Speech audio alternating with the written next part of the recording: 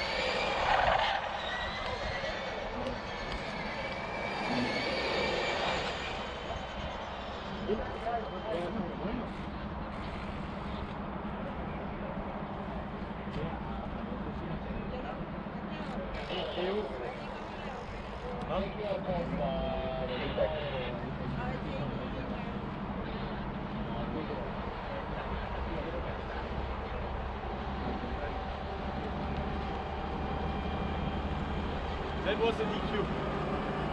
Disqualified. The last run, they went 3 times on the right.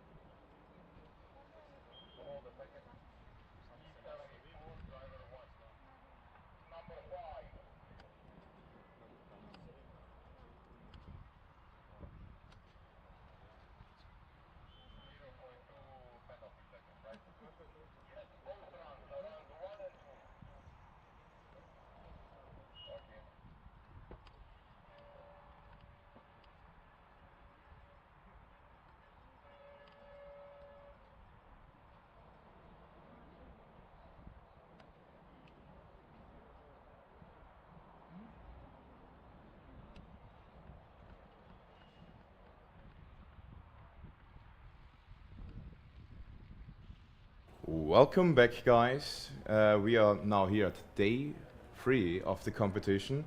You were just seeing YTU on the Skit track, and they are going to have some problems right now because we were watching everything already, and it seemed like something happened. There were like, you saw it live. I was just like afterwards going in there. So what happened there?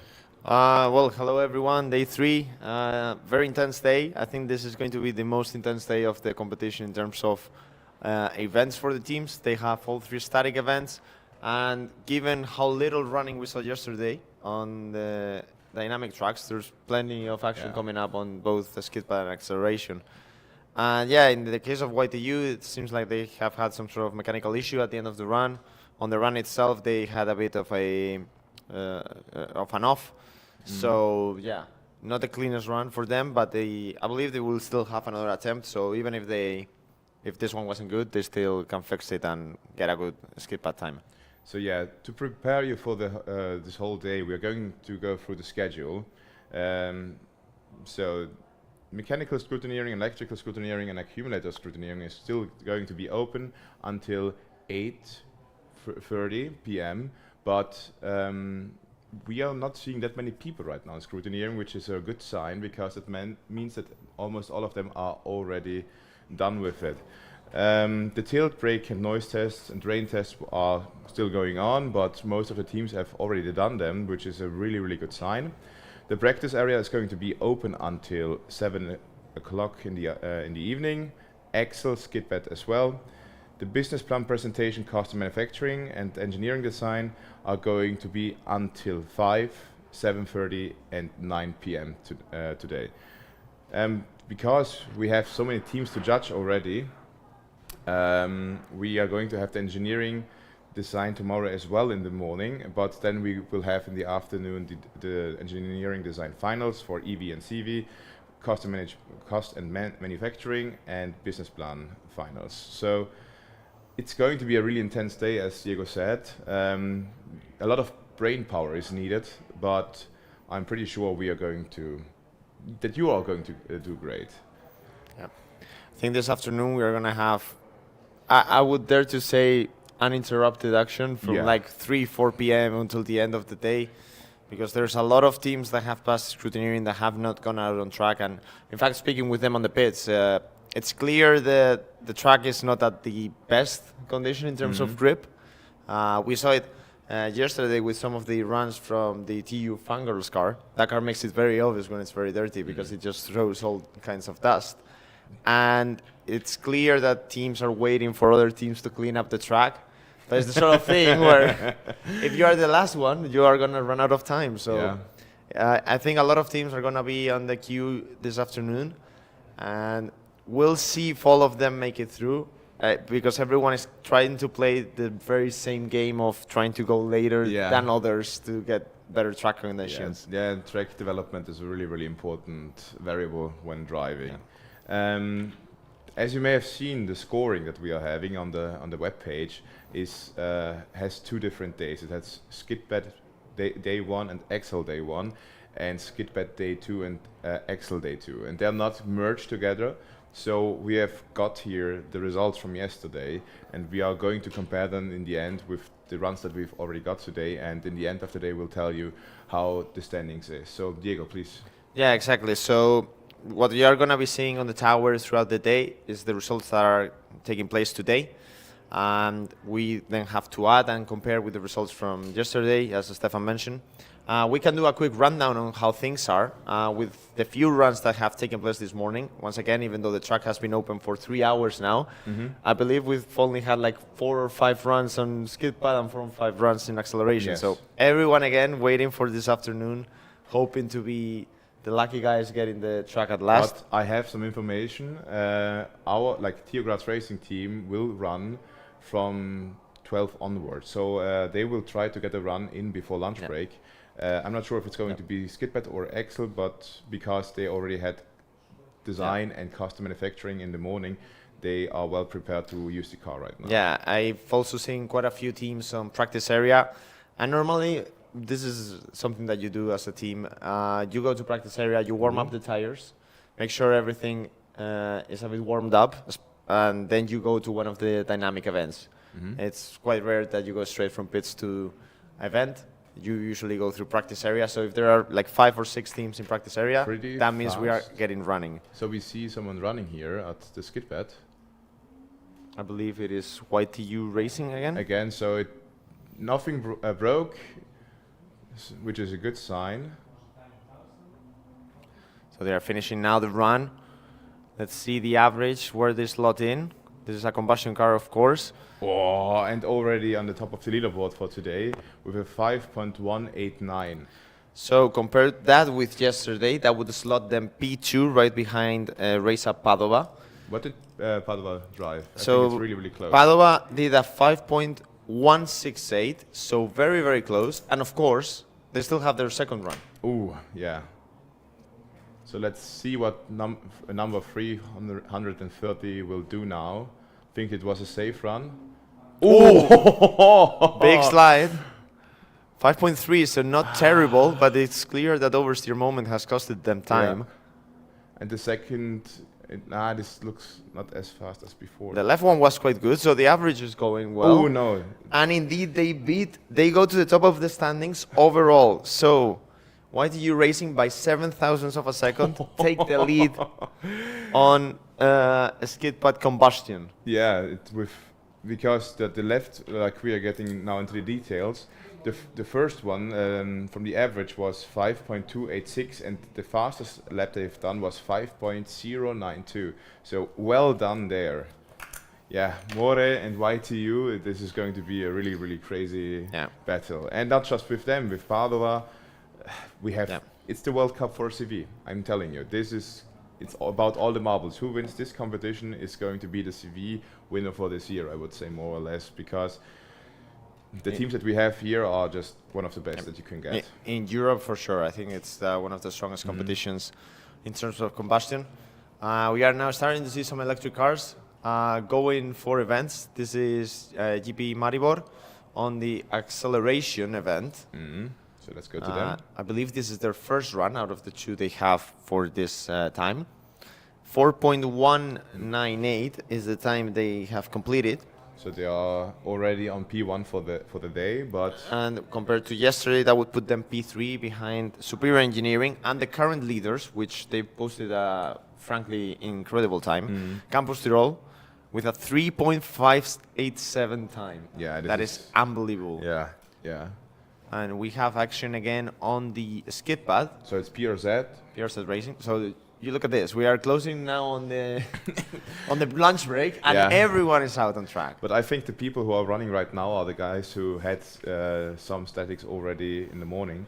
So I was pretty sure that it's going to take some time until everyone is getting ready, and it looks... Oh, PRZ Racing again with a bit of a confused driver by the looks of things. Yeah. And I believe they've done 3 left laps instead of 2, so that will be a disqualified attempt, I'm afraid. Yeah, it's we already had this happen before. I think it was Uni Maribor.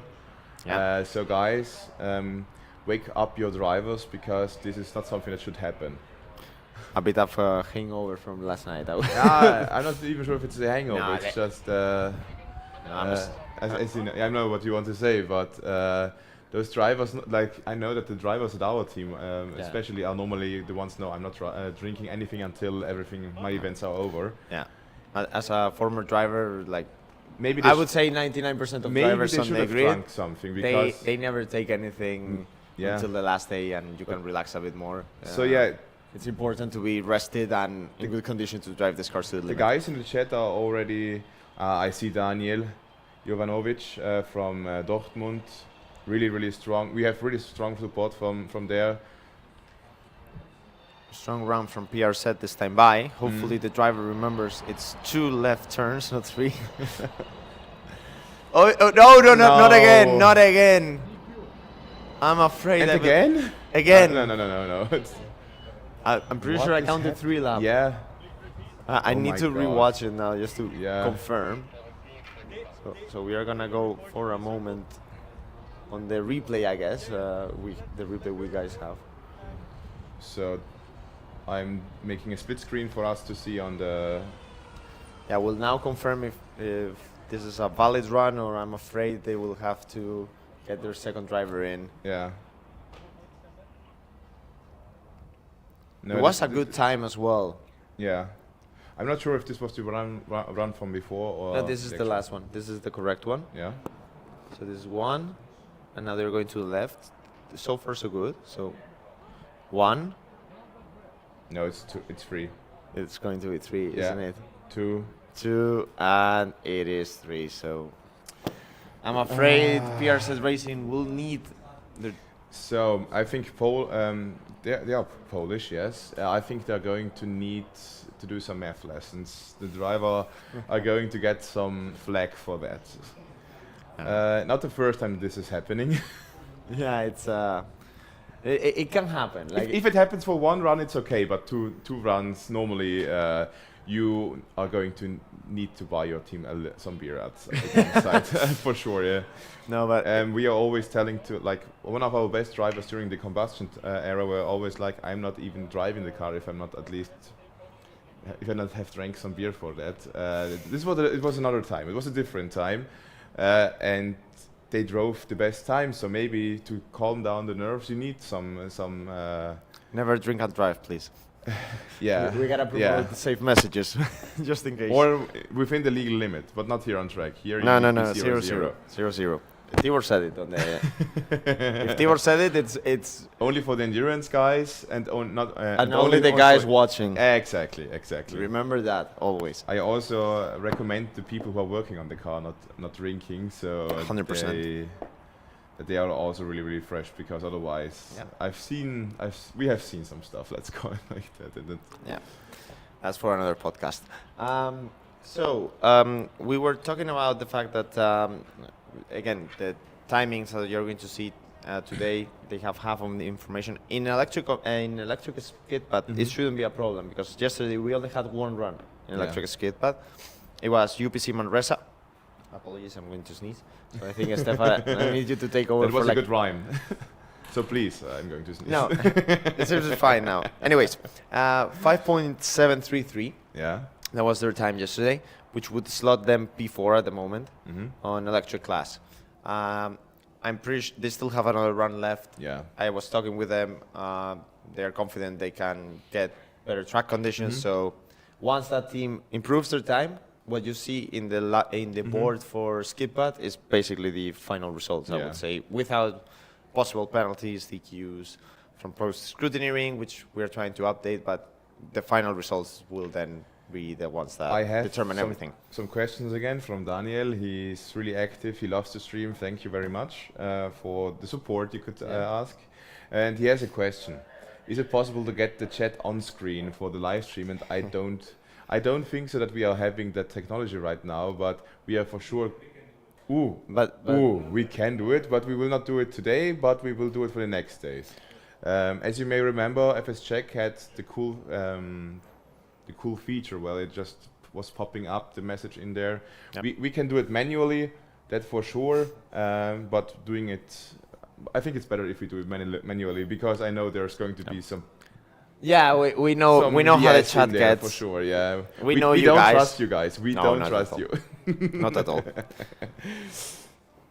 But yeah, now a bit more calm, I would say. Yeah. But again, plenty of teams on practice areas. So we still have 45 minutes of dynamics until the. I see BME Motorsport former racing team, so the alumni team is lining up. Yeah. So for today, the skid pad. Yeah, the alumni teams, for those that didn't watch yesterday's stream, they are allowed to run as many times as they want on skid pad and acceleration. They can go as many times as possible, of course, as long as no team from electric or combustion is on the line. Basically, they get priority over the alumni entries. It's a pretty safe run, I would say. I think there's someone in there who finally got the chance to drive a Formula Student car, and he's just trying to enjoy it as much as possible. Yeah. Could it also be a cleanup of the track run for the other team? Ooh. Oh, imagine them doing that. Oh, that would be crazy! Like like getting some toe in Formula One. Just imagine. You just get the car previously of the alumni team. If no one's on the field, you just do a lap. You clean up the track. You give some rubber, and then your entry goes in. Don't give them bad ideas, because now that they have heard that, most likely our guys at TUC are going to tell the alumni team, please clean up the track before. They've been doing it all day anyway. So there's another run by BME, former racing team. Yeah. Now with a little bit more gas, with more throttle on the pedal. Yeah, obviously BME, the car they have brought for the main competition, is a combustion hybrid vehicle. Yeah. A very, very interesting car. And this is the electric car. I would need to check what year it is from. Maybe you have it on your notes. But yeah, this is the alumni project that they have going on for this year. Not a bad time this time, right? For the retirement cup.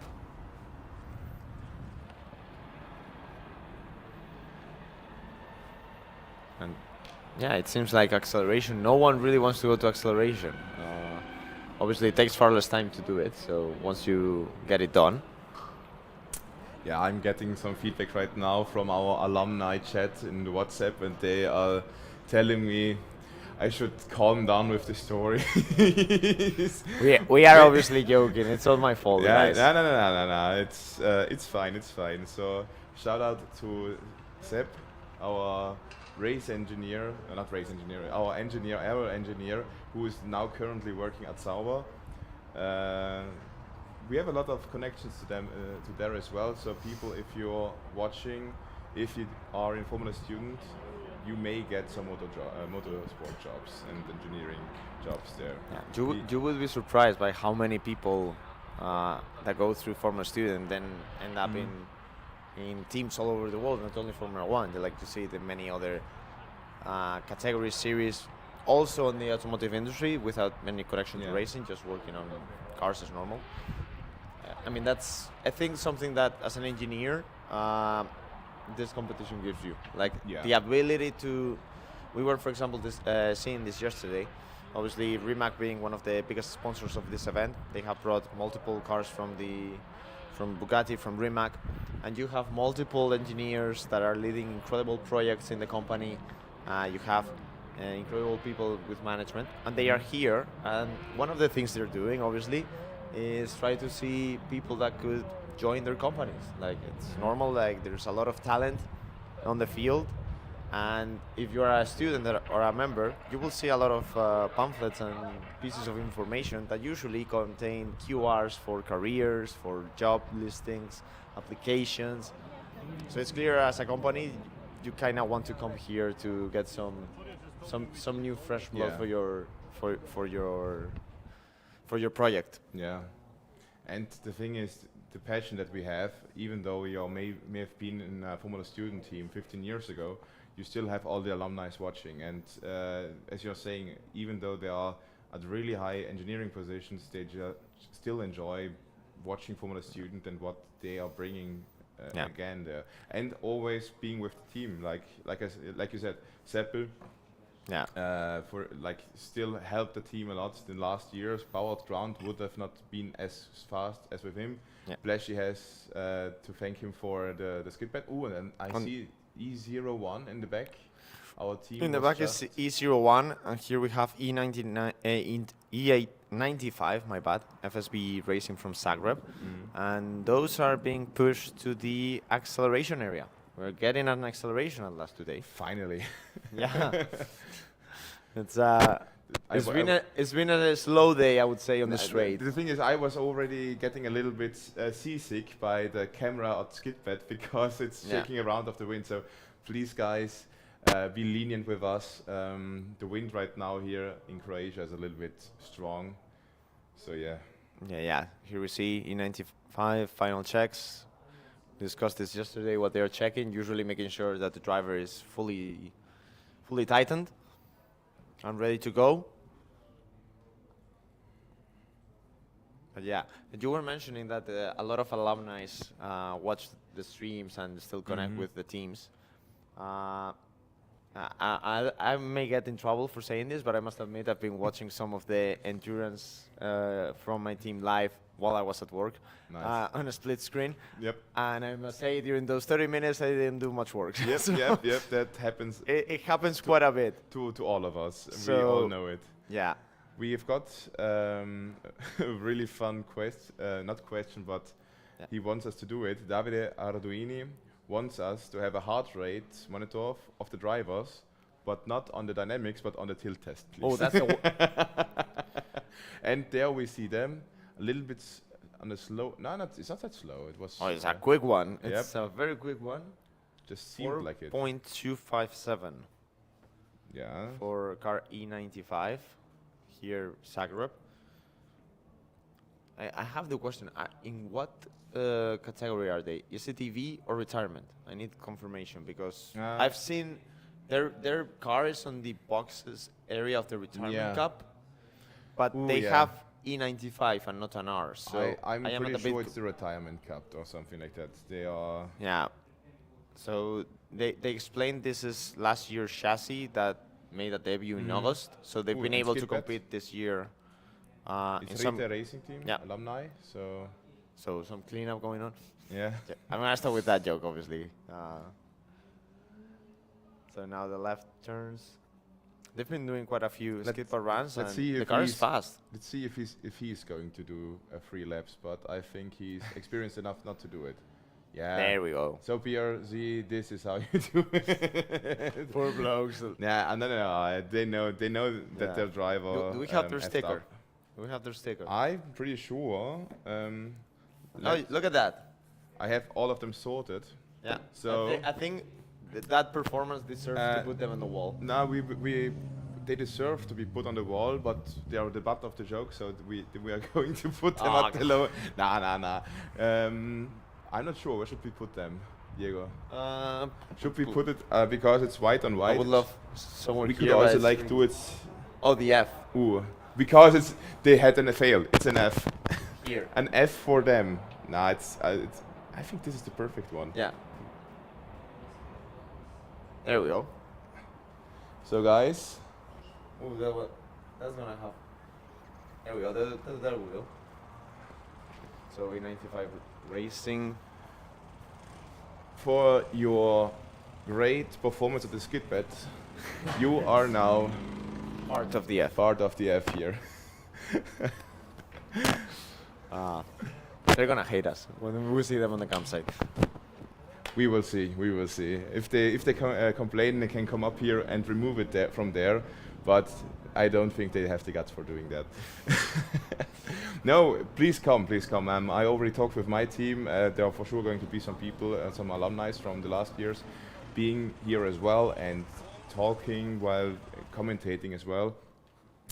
It's doing it alone is really difficult, and I also want to hear what other teams are saying, how they are experiencing all of this event. atmosphere. Because up here it's a little bit more difficult because I was here in Formula Student Alpe Adria for 4 years, and when you're in the campsite and in the pits, it's a little bit different. But here you completely see that.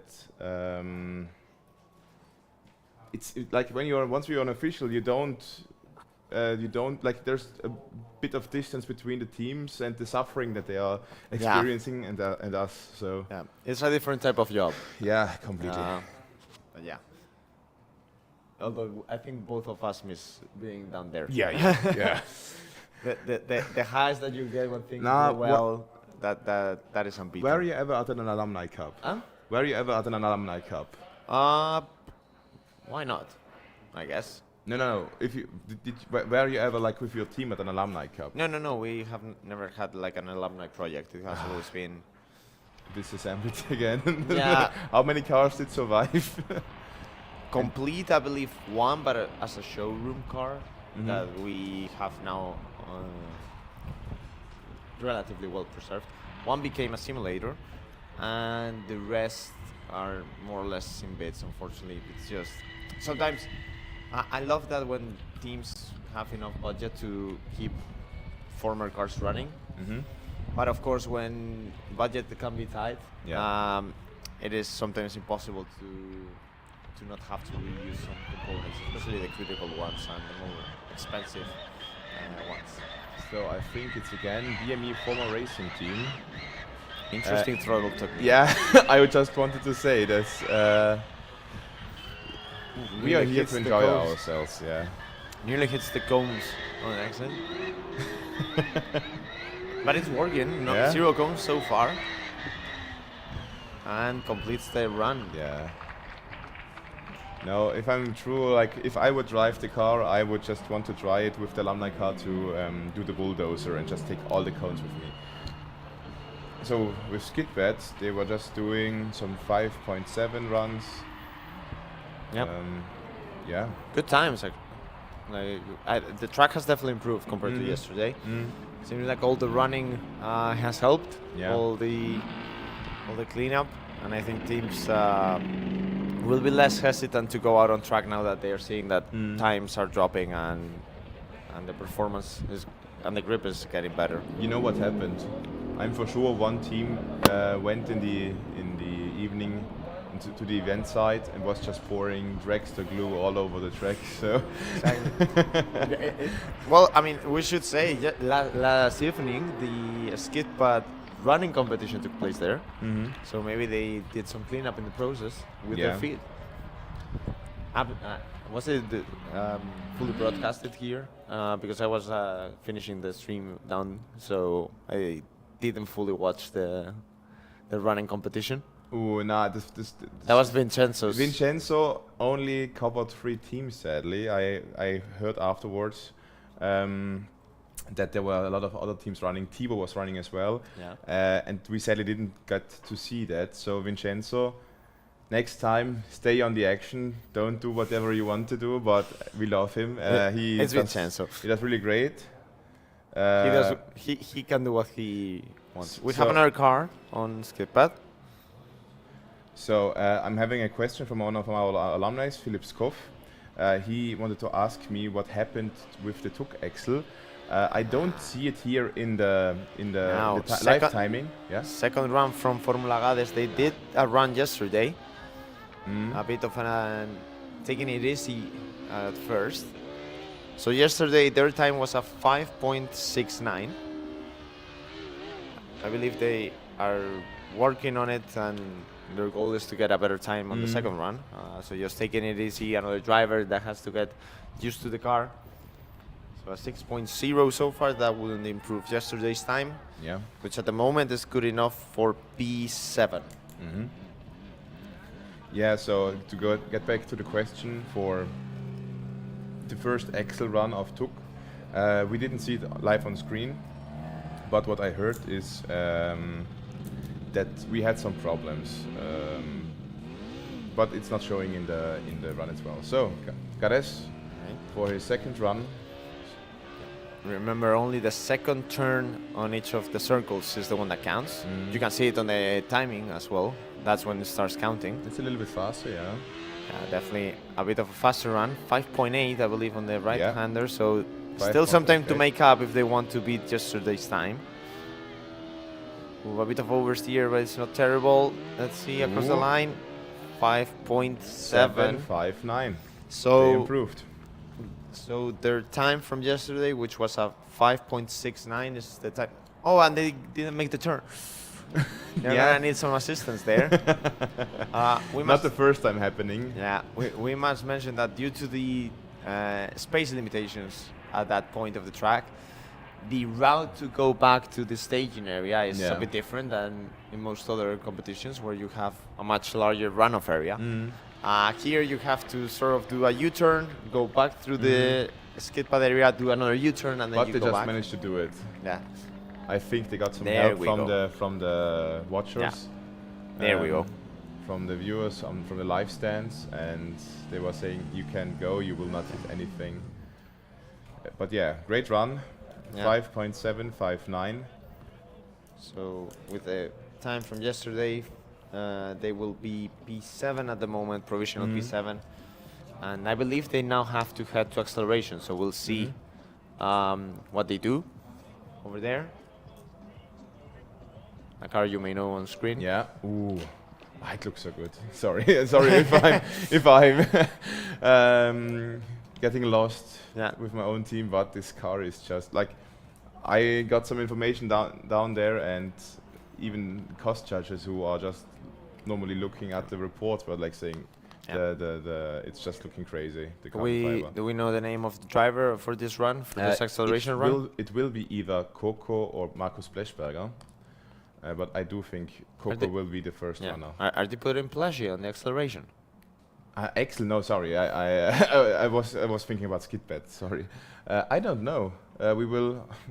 I can just ask them right now if you want to know. The good news is we are one message away from figuring it out. So that's always great. We also see UPT Racing Team maybe also getting ready to go on skip pad. I think we should have time to see both the acceleration from TU Grass and also see the skip pad. As the thing about having overlapping competitions, sometimes you have two runs at the same time. Look at the yellow wheel covers and with the yellow pusher. Like this, it is such a great idea coloring that. It looks just great. I'm not sure. I do believe this is our second run. Because we previously had some problems. Okay. But let's see if we are. This time much cleaner exit. Good start. This looks and it strong. is a 3.297. So fastest time for TU Grass. Yeah, great stuff. Beats the time Campus Tirol did yesterday. I'm just rewatching it. The live stream is pretty. How can you say it's good on time. We are only having a delay of around 10 seconds. And I have the live stream open as well on YouTube to react to your chat messages, and I mean it is perfect to be able to rewatch anything that we missed. I mean, well, here we have a UPT Racing Team on the skip pad. A bit of a slow start for them. We go back to skid pad combustion, 6.7 on that first right turn.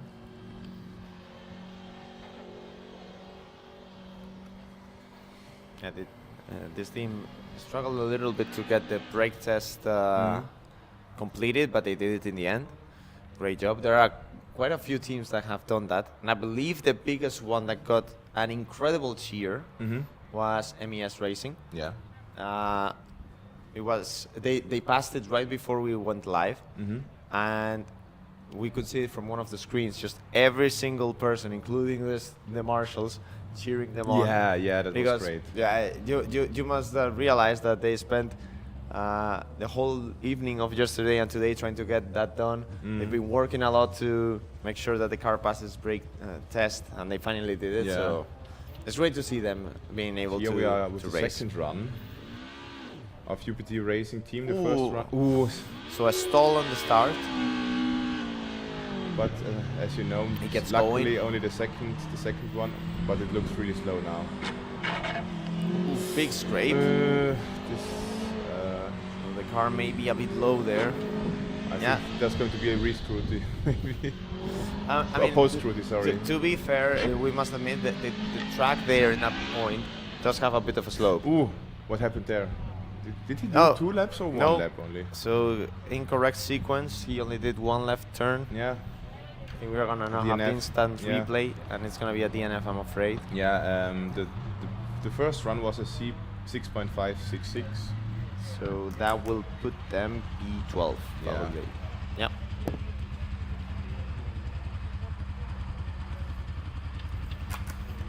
So P12 for UPT Racing at this stage. So I got the information. Our X1 runner was Simon Ambrosch. Well done. Was a really great time. We are now currently P1 with that. So let's see if we can improve on that in the afternoon. But I'm pretty sure we are. I would not say safe, because CTM still has other 2 runs, I think, or do they have 3 runs? I'm not. They still have to go again. So a bit of a break now from on-track action. We still have like 25 minutes on track. BME now getting ready for their skid pad. Yeah. Second skid pad run. Yesterday they did a 5.531. So it will be interesting to see if they are able to beat it today and improve on that time. I'm just seeing all the stuff that happened yesterday in the campsite, and people are still talking about that. So we had, I think, two main things. We had the big flag with all the flags. the game of stealing the flag, I guess we could say. Mario Erzek just wrote lifetime prison for whoever ripped the Croatian flag when stealing it. I would just like to talk with you. So, guys, please don't rip the cars. A bit of an issue with BME now getting out on skip pad. So this is not the former racing team, this is the actual team of this year. But they got going in the end. And as we know, the second turn, that's the one that counts. One around is counting. So yeah. Here we see, let's see the time but they do. He's doing it really safe, it looks like. It's going to be a safe run. Yeah, first safe run, second one you risk it a bit more. I mean, it is important to understand that the skid pad is quite an interesting. The second turn was quite good. So a 6.047.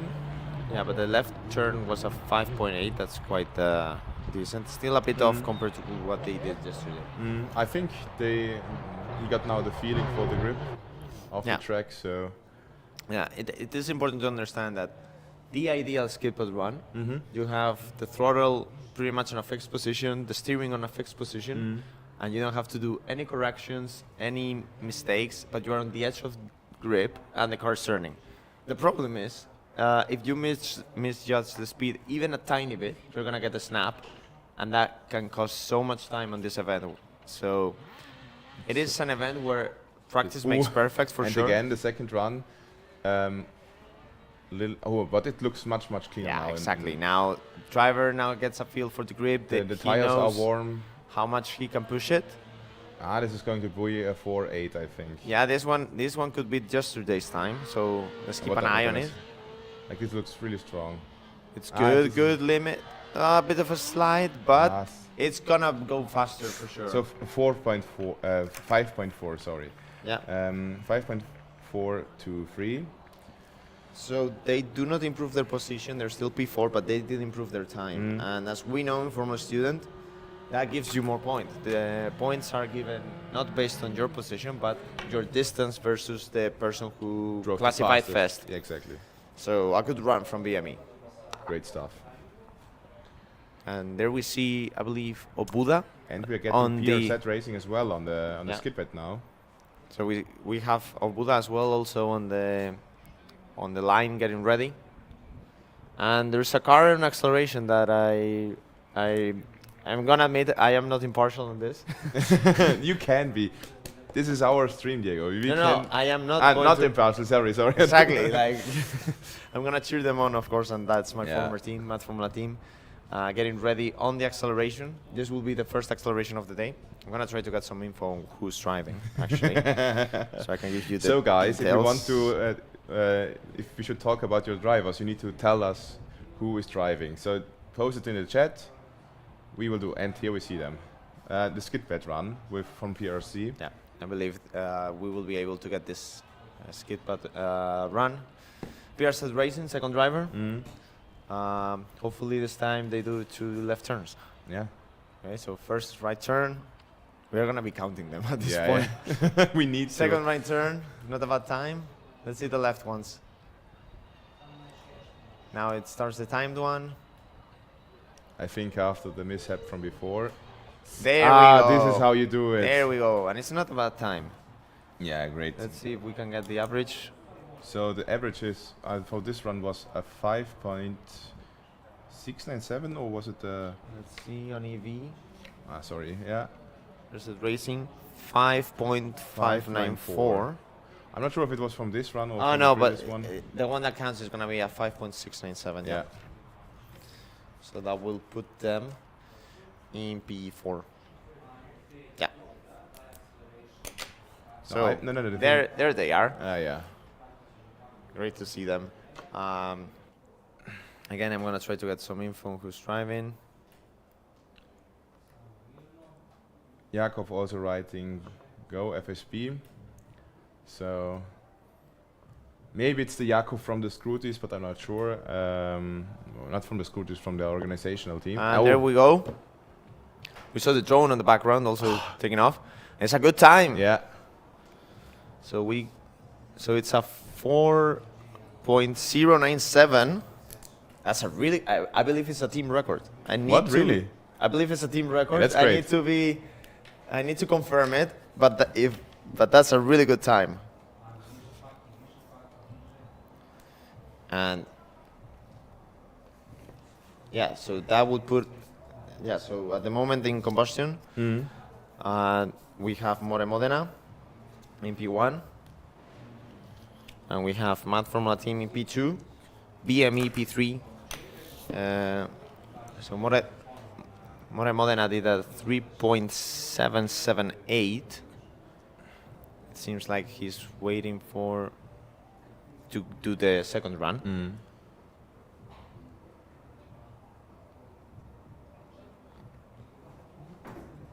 Yeah, so that's great to hear, Jakov. Just being a fan of FSB racing is already really great. The push bar is being required. So let's see what. So something has gone wrong. It's been a good first run, but yeah, we'll have to see.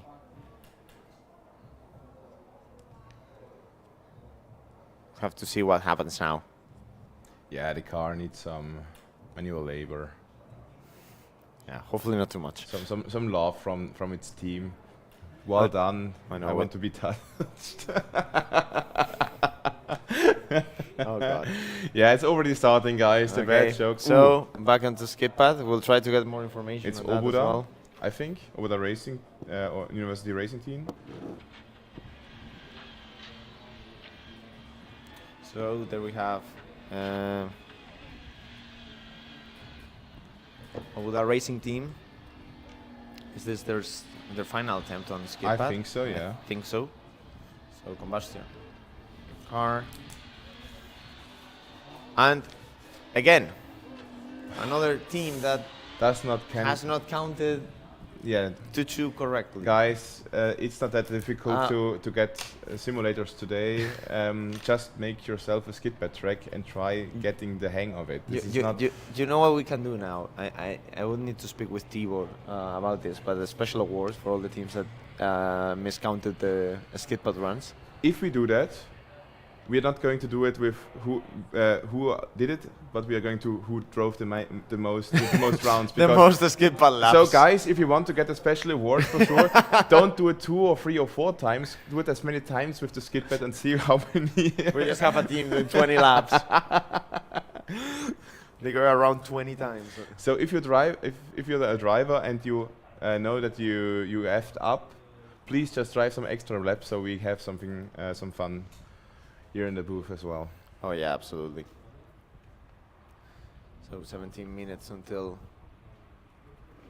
Oh, Jakov, we have a really young viewer here. Yeah.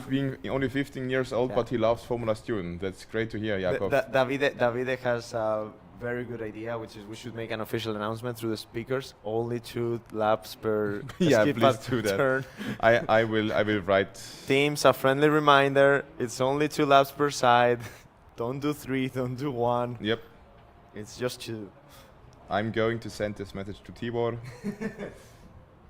Or should we do it? Should Vincenzo do it?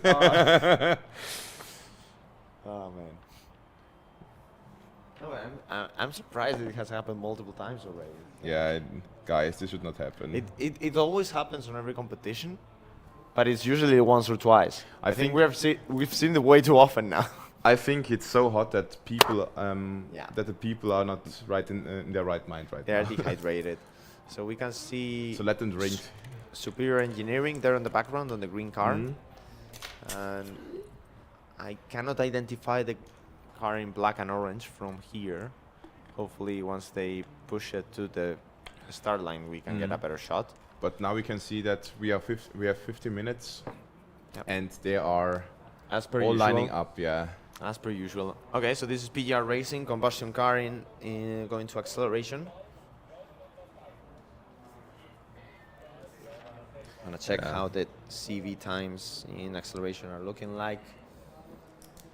So we have, today only 3 times have been posted, but that includes the fastest 2 we've seen so far. So let's see if we have some stickers that we can put on there. Do we have some teams that already drove? And yeah, we'll now check. yeah, As otherwise we have the full day. I'm pretty sure people. Yeah, so let me go through the list. Oh, now we are here with PG Racing. Yeah, I have the sticker right in front of me. Good one. Gdansk University of Technology. Yeah, they are now going to the starting point. Yep. For acceleration. So let's see how they are going to perform. So now they are getting as close as possible to the line. Just that, there we go. Green flag waves. Let's see their time. They usually have a very strong car in this good acceleration. event. And they do a really strong time. In fact, good enough for P2, 4.057. Really good launch, really good run. 400 faster than MAD. Don't remind me. But I'm pretty sure that MAD is going to be even faster, Diego. Yeah. Don't worry. I mean, the thing is, now we have all they have all the statics to go through. Yeah. And by the time they end up at statics, they still have 1 skid pad run. Yeah. They have 1 acceleration run. Time might be tight, and it's possible they prioritize over. So this is a cool Yeah, sticker. It's a really cool sticker it's a cool sticker that we have. Let's put it. Meanwhile, on skid pad we saw briefly. Race up electric. Let's put it into the P for PGR. So. Yeah. So PGR Racing goes out again. Will they be it able? looks slower than before, but I can be wrong. Yeah, you're wrong. 3.9. So improves their time a little bit. 3.980. So a sub 4 second lap. Run. Meanwhile, on skid pad we have Race Up Electric Padova. This is their first run in the skid pad. So Padova with 2 cars this week, 1 electric, 1 combustion, and a bit of a traffic jam to get out of acceleration, it seems like. He's giving some props to the driver. Well done. Yeah. So now they gotta go through post-scrutineering. Big cheers for the Polish team.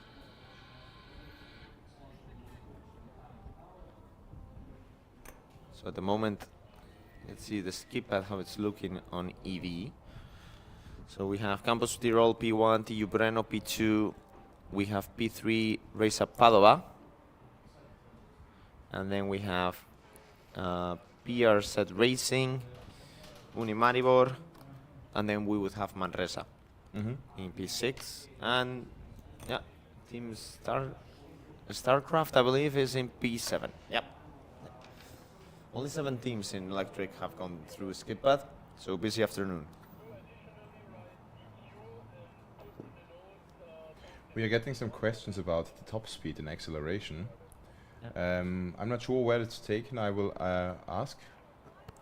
But now we are. No one is in Excel right now. Yeah, we will have to check where the speed trap is located.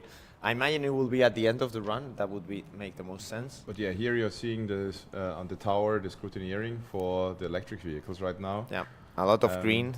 Yeah, that is great to see. We will talk about it later after the lunch break. But I think after the lunch break, the first segment that we're going to do is, as explained, to get as much coverage of the cars afterwards, because I'm pretty sure people are not going to drive right after lunch break. Yeah. So after lunch break, we will explain what the dynamic events, the static events are. Dynamic events we have explained a little bit yesterday. We have Petra from the engineering design judging team, and we have Clement as well, who is also the head in this case of custom manufacturing, and they will talk us through the the static events. Which if you've never watched Formula Student, it's always weird that a third of points. So There's been a bit of a reaction over here on the editing crew. And in the crew itself just reacted that one of the cameras is overheating. So we are for sure we are not getting the feed right now from the skid pad, but it shouldn't be that big of a problem. Yeah, I believe there's no one on track. No, it doesn't seem like it. We will tell you. We had dynamic UPC we do Manresa, have cars. Skid pad. but they DNF'd, so most likely they also drove 3 laps. No, I'm not sure. I don't want to say anything about that. But yeah, Manresa. Yeah, just at the DNF. I think it was their first run as well. Yeah, so they are now going to go out again. We'll try to relay the information as it comes on the timing screens. Meanwhile, on the acceleration track, Superior Engineering from Ljubljana is getting ready to go out on track. And there we see last checks at pre-scrutineering. Of course, we can see Antonio there with his famous hat. I can tell you something. With that hat, you're not getting burnt the neck. Yeah, that's for sure. But I was just laughing how he needs to use his whole body weight to at least to shake the tire, right? Exactly. Yeah. So. Let's see. Now I think Manresa is right now on track again for skid pad. Yeah. Let's hope that it's a clean run. So sorry. And it is a clean run. But they are P. So it's a 5.553.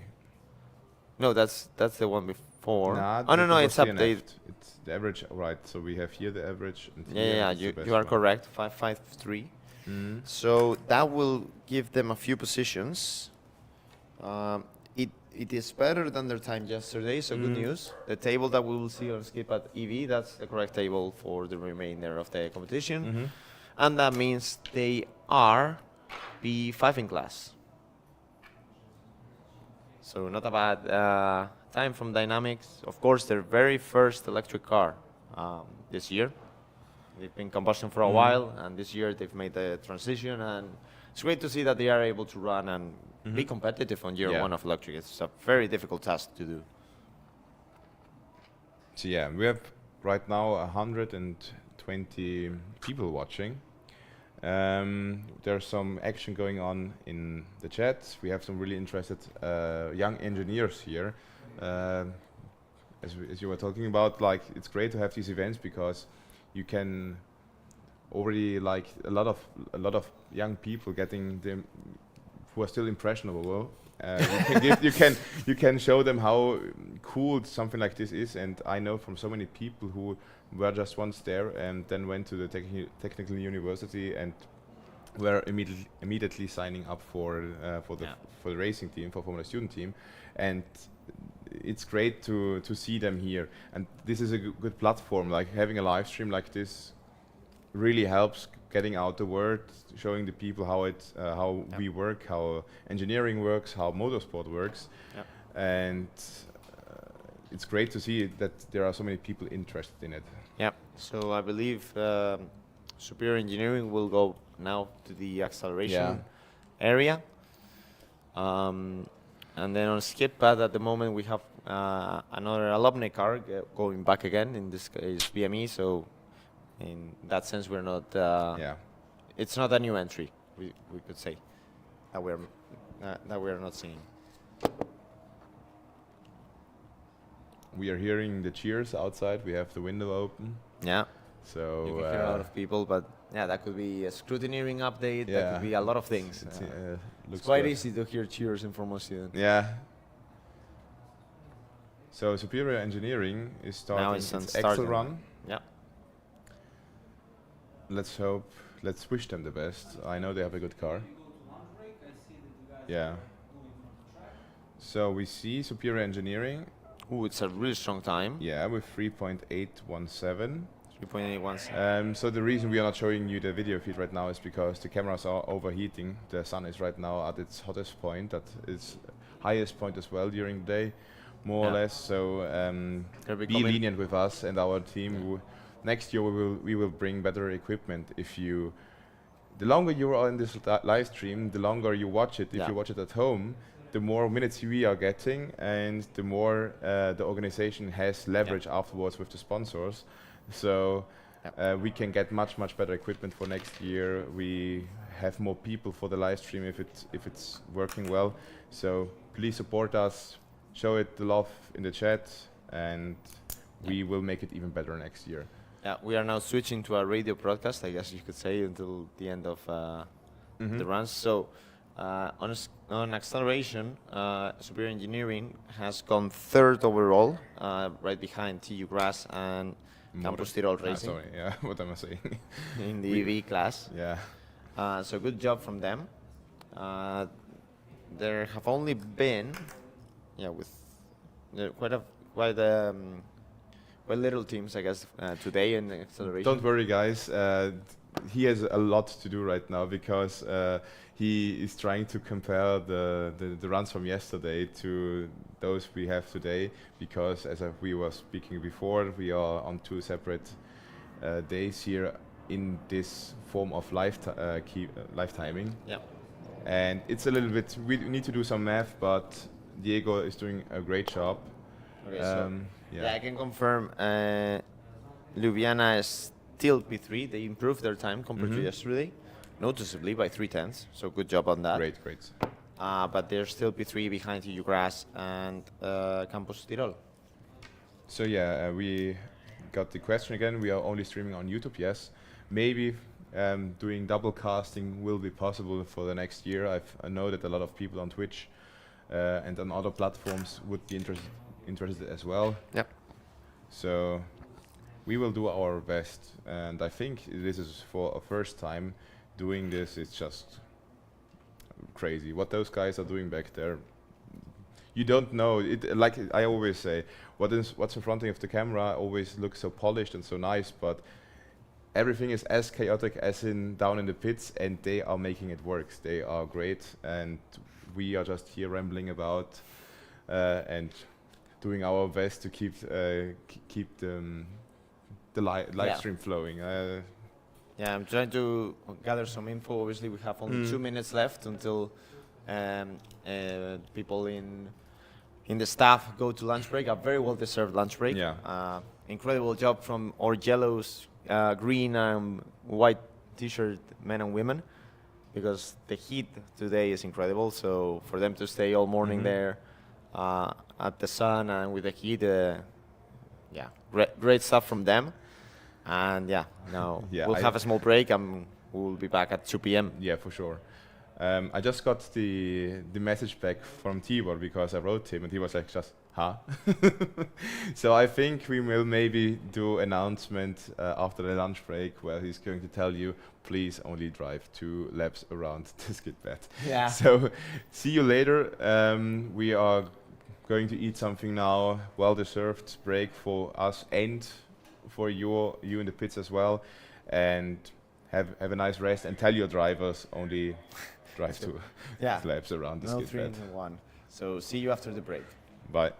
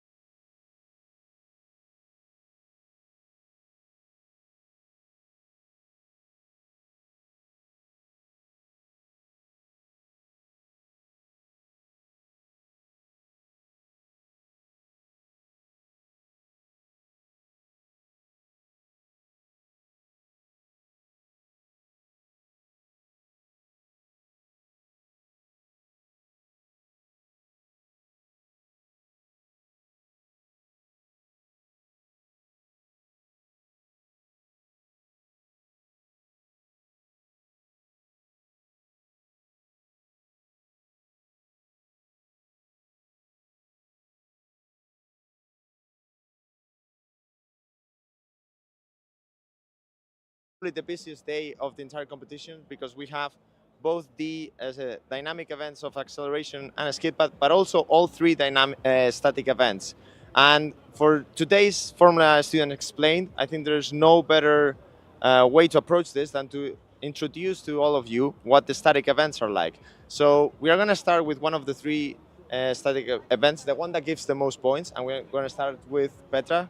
Hello. Hello, and welcome everybody. So first of all, introduce yourself, who you Okay. are, and what are you doing in this competition. Thank you so much. So my name is Petra, and I am currently the engineering design lead, or head, as you can call it. And my responsibility is taking care of our judges, who are, by the way, thank you all for coming, and they are doing a great job so far. I didn't get one single WhatsApp message with a question, so that already says a lot about the quality of judging.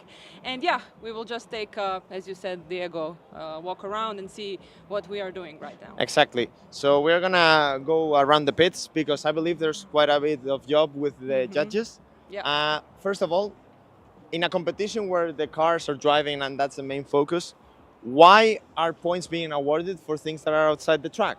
Yeah, that's actually one of the most often questions from outside the Formula student world. So as you may know, the Formula is not the most important thing for a Formula just to get the best lap time or everything. It also de-emphasizes on our students because they are from mechanical engineering background mostly for this competition, and they also need to perform well in the static events. As you said, we have like engineering design event, and we have 6 categories to design. So we have powertrain, overall vehicle concept and management, we have vehicle dynamics, chassis and ergonomics, electrical systems, and the one that I forgot is aerodynamics. So this is like the main thing. So, of course, out of the 3 static competitions that there are, engineering design is the one that takes the most Yes, points. 150 points, yeah.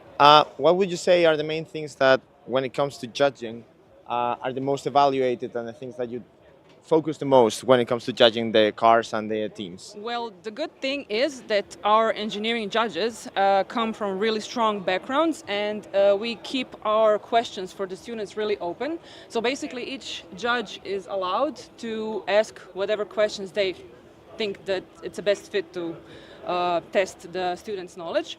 And it's basically the questions that are mostly asked are to do some, what did you do about the testing of some certain part of the vehicle? How did you manage risks? Why did you pick this particular geometry for the, I don't know, for the suspension type? Why did you use a hybrid engine instead of the internal combustion one? Why did you use the battery pack like this? Why did you, I don't know, so it's more like the whys than the numbers. So they need to explain why they pick a certain path to their engineering result, of course within the limited budget. So everybody will think that the teams that have the most money that are the best ones, but that's not particularly the case each time. Yeah. That is that actually leads very well to my next question, because it is a competition, especially in the statics, where teams that not necessarily are at the top of the standings on the dynamic events, they can do still very well on these static events, and especially engineering design.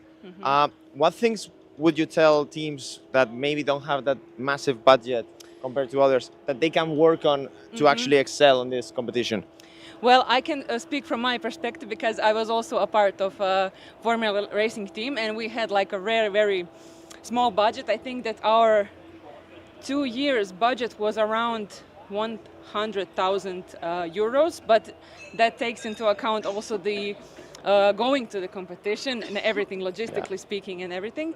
So, and when you have a tight budget, I think actually that it's sometimes better for your creativity and imagination, because you are forced to look for other results, for other things that you, because if you have a lot of money, let's say, then you can, I don't know, we will buy this, this, and this, and then we will see. And you don't have that push or pressure that is being in your back. So you need to like, I think that's the main thing. So we could say that ingenuity, more or less, can also have a massive factor, sure, and it's for not sure. just raw money. Actually, I think we are approaching one of the engineering design events. Let me see how many judges we have. Yeah, It this seems is- like it. So we can see a lot of judges, and Yeah. they're divided into groups. Yes. Each of the judges, of course, is focusing on different areas, and they obviously have quite a bit of resources in terms of laptops and Yes. documentation around yes, it. of course. What would you say is the most important thing for them to have in hand? Because it's not like it's a presentation that you follow, Yeah. but actually you need to improvise a bit. Yes, exactly what you said. So each of the team, I think, has more or less a half an hour. You have like a 5-minute introduction, and then you take slowly into the conversation with the judges. So as I said, each judge has a really open sort of approach on the points.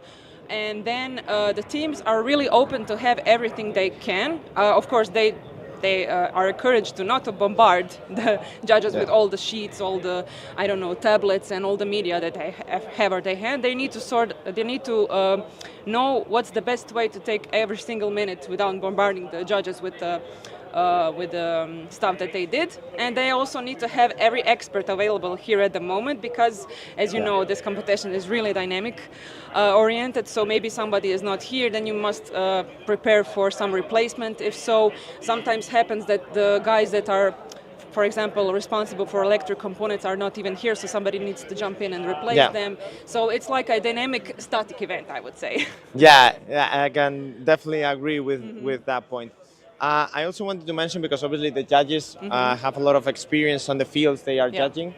I would like to ask, because obviously when it comes to 40 minutes, you are very limited. Yeah. And I imagine they will want to make the right questions. Is there any documentation that teams need to upload prior to it, so judges can prepare and ask for the things they want to actually see from the cars? There is a document called Engineering Design Report, and it's a 10-page document.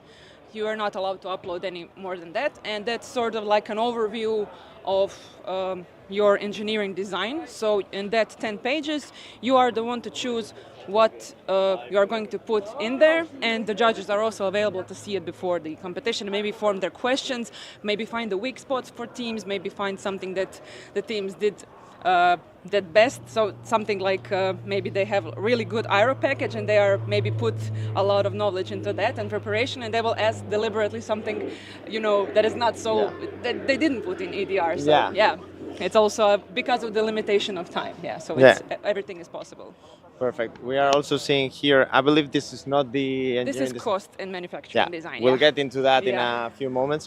Finally, I would like to ask you one final question, which is, in your experience judging in engineering design, what would you say was one presentation that particularly caught you by surprise? Maybe because you thought the team maybe wasn't as prepared and then they did a really good job, or they had a really interesting innovation, something that in the past you've seen very interesting and you think maybe other teams can follow and copy for the future.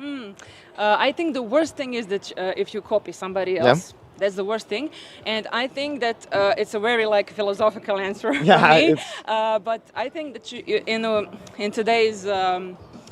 in today's world of all the internet accessibility and all the information that you have, I mean, in my time, I speak like I have 50 years, but I don't have 50 years.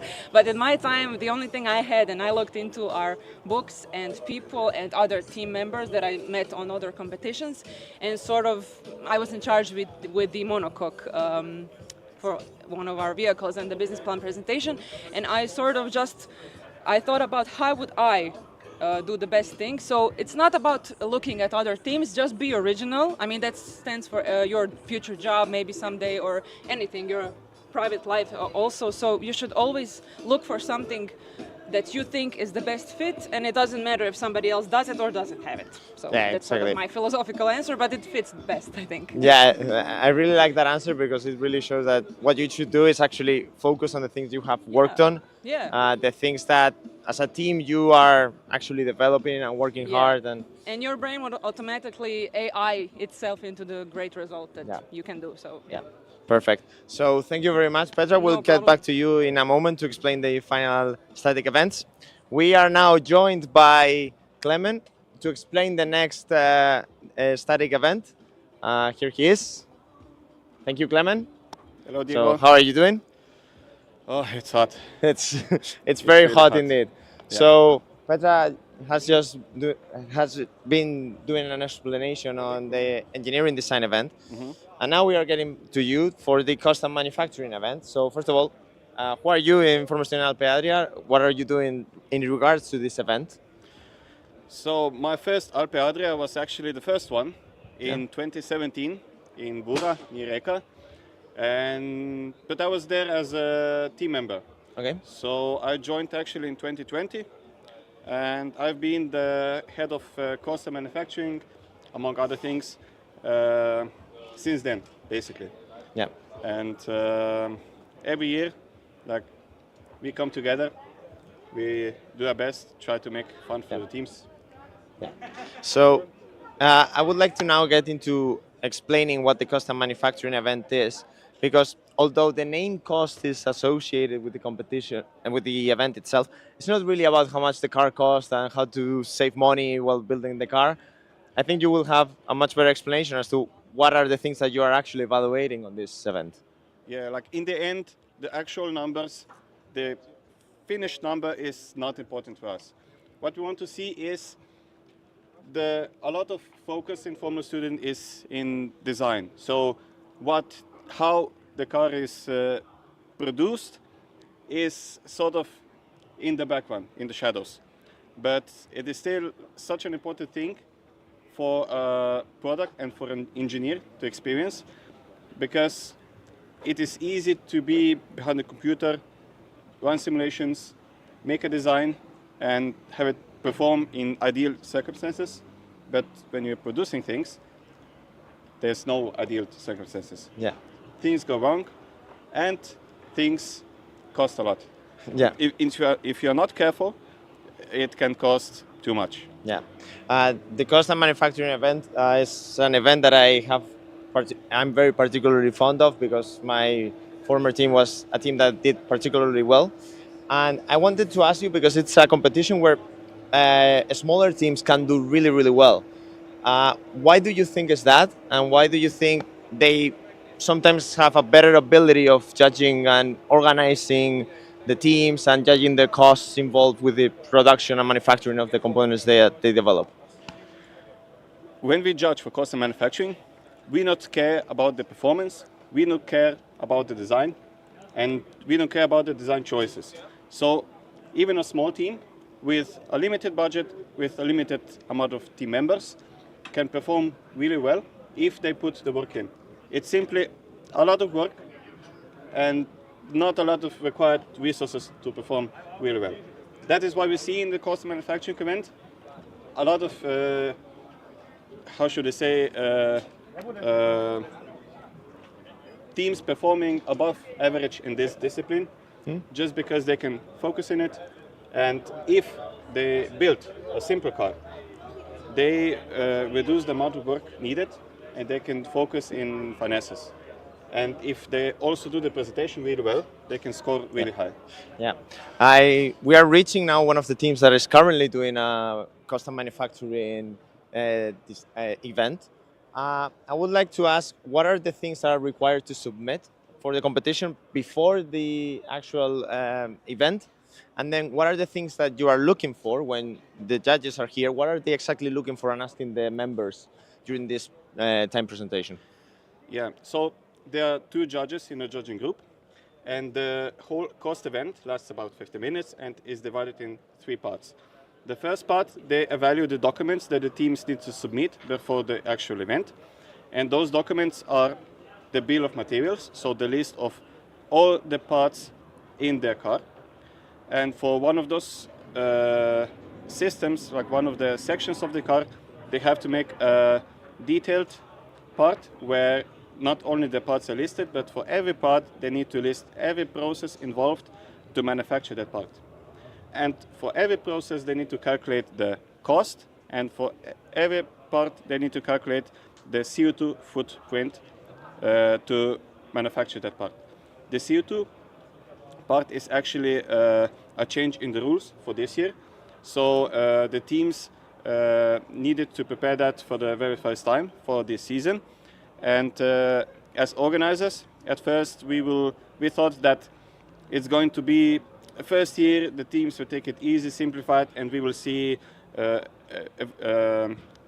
evolution throughout the years. But already at the first event, the first competition, some teams did like almost perfectly. We were really, really impressed with them, and we also see a lot of teams at this competition. They are very well prepared. Their documentation is really spot on. So next to the bill of materials, they also need the cost explanation file, which is sort of explains how you read the bill of materials, how they did the calculations, and the supporting material with all the technical drawings, assembly drawings, things like that. So after the bill of materials is checked, discussed, the next part is the real case. The real case is a bit special at Alpe Adria. The teams only have 2 days to prepare. So on the first day of the competition, they got a task that they need to design a cup to hold liquid. It can feature a handle. However, they can only use materials that they have on their car, and they can only use manufacturing techniques they used to manufacture that car. So we set like limitations for them, and they had to prepare a short presentation. They had to calculate how much that cost, how much would that cost to produce, and they need to predict the manufacturing costs for 10,000 pieces of that cup, and also the manufacturability. And for the last part, which is cost understanding, there the judges discuss general topics that are connected to the cost and also the manufacturing. Sometimes teams forget a bit about the manufacturing part, which is also important. And it's not just the manufacturing itself, but also planning ahead, risk management, like the decisions the teams had to make. Are they going to buy a part? Are they going to design and produce a part? Everything is collected together in this category. Yeah. So, of course, the events that are taking place today, all teams have to do their static presentations, but the best ones out of both categories will then go on to a finals, which will take place tomorrow afternoon. What are the things that change between the presentation that they are doing now, and if they eventually move on to the finals, what are they doing differently there, and what are you asking as the judges differently? Well, actually, for cost and manufacturing, we don't have finals at Alpe Adria. We do it for the business plan presentation and the cost event. But for manufacturing, we don't have finals. We have an internal discussion between the judges where we compare the best performing teams. We discuss between each other the highlights, what were they were missing. And so we decide through that process who is the best one. Perfect. And before moving on to the final category of static disciplines, I wanted to ask you, over your years being a judge here in the custom manufacturing event, is there a particular tip that you would give teams about taking care of for this event, something that can help them a lot to do really well in this competition, something that maybe you see that sometimes is overlooked or forgotten, and that if they did, it could give them really good results? My advice would be practice at home. Make the documentation and ask your team members, okay, let's pretend this is the custom manufacturing event. Ask us what do you want to see.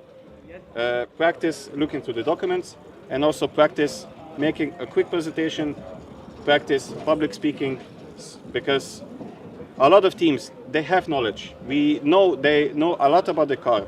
They know every little step in the production cycle, but they are not experienced enough, or they don't have the knowledge to present this information to the judges. And it can decide between being on the podium or being in the middle.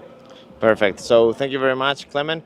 We'll now grab the microphone, and now we will go inside and meet with Petra again, because as we mentioned, we've already discussed engineering design event that gives 150 points. We've discussed custom manufacturing event, which gives 100 points, but we are yet to discuss the business plan presentation, which gives 75 points. Is the last step on the static events, and the last step they have to do. And we are actually going inside the building, because unlike other static events or all of the dynamic events, this this does not take place outside with the cars. This actually takes place in a different room. So, hello Petra again. Hello again. So- You missed me, right? Yeah, exactly. It was good with Clement. Uh-huh. So, we've discussed custom manufacturing, we've discussed engineering design. There's still 75 points for teams to gain, and we're actually going to go upstairs. Yep. So, talk us through the business plan presentation. What is so different about this competition and category compared to the rest? Yes, this is the main reason that teams actually need to seek for more than their own backyard. So they need to seek into economic faculties or some sort of journalism or even designing faculties.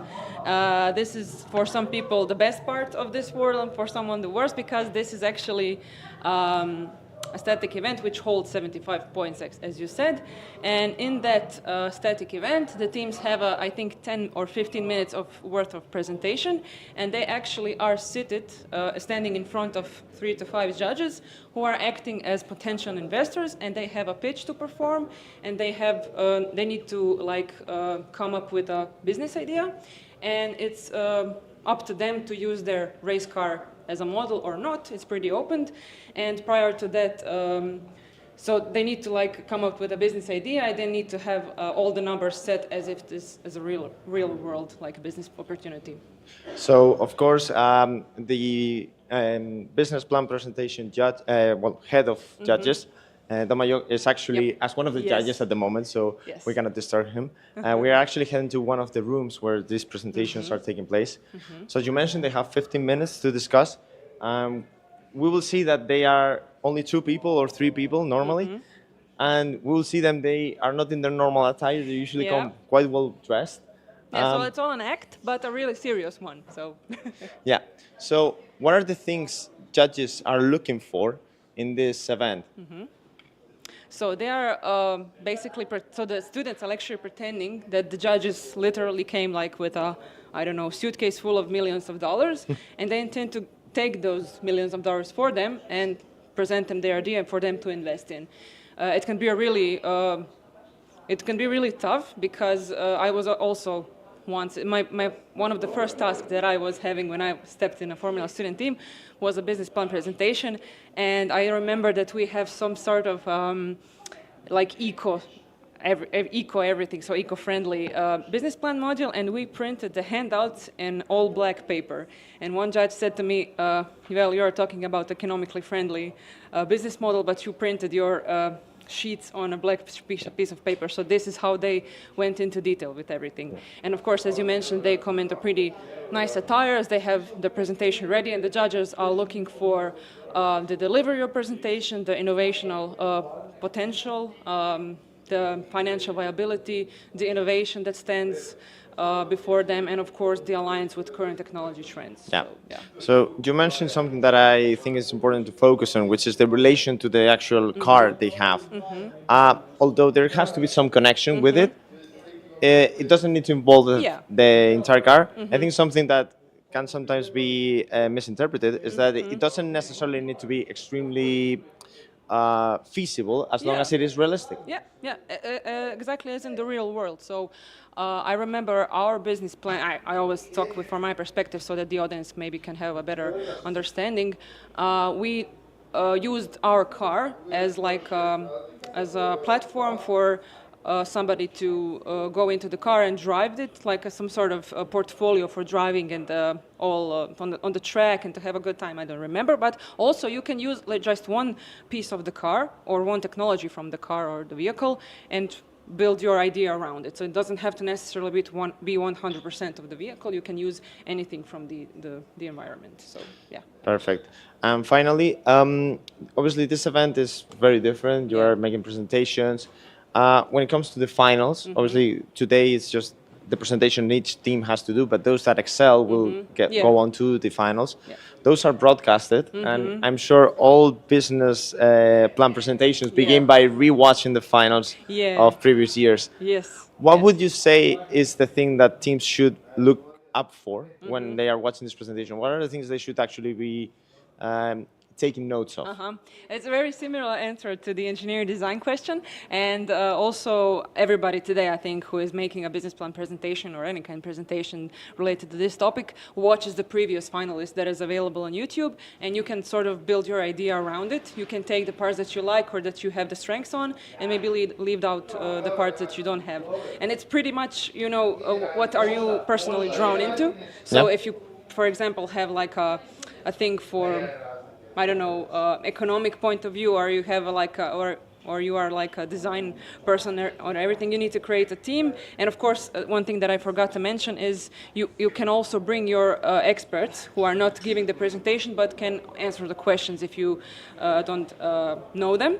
And the guys and girls that are giving the presentation, I think there is 2 of them, or you can have like, there is not specific rule to that. You can have 1 or 100, but it's best for you to like have 1 or 2, and you can and there the presentation remind me like, or I don't know, for commercials you see on Bosch or Karchner or something like that. So it's like really out of this mechanical world, but it draws the people from outside in. Yeah, perfect. So thank you very much, No Petra, problem. for both the explanation It's nice on to have you here. On design and business plan presentation. Also, thank you to Clement, who is now downstairs with the custom manufacturing. And see you now. I will pass the word to Stefan, who will now talk you through the afternoon dynamic events. Yep. And thank you. Thank you. Bye. Great stuff, Diego. We've just seen in the screen down there. Can we go to the split screen as well so we can see the cars driving? Superior Engineering Ljubljana just made some Skit bet runs, and they have done pretty well. They've run with a 5.359, and as we can see, Campus Tirol Motorsport was also running and are right now leading the pack in Skit bet for EV class with 4.929.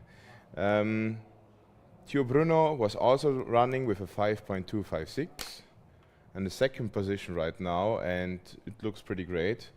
I'm for sure we are going to get the tower up there in some minutes. I don't see anyone right now in the Excel queue, I think. No, there they are. So it's Budapest. So with 182, and BME Motorsport was just running a 4.546. So everyone is getting ready for the stream. Yeah, guys, I know you're complaining in the live chat, but I can tell you, statics are important, and we need to talk about statistics as well, because they're making up around, what is it, 400 points of the stuff, 300 or 400 points. Without those, you will lose the overall competition. And there are a lot of people watching right now who don't know about statics, and so we are going to show them as well, because let's be real. Being an Excel, the cars always will run for 75 meters, and they will be all more or less as fast as the other ones. So here we see BME Motorsport again with a great time of 3.945 seconds. So let's see for the Excel. BME with a 3.9 right now beat their own time from yesterday, and this was their second run, which means they had some good temperature in the tires. And if we compare all the Excels from yesterday, so in first place we have right now More Modena. On second position we have BME Motorsport. On the third position we have PG Racing Team. On the fourth position Aristotle Racing. On the fifth position MAD Formula Team with a time of 4.097 seconds. Then I need to look at the times from yesterday, because Blue Streamline did already all of their 4 runs, and they drove a 4.318, which will put them right now into 6th. After that we had Race Up with a time of 4.437 seconds, will be 7th. Dortmund right behind them. Then we have Obuda, Tio Yaji is last, and before them we have UPT Racing Team. I know the graphics are now confusing, but I talked with the timekeeping guy. He is really, really great and had never been doing competitions like this. Here we see Rita Racing Team with a time of 4.271 seconds. The Alumni team doing well. They just got into first position with that. BME Former Motorsport with a 4.565 seconds, if we don't talk about the times from yesterday.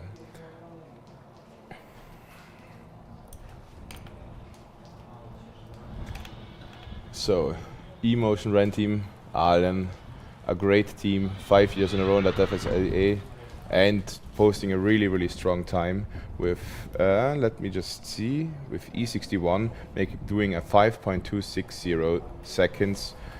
And I'm pretty sure now that the tires are warm, they are going to improve even more. This was for sure the safe run, and they still have 2 other runs to do as well with the next driver. So now it's the question: is this a slow one or the fast one?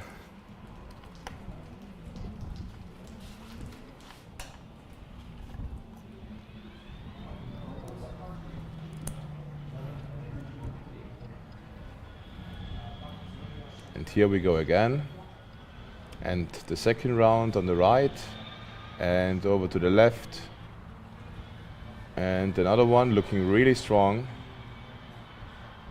I see no cones, and great stuff. And they go into second place with a time of 5.104. Did really, really strong time. Right now they are on second position. In first we have Campus Motorsport Tirol, Campus Tirol Motorsport, with 4.929 seconds. Innsbruck doing really well.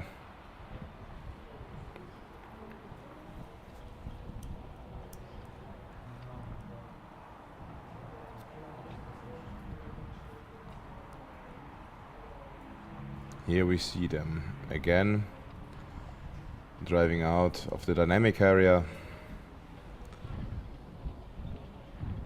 As you can see on screen, we have some camera shake. The wind today is really, really, I would not say terrible, but it's really, really strong. I've seen a lot of the banners and all of the sun umbrellas already shaking really, really strongly. So let's hope that nothing will be blown away, especially in the campsite, guys.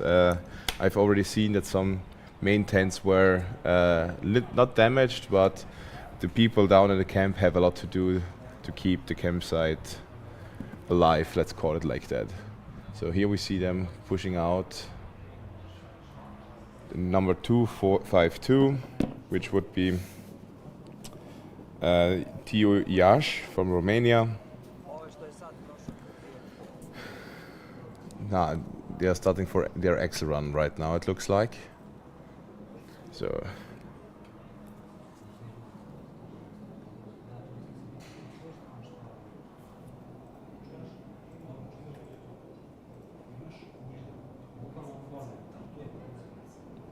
getting the car ready, and let's hope the best for them. I'm not sure if they've already driven anything yet. So number 252 didn't run today any axle, and they didn't run Skit as well. Yesterday they were doing some axle, so the driver from yesterday had sadly a really slow time the first time with 9.72, and the second one was a DNF. So let's see if they can improve again and fix the car.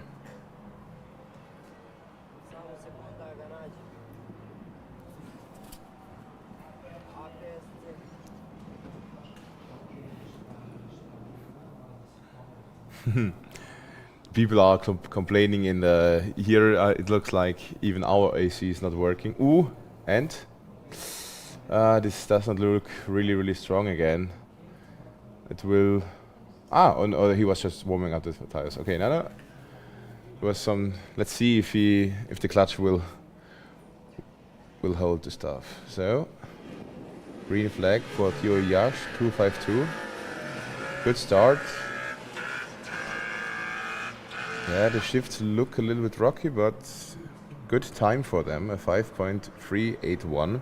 So they are a big improvement compared to yesterday, but I'm pretty sure yesterday they had some bigger problem than just that. So a good time for the beginning, 5.381, which puts them into this 7th place, in 7th position of this day.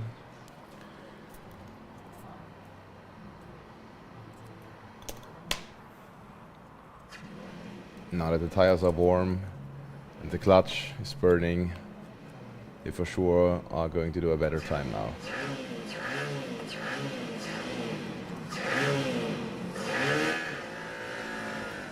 Yeah. Yes, and we have a 5.308. So they did improve. If it's only been by 100, but they still improved. So congratulations for finishing all the acceleration runs. I'm pretty sure we are going to see them in the skid pad soon. And let's see how they are going to perform in taking those lateral forces and taking those corners. Yeah, some really, really nice shots on the rear wing. Having some cool stuff on there. So here we see them again. We see this from the CV stuff, the skid, I think the skid pad right now, yes. So we see YTU, More Modena, BME, then Formula Gales, Oda Racing and UPT Racing of today. Looks good for them. Compared to yesterday, they are performing a little bit better. And here we see the EV class, leading by Campus Tirol Motorsport, Emotion Allen, Theo Bruno from Czechia, Superior Engineering Ljubljana. I have here Race Up Electric Padova, PRC Racing, Dynamic UPC Manresa, Uni Maribor and Team StarCraft.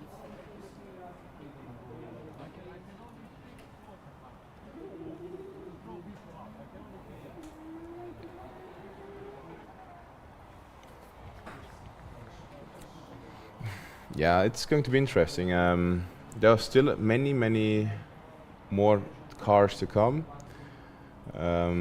I've heard that some of the teams want to get some runs in right after lunch, but it's still not as crowded as I wanted it to be. But right now we see her E25 from UPC Manresa lining up for the acceleration run.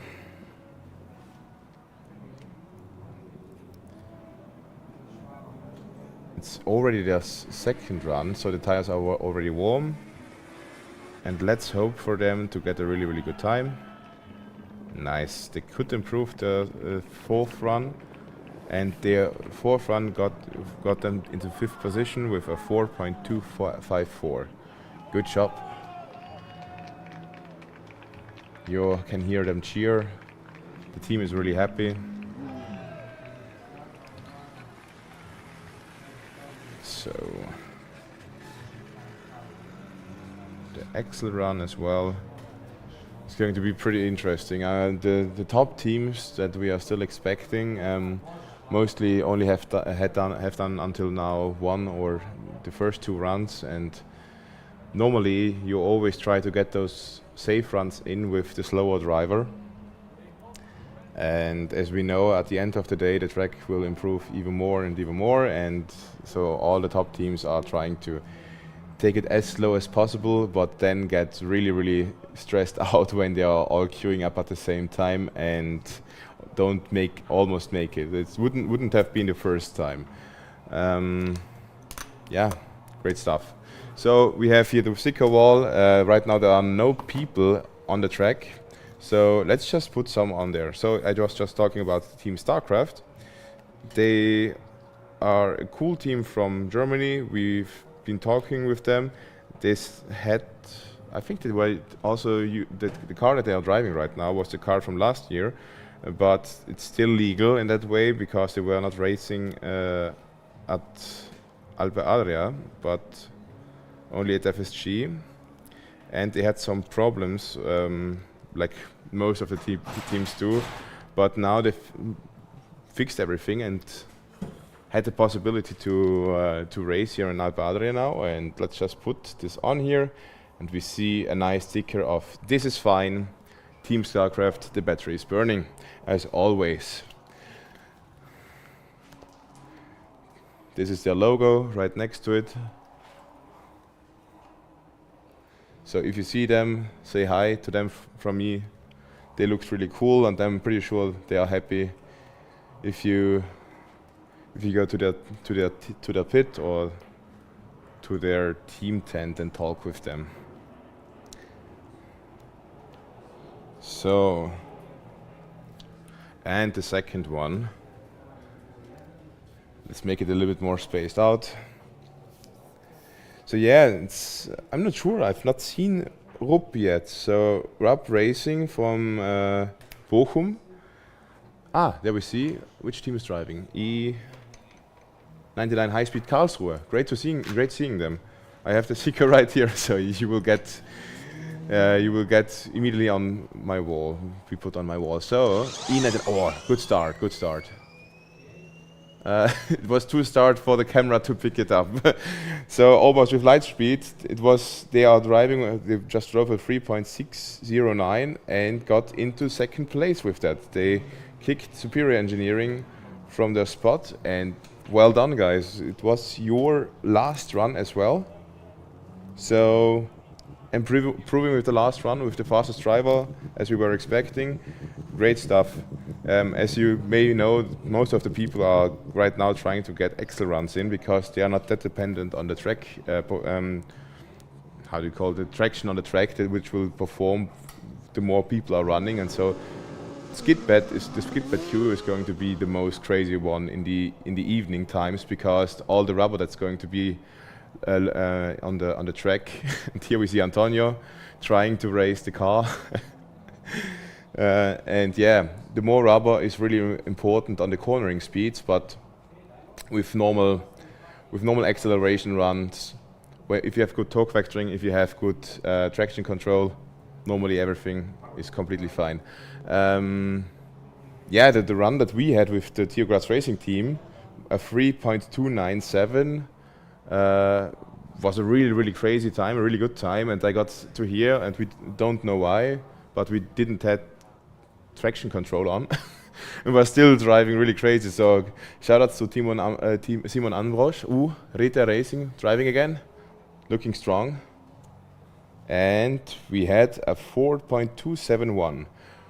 The Alumni team performing well as you would expect, and I'm pretty sure they are enjoying themselves out there.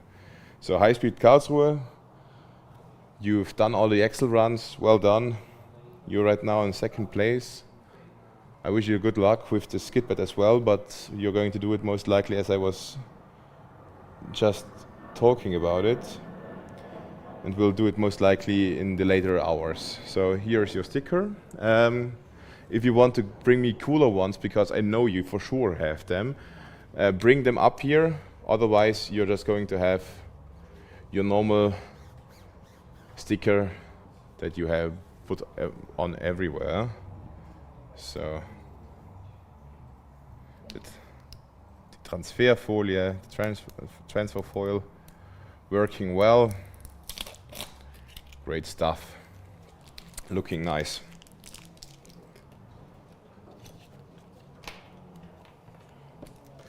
This is how it's done, guys.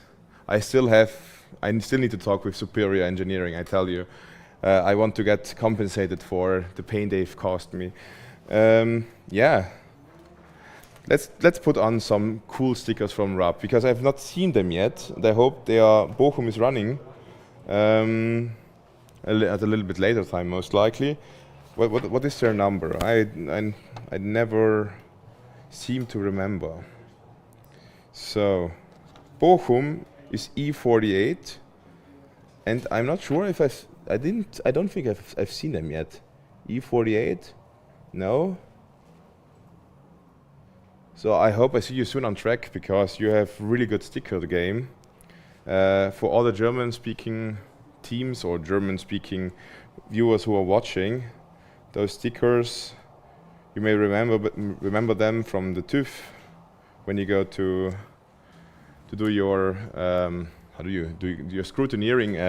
It's also called scrutineering there, for your real car to drive on the street. This one, the pink one, really good. Dreckig, kaputt und leicht illegal, which means dirty, kaputt, and a little bit illegal.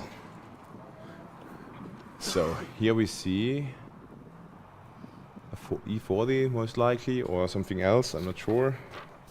The sun is shining. It's is it Padova? Udine, sorry. Let me see. Udine, yeah, E40. UDI racing team. Standing right next to some car that I cannot see on the small screen far away. But we will get some really cool screens for the next year, guys. So we will see every single detail. We will see every single F-up that you had on your car, on your chassis. We will see how good your manufacturing was as well. So keep them clean for next year, make them really nice, so you will get some extra points on this on the live stream. So let's see. From the CV section, with Excel, I do question, because I saw somewhere before that someone was writing about Sapienza Corse, and I'm still not seeing them in here. So let's hope that we are going to see that car perform, because on track it looks sick. It's a really cool car, and we want to see them drive. We want to see all of you drive, and all of you should do well. I know those temperatures are really crazy to survive, but we will make it. So we had just before Theo Yash. I'm not sure if this is the EV team or if this is the CV team, but there are also some really cool stickers. I don't sadly understand them because they're in Romanian, but let's learn something let's learn it for the future, I think. So let's see. I'm going. We have some answers from the chat. So Lovro Grim GRM is saying, "Bro, sorry about the stickers from Superior Engineering. I made them in a rush." Yeah, I think I will meet you today in the campsite, and then we will talk it out with some rakia. No, it's fine. It's fine. I just love messing with you. I really love you from 21. I had some really good team. Someone is saying racing is art. So I think Aristotle Racing team is strongly in the chat, and come on. I want to see a fight between Dortmund and the Aristotle guys in the chat. Who can spam the chat more? No. It's great seeing you all here, and we will try our best to cover everything. I know previously we were starting a little bit later than planned, and so we didn't show all of the Excel and Skit runs, but you need to wait for all the most important people like Petra and Clemen, how we saw them, and it's really important just to show the static side as well, because I know we love racing, but still, guys, statics are important if you want to perform. So this sticker from Theo Yash. Who was just driving? This was Excel, and it was just the Alumni team. Yeah, they're just filling the time. I do love that, because there's always action on the track. R51, doing well. Rita Racing. Yeah, it's always nice, like driving your old cars. We really do need more competitions like this, just having fun. Ooh, R51. So trying again. Yes, I'm just looking through. Ooh, and let's see. Sponsored by Camel is also crazy. This would not be allowed on a car from this year. I think everything that has to do with alcohol and drugs is not allowed from the rules. This, I think, is pretty much the same like in Formula 1. But as we know, for example, in Formula 1, it's not Marlboro that is sponsoring Ferrari anymore, but they've made some different company under the same name, which is doing good stuff, I think. So,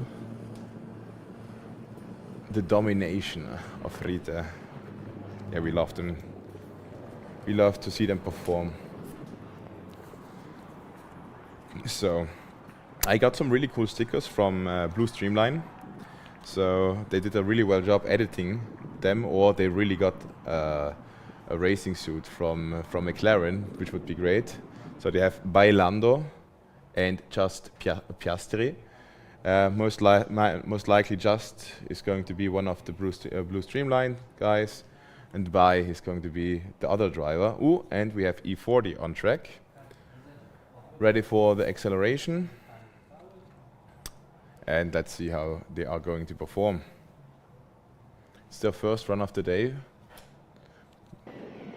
And let's see what Udine... Oh, that was pretty quick, yeah. Udine with a 4.463. Great stuff. Sadly puts them into last place right now with the EV team, but let's hope they can improve.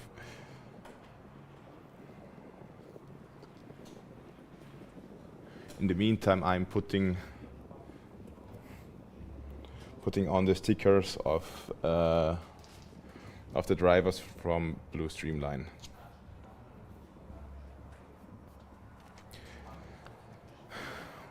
Just pastry instead of just piastri.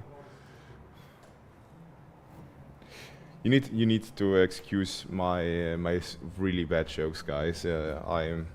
I'm just. Yeah, it's the afternoon. I was eating really well. We had some really good lunch.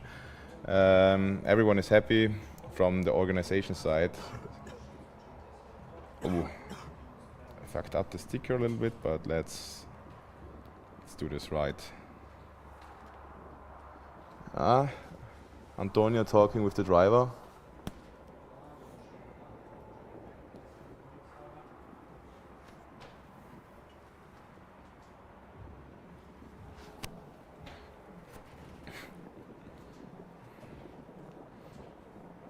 So he seems like he wants to do another run.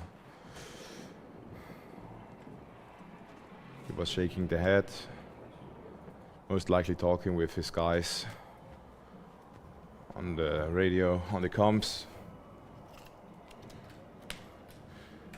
So, Sapienza Corse, I want to see them drive. I think they're EV team already. Let's see, Rome. The EV team of Sapienza. Where is Rome? Yeah, Roma Sapienza E12 fast charge. And I think I saw them already before. Could also be a lie. Or not a lie, I just miss. There are so many numbers and so many names, guys. You need to be lenient with me.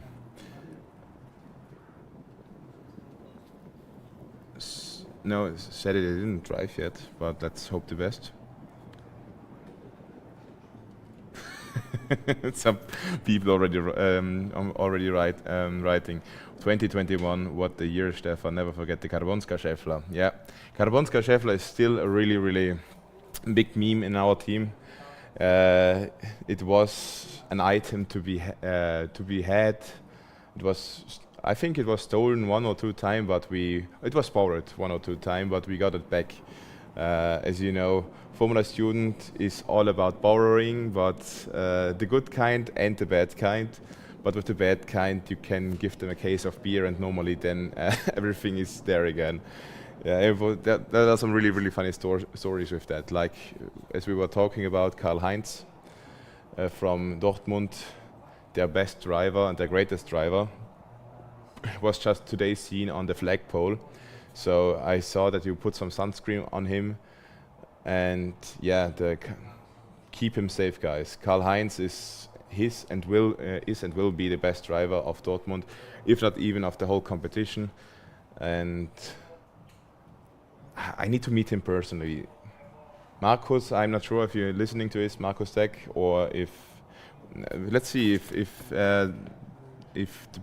Daniel Jovanovic, or how it's called, is still in chat.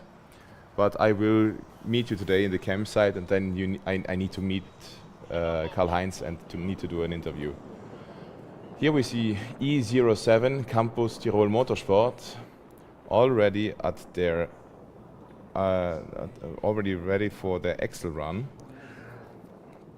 They have not done any today, so let's see if they can improve their time from yesterday, if I remember that right. So yesterday they were driving a 3.587, and now with the, don't want to say better driver, but I would imagine so, or the lighter driver with Excel. As you know, you need to lose as much weight as possible.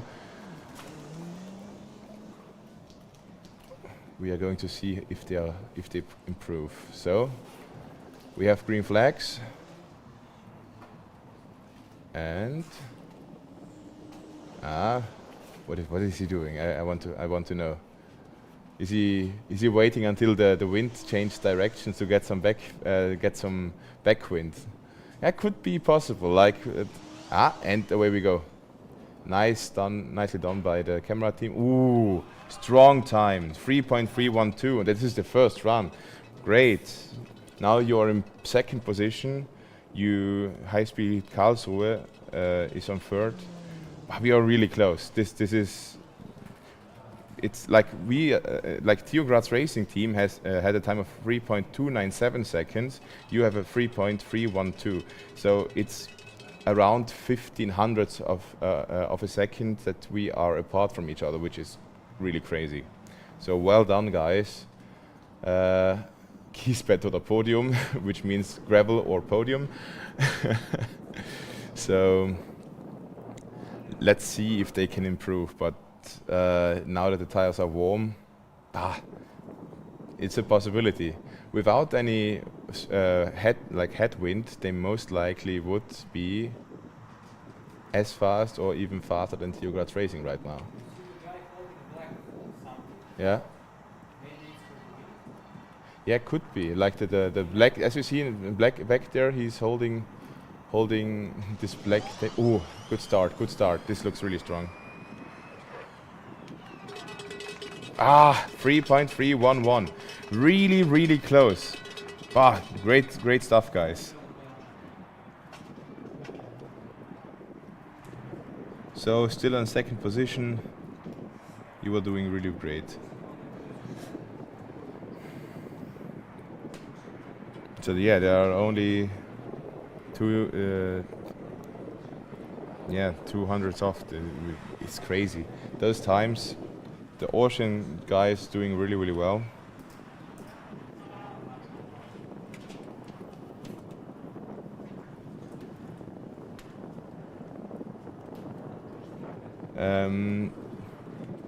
I'm not sure. I can ask Diego. So we got just a question. Hey, I didn't hear if that was was answered yet. Is it possible to go to Alpe Adria as a visitor to watch the dynamics, or do you have to pay? I'm not. Ask Tibor. Yeah, ask Tibor. I'm not sure. Like, you can watch it. You can definitely come as visitor. You will come in as Like there are coming a lot of visitors, but I'm not sure if you need to pay something. We are getting that answer right now. Yeah, do that. I will write him a message and he will answer. Or I will ask Maya. Maya will answer immediately.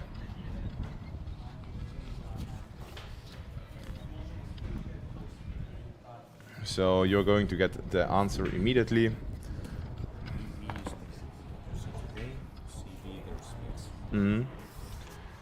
So yeah. So the EV times are going to be more or less already the winning times in the tower. The problem is, as we were saying, day one is a different section, so we need to do the math we need to do the math afterwards, but it will be fine. Just checking is also really great nickname, because I'm really just checking in with Maya if I can get the information.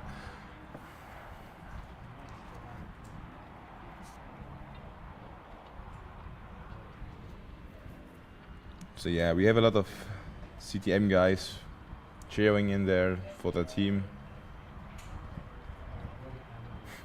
We have someone saying all my homies hate racing team. Yeah, we also hate each other sometimes, and we hate each other really really much. And the most hatred is going on in our own team. No, just jokes, but we are all masochists doing this. We love it and hate it at the same time so much, and I think the people are going to agree with me in the chat. Yeah.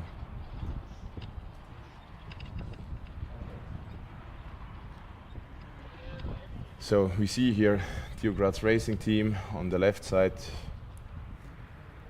With the other teams, I'm not sure right now because we only see the back. But the yellow nose is really eye-catching, and most of the people know that it's going to be the team from Graz. Sponsored by Red Bull. That is why we have we are allowed to have this yellow nose, but there can always be more money involved. We need a lot of money right now. As you may know, not just we, but in general all of the teams. It's not official yet, but I do believe that we are in a little bit of a recession, and so the sponsors are going to cut back on some costs. And here we see the Skit bet. So the first on the right, yeah, this is a good driver. Strong race up hybrid Padova. So now to the left, he's going to do another lap, and then let's see if he finishes. Great stuff, guys. Oh, this was good. 5.482. It's the average between both runs, and both runs were really close. So race up ahead on the right, they had a 5.477, and then the left 5.487. So this driver is driving to the limit of this car. Great stuff. I think they were also running yesterday, and there they were even faster with a 5.168, so let's see if they can improve. Yeah. Good first lap. But I think it will be slower than the time from yesterday. But this looks strong in the end. Ooh, and 5.401 sadly could not improve, but even with their time from before, they are still on second place, because right now YTU Racing is on first with a time of 5.161, and Padova got a 5.168, so 7 thousandths of a second difference there, and they are doing well.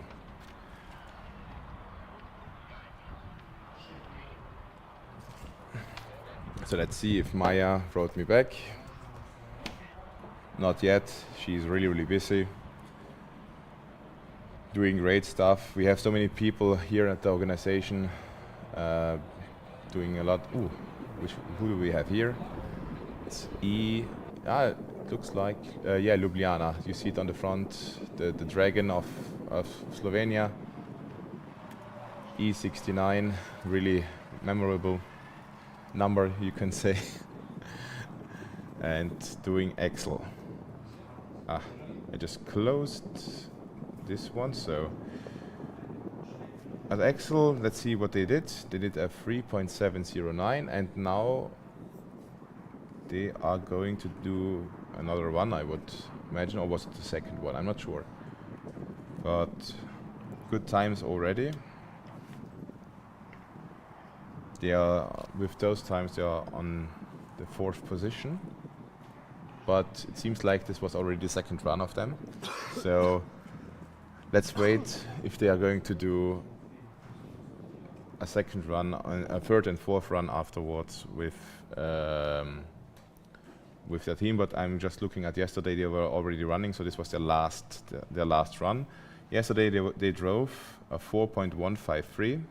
Today they drove a 3.709. Great stuff. You improved by 4 tenths, which means pretty safe spot right now. I think all the teams that we had just right now are going to be really, really strong. Like Theo Graz will mostly stay in first place. They were performing really, really well in the last competitions. So Campus Tirol Motorsport has already done all of their runs. High Speed Karlsruhe is finished with them as well. Then Superior Engineering, Uni Maribor coming at the 5th place. Dynamics Manresa has also finished all 4 runs. Brno has the possibility to improve, but I don't think. But no, that's not true. Like we have just seen that Superior Engineering improved by 4 tenths from yesterday to today. So if the driver is really that big, if this driver makes that big of a difference, we can see some improvement there as well. So let's hope for them that they will improve their time. I'm getting a lot of messages right now, which means maybe there is some new information. Maya has seen my photo, and she's writing right now, so stay tuned. So that Just Checking can get his answer. I have another question by a good friend of mine, by Max Deng from CTM. And I'm asking him now if he wants to come.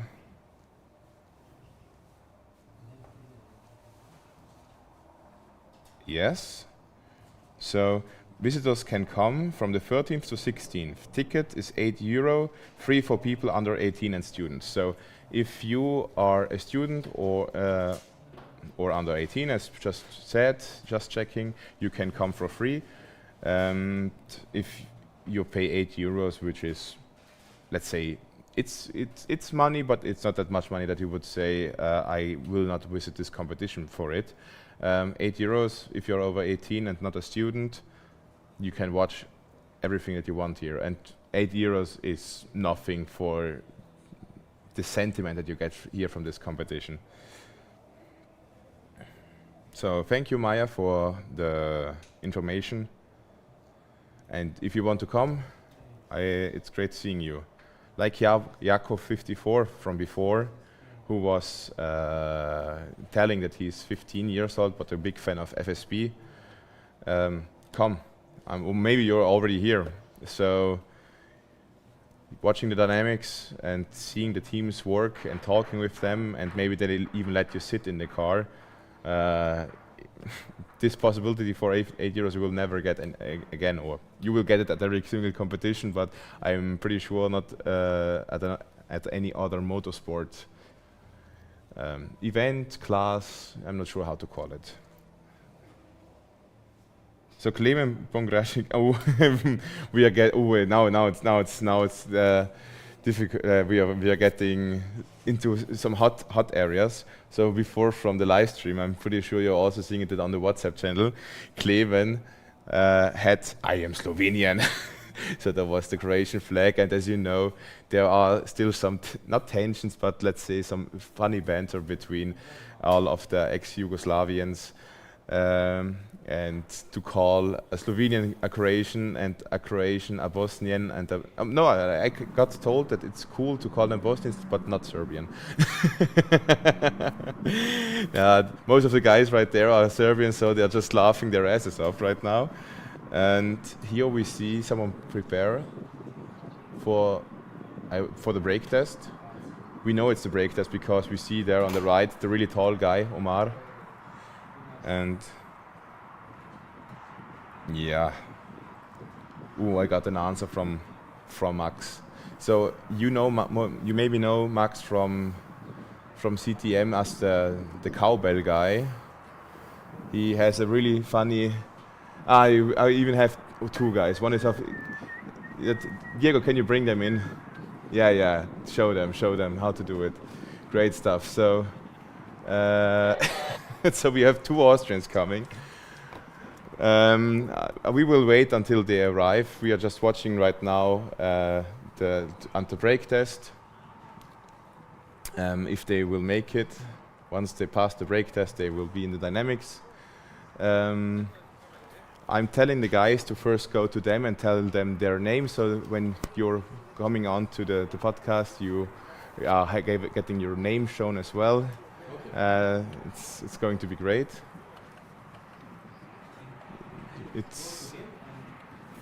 So let's see.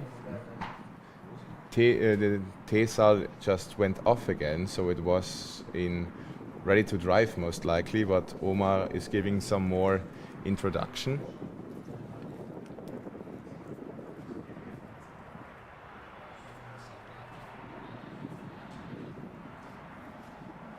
Yeah, the driver is discussing with him and Omar is just going to tell him how to do it, where to drive after the brake test, if he can redo it. And here we see the red flickering of the TESAL, the tractor system on light. It's really important to see if the car is in a safe state. And away we go. We have a blue flag.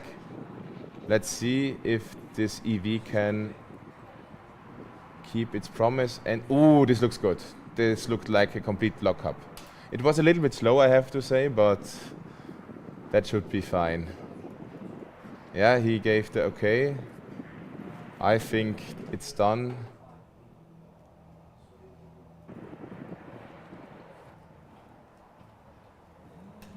And we see the car E48 just made the brake test. So I think Rupp Motorsport is going to be really happy. So I was just talking before about the Bochum guys. They are really great, have really cool stickers. I had a great time talking with them. I could get out my notebook and tell you some stats, but that is too boring right now because the guests that we are having. Yeah, I will also go to the couch, I think. No, I will not. So I'm seeing from this angle that the guys are completely sunburned. I see the lines of the sunglasses with Max because most likely all the last competitions he went, he never even touched sunscreen once. Because as I know him, he's going to be, let's fix this with some Tyrolean beer and Meisterwurz. So if you want to drink some really good schnapps from Austria, go to CTM and ask him nicely. Maybe CTM will give you some. So guys, I just put on the sticker for Rupp Motorsport. I was already doing all the meme sticker from the technical stuff, and yeah, the guys are ready. Is the sound ready as well? So, hello Max, how is it going? Hi, well. Yeah, you should come here. So that was meant with that. Yeah, even better. So, I just saw that you were running at the Aero. You can come in the middle of us. It's nice seeing you. I do like sitting here. Yeah. Come on. We are the same height. It's fine. I will let the guests sit. It's fun going around because my legs are already numb. So yeah. And we can get it this side. He's freestyling as usual. Freestyler. You can come here. Frickin' freestyle. I think Stefan is sitting much more the whole day than us. So yeah, I want to stand. So, how's it going, guys? it's going really well. We just drove acceleration 331 with a steel frame, so team is happy, so I am. Yeah, it was a great time. So, and what was our team doing with Axel? Yeah, we were a bit faster, So But sub 3.3. only by this much, only by this much. But it was crazy. Like I was hearing afterwards that traction control was off. Yeah, we were also a bit nervous that we went more power than 80 kilowatts, but we were below that. So Let's hope for the best. Let's see what the energy meter is going to say, but I'm pretty sure the power will be fine. Yeah. Did I hear the cowbell today already? Of course, you heard the cowbell. You always heard the cowbell when And the car who- is driving. And who was using the cowbell? In the morning when Moritz ran the skid pad, I was ringing the cowbell, but in the afternoon we decided that as this is the last event for a lot of us old guys, we have to hand over the cowbell. So in the afternoon, Hannes Kuba was ringing the cowbell. He's the guy who will be driving autocross tomorrow. We have some not a troll in the chat, but someone who doesn't understand how Formula Student works. So some Greek guy who is fucking around, and I tell you, we don't show you skid pad when no one is on skid pad. So the thing is, those teams, as I was talking before, will most likely run skid pad in the evening when the track condition is right. So you will see the cars when the cars drive. So for example, right now that we have axle, so we will change to axle. I was talking too much. Let's go to axle, please. No, the thing is, let's go to axle. We don't need to be seen. Yeah, I know, but just show the cars. Guys, we are here only with 3-4 people. So when something is going on, we try our best, but as we have so many cameras on track, keeping track of them and having them overheat is sometimes difficult.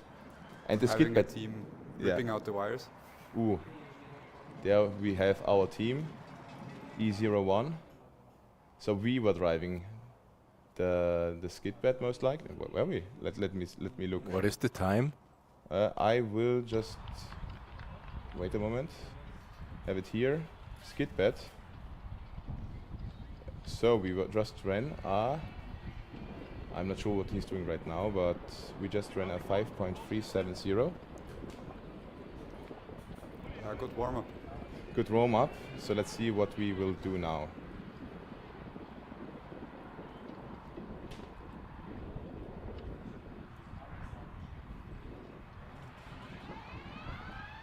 So we are going again, our second skid pad run today. Looking strong on the second lap. Was a 5.107 on the right, and the left is going to be a 5.160. So we are right now in position 3 with 5.134. So I heard, now who's driving right now? Simon is, as So far as I know, but Yeah, so Simon Amrosch, who had done the magic in the morning with the axle run, did just do the skid pad as well, and was driving a pretty good time. But we know who's coming afterwards. yes, he's currently resting in the pits, but Resting. Yeah. What did you do to him yesterday, Max? No, this time we didn't have an attempt to get Marcos to get Pleshy in a state that he can't drive. I tried this last year at Italy to get the guys a bit drunk before engineering design and skid pad. Didn't work, so we decided we do not even attempt it this time. we do it on our own every time, so no need to try. Yeah, you are in good training, that's why it doesn't help Yeah. if we do it. And the problem is you need to be afraid. If you give him alcohol, he may even perform better. That's the thing with some of our drivers. There's a reason why we're famous for that. I think Vincenzo has a plot for that. Yep. I think he sent it 3 days into the Vincenzo's corner. So guys, go into the Vincenzo's corner if you want to get spammed all day long. And we actually tried validating it. And Is it beer over season Mhm. versus skid pad time, a lot of beer helps a lot. I think we really should do some like just analyzing it even more, like, because I know Tuk has beer consumption a day on their list. Yes, Marcus is pretty high on the list, even though he's not that often in our office. Yep. So, do you have to add something to that? we have also a beer list. Our drivers are very low on it, so maybe we should try and change that. But it was better when I started Formula Student. Back then, the drivers were ranked even higher on the beer list. Yep. Yep. But generally, beer consumption is going down. If you look at our list and the lists in the seasons before, then we had people with more than 1,000 beers in one season. So, Yep. Yep. Yeah, Still maybe remember that. maybe that's a plus for general health of the team, but who knows? Yeah, as long as you don't eat too much with all of this beer consumption, I think because it's isotonic, it has all good vitamins and minerals in there. So as long as you don't overdo it, you are completely fine and it's healthy for you. I calculated it last week. You need 50 milliliters of water per beer to not dehydrate from Yeah, it. but Daniel, the Markus that was just mentioned was Markus Blechberger, the Skitbed world record holder of 4.135 seconds. I know Markus Deck is also a really great driving legend, but I think we should once get Markus Deck and Markus Blechberger here as well. I think seeing them side by side could be really great content. Now we had, I'm not sure if you listened into the podcast. It was not really a podcast, but it just happened to be one. Yesterday we had Markus Deck and Robin Büttel here, both from Racing Dortmund, and that was amazing. What we were. You know, I have to say that during the day we don't have that much time to listen to the podcast. If you wondered. But exactly, you don't, but the guys in camp have, don't they? I hope they're watching the live stream, because what else would you do with your time in the camp? We have right now 157 people watching, so it can be possible. Let's see right into chat if you can hear us. If you want to say hello to Max and to all of in there. Statis. Yeah, so we have a lot of Greek guys here, but that is typical, as Tibor said. Most of the teams that are I think the biggest. There are 6 teams from Greek here. Yeah. A lot of them. Yeah, there was already a Greek party on the first evening in our tent. So Yeah. yeah. What, really? Oh, I should have been there. It sounds great. They took over the aux, and then suddenly we heard Greek music. Have you seen in the morning Karl-Heinz? Yes, he has a pretty good view, I think.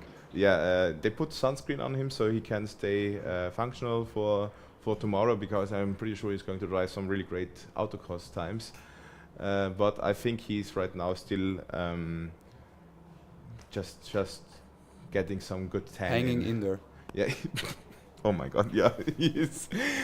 I love racing. Yeah, guys. I see Daniel Jovanovic, who is from Dortmund, always 5 centimeters ahead. You need to. I need to go to the campsite tonight, and we are all going to do some big rounds with Karl-Heinz. He's just a legend. Yeah, I think Karl-Heinz needs to get to know our tent. He hasn't been there. What? That's not possible. Uh, Yours? No, not as I'm informed. Yeah. But I have to say our tent is in the very last spot of the campsite, so placement this year is not that good. Yeah, I need to talk with Mario about that. But we also saw yesterday evening the tent was empty, so... Yeah, this is because we all went to swim at night at the lake. Oh, that is sounds great good. stuff. So, guys, I'm not sure if you know, but if you drive from the campsite, the whole main straight up there, on the right side there's the deal where you all buy all the stuff normally. And if you drive a little bit farther, and then on the left side there is a parking space and a really big toxic blue lake. I'm not sure what is in there, but this lake is so blue that you... All of our team members still have their skin, so it's maybe not Nah, that toxic. I was in there for many times. I was in there with Zeni 2 years ago. Last year I was there with some alumni, and it's a really cool lake. Go there to cool down, and it's really nice. I mean, if it's toxic, can we use it in the cooling system? Because there is no additives, it's just toxic lake water. Would not be the first time. So Daniel is just talking with us, and he says we will pick him up once it is his turn to drive. Perfect. Yeah, but I think if he comes to day 2 or 10, he will get 1 beer. Only one? I mean, he has to drive tomorrow. It's so funny just that, like, they were yesterday talking about hyping him so up that FSG wanted to do a special interview with him, and they found it all so funny, and FSG was not finding it funny because, like, what the fuck, guys? So I think do they have? I hope they have the membership cards also for him. That would be amazing. Like if Karl-Heinz, if they really bought extra entry just for him, that would have been really, really fun. I kind of hope that if not, that they can be made for him.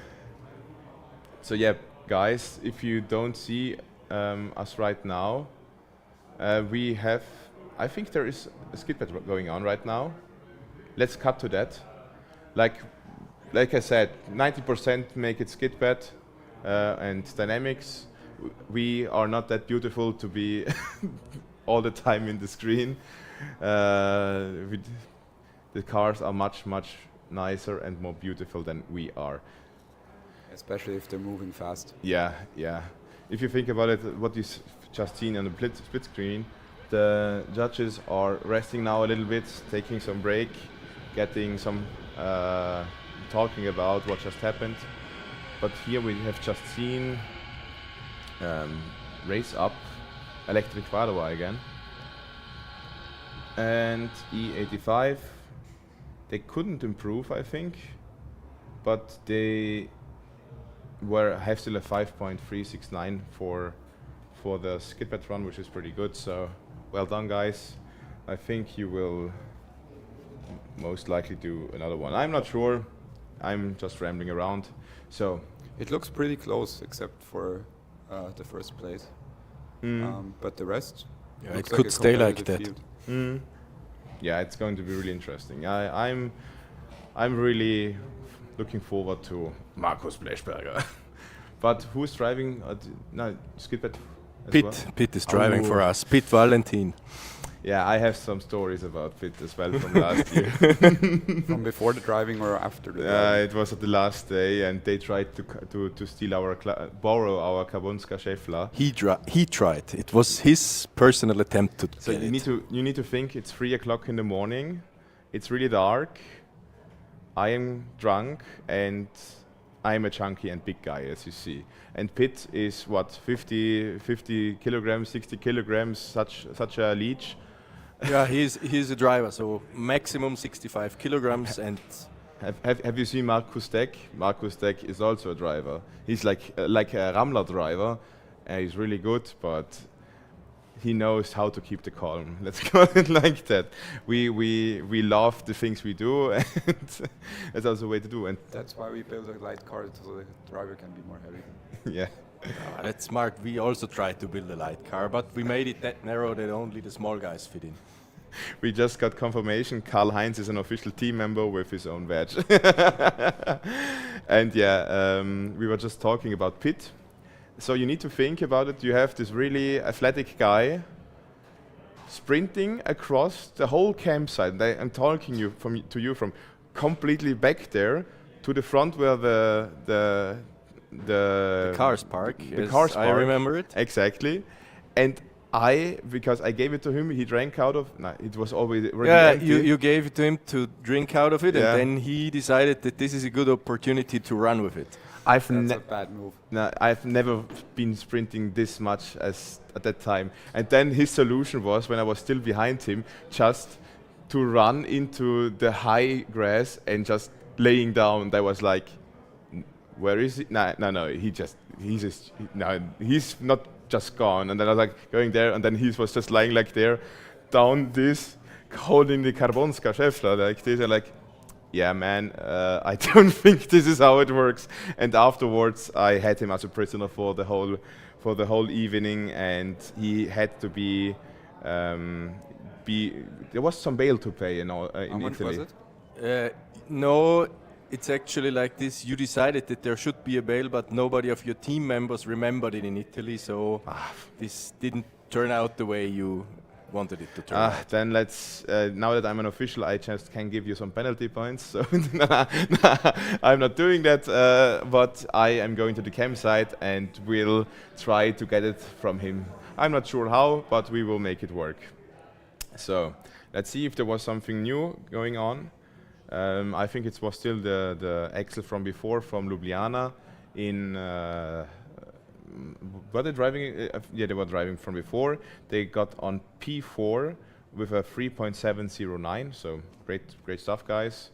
We love you, but I want my Rakia for your shitty stickers. Yeah, we have lots of stickers here, as you may know. So. Yeah, I kind of know this sticker. This is yours. We already have it one on there. So if you want to place it again, you can do it. We got a really big one. I think we need to place the big one. But the question is, where do we place the big one? And you can do it. Okay. So. I don't think we want to be that imposing. The thing is, it's high enough up that you can place it also down there. It's the biggest sticker, so it will be imposing anyway. Always here a good thing. So let's see if we can place stickers, because not all team members know how to do that right. I already saw some wrinkles there. So and should I get out the soapy water? No, it looks good. It looks good. Nice. Paper covers onto the car, so clear packing tape is really bad to get without wrinkles. Yeah. So guys, if you want your sticker on there, as you know, bring it here. Give it to Diego when he's down there, or if you want to have new ones on there and put some really big ones like this one on, just come up. Ooh. So we are right now. I just got confirmation that we have no cars really on track, but we have some really important guy on the track and with Diego. So right now they are still setting up the camera, but I would say we can go live in like 10 seconds. Does that sound great? So great stuff, Diego. Come on.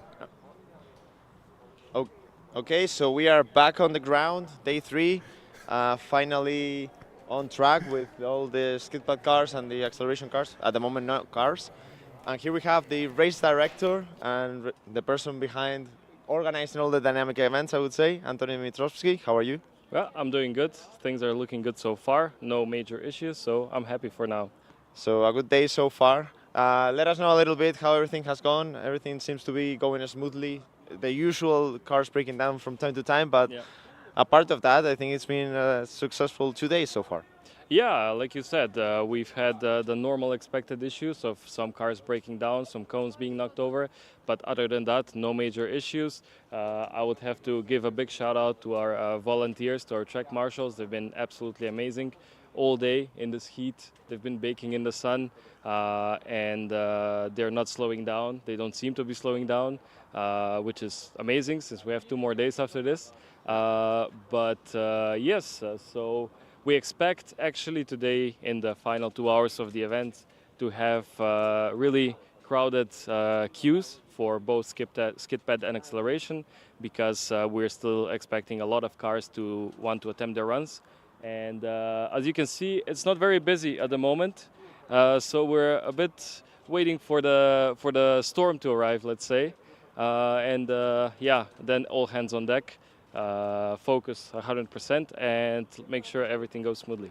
Yeah, I saw a message that you sent to the teams a few minutes ago, Yeah. telling them that they better be ready at 7 because there's not going to be extension. Just to clarify for them also, it's at 7 the cars are stopping, and whoever's on queue, they don't get the run, or whoever's on queue at 7, they can still get the run in. It's mainly so teams don't wait for the very last minute and then we get complaints. Yes, so they were told at the briefing how this goes, so hopefully they know. But at 19 in the evening, we will have a cut. So whoever is at the staging line at that point, meaning the last checks of the driver, will be allowed to run. If you're in the queue, pre-scrutineered or not, unfortunately it will be it for that team. They will not be able to proceed simply because we have to move on, because tonight we have the task of assembling the autocross track for tomorrow, and that takes a while, and unfortunately it is not possible to extend after that. This is why the teams should be ready on time, be in the queues, because if the clock hits 19 and you are not at the staging line, unfortunately you won't be able to run. We are getting quite the sound spectacle now with Aristotle on track. Yeah. It seems like, unfortunately, it has made a mistake with the circles, a bit of a common issue on this edition. Why do you think that's happening? Because we've seen a few drivers struggling with that. Yeah, pressure, I would suppose. Oftentimes teams have less experienced drivers driving the skid pad and acceleration. Oftentimes it's their first time at the competition and they're under pressure. Unfortunately, with the event site we have, the skid pad area is not too big, so we have to be creative with our route to go to the rerun. This, as you can see, some drivers struggle with it. Yeah, most of them manage. We are not too strict on it because we understand that this is indeed quite confusing sometimes. So if they do make a mistake like this the first time, we just warn them, we explain how it goes, and then hopefully the second time they get it done. Perfect. I also wanted to ask you, because we are going to let the car go by first so people can hear us.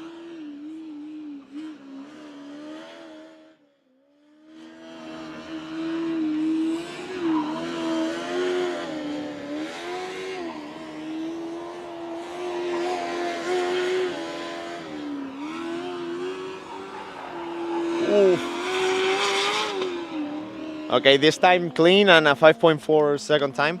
As a driver with experience, obviously driving these cars in the past before you had this organization role, you know all too well how these cars behave, how they should handle. What do you think the drivers should be looking for when you have these little attempts? What should they just go all in, or just keep a little bit on reserve just to make sure they don't hit any cones? Well, in my team, the strategy was the first run is a banker lap, slightly safe, explore where the grip is, explore how the track goes. I mean, with the skid pad, you already know how it goes, but for example, with endurance, with autocross, and then the second run is all out. You try to get the best time you can. For the skid pad, I would advise the drivers for the first loop, explore where the grip is, try to force understeer to find it, and then try to get on that limit right before crossing the line for the second loop of that side and hold it, and then same thing on the other side, and hopefully it all works out. You can tell he's a racing driver from that explanation. But yeah, we are going to now check on the guys. We'll try to get an interview with the driver and see how it goes. Hopefully I see you later so you can explain how the autocross track and the endurance track is going to work, since it's part of your creation, and I think people is going to enjoy it tomorrow. Perfect, thank you very much. Aristotle Racing Team has just completed their time. Obviously, combustion team. At the moment, it's quite difficult for us to relay the information on how the complete standings are looking like in the combustion category. Of course, times from day 1 and day 2, they get added, as we've mentioned multiple times during the day. So at the end of the day, we'll make sure the schedule is the standings is as clear as possible. We'll now get to Aristotle Racing Team, and as soon as post-scrutineering is complete, we'll try to get an interview in. We can see from our position, a couple of teams are arriving to the staging area, so they are making sure the car is ready. Before going out on track, I can see 3 cars approaching the skid pad section, so things are going to get quite busy here. I am also looking at the acceleration area. I believe there's 1 car staged, and then behind that car, there are multiple cars on practice area. So it seems like, as expected, as mentioned during the day, multiple cars and teams are waiting for the last minute to get their runs in. Obviously, that's the time where the grip is going to be the highest, when the car is going to be at its peak, when there's going to be the most traction, and when eventually and hopefully you can get the best times. So the cars are approaching the track now. It's car 252. I can also see one of the Padova cars. In this case, it's the electric car, E85. And I can also see 888s from PGR Racing in the car 888. although I said it's difficult to give the standings in the combustion category, the good thing is that the electric category, all cars that have posted a time have done it today. Like the times that were done yesterday, all of them have been beaten. So when it comes to the Skit pad event, obviously they will now be joined by Race Up Electric Padua. But the standings at the moment, the time to beat is a 4.929, posted by Campos Tirol Motorsport. The Austrian team, they have a beast of a car this year. They are really close, if not beating TU Graz, the reigning champions in the electric category, in multiple events. They are followed by Emotion Rent Team in second place, and then in third place, that's where we find TU Graz. So they are at the moment in third place. I am unsure if they still have any runs remaining in the skid pad category. We'll have to check with one of the guys and see if we can get any information. I believe they still have one run in, but it's still not confirmed. Knowing TU Graz, it's quite to be expected that they are waiting for the last minute to try to get the best, the most grip. We're going to get closer now to car 112 that they finished the run. They're still checking post-scrutineering. We can see the scrutineers are checking different areas, now checking the engine bay area, the cockpit, making sure that the driver, there's no issues. They are in fact asking the driver to crank the engine. They will fire up, and it looks like they're gonna get a noise test. Now, as the rules mention, anything that is on the rules can be checked in post-scrutineering, and that includes the noise. They obviously don't want teams to be tampering with the exhaust, and after they pass the noise test, they remove any sort of mufflers they may have to get an extra power. So that's why this check is being completed. Obviously very noisy, so it's hard for me to speak.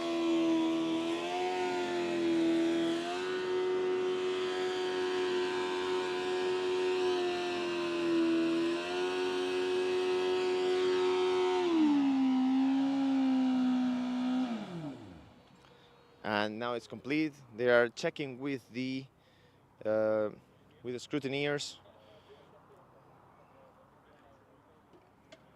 Seems like there's some discussions taking place at the moment. It's always the kind of thing when something is borderline, you always try to get the scrutineers to be a bit nice with you, we could say.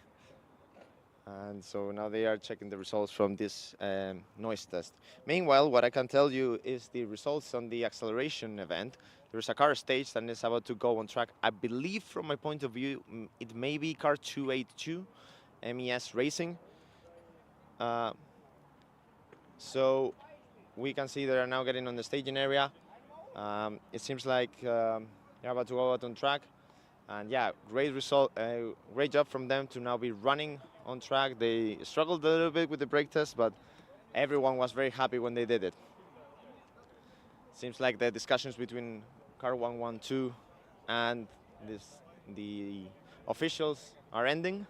So we'll try to get an interview with the driver, one of the people in the team, as soon as possible.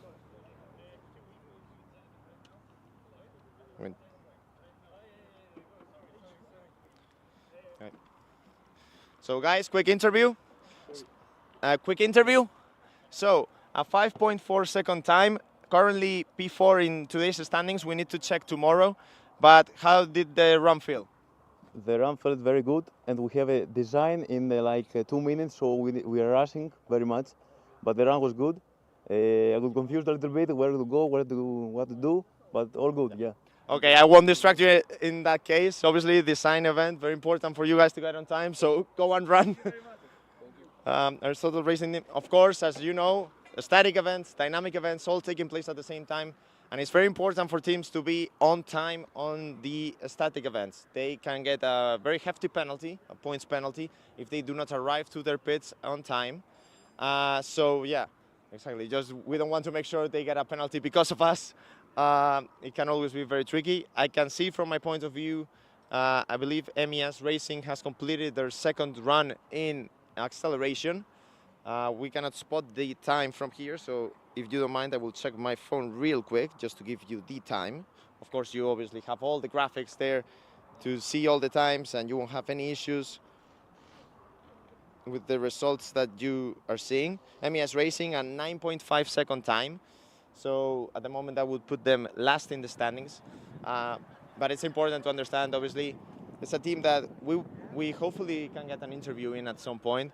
It's a team that doesn't have too many resources. This is one of the few competitions they do. They will also, I believe they also compete in FS Balkans, but this is the only other competition they do during the year. And yeah, it's also great to see those teams that may not have as many resources also competing and showing what they can do. Because sometimes with small resources, you can also showcase your ingenuity and do a really good job. We are going to try to chat with car E85 from Padova. I'm going to very briefly check their standings, just so I can give them a bit of a reference. Guys, can someone talk real quick for an interview? Yeah, sure. Yeah. So currently P6 on the skid pad standings.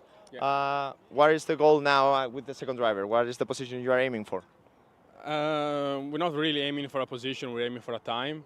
We currently have a few problems with the motors, so yeah, we're trying to solve them and then we'll see what we can do. Yeah. Do you have any runs remaining in acceleration as well, or did you finish those? Yes, we have a free in acceleration as well. Yeah.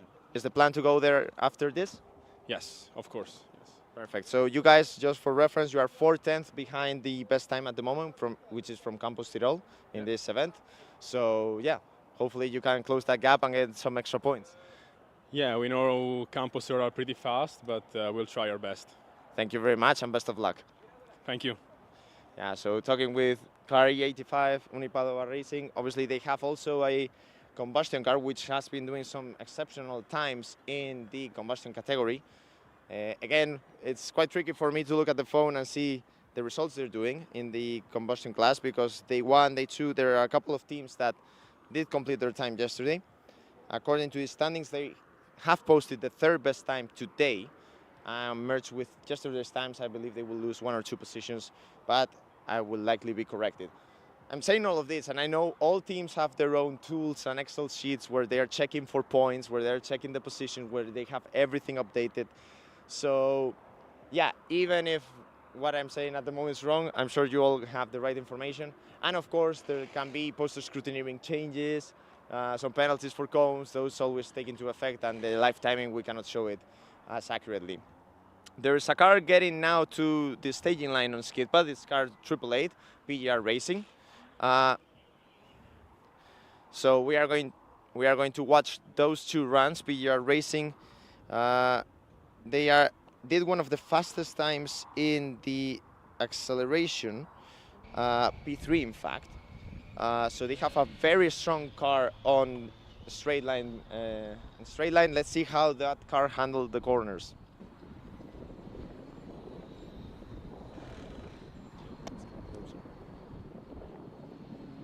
They are full.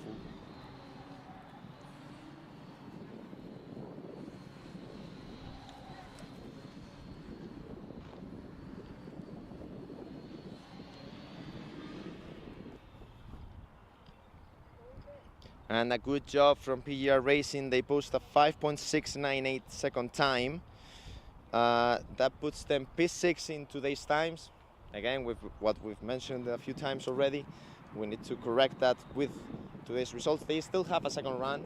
And as Antonio explained before, it's very important that you get a banker in. You don't want to make any mistakes on the first run. You want to get a time that is safe, that will give you some strong points. And then if you want to really go for the victory, this is the run to do it. So let's watch it for PGR Racing. Remember, now is the moment where the time starts to count. The car looks very neutral, very well balanced, no corrections from the steering wheel from my point of view. Now heading into the left turns.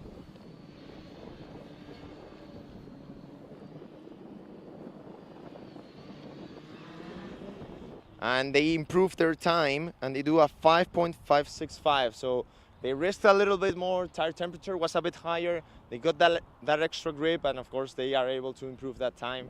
So good job from PGR Racing. We will have to check if they still have 1 extra run after this. Now we will follow them as they head into scrutineering.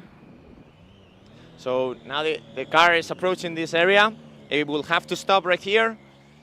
Now that's the point where scrutineers will take over. The driver has to shut off the engine and basically follow what the scrutineers tell you and the checks they want to complete at this point.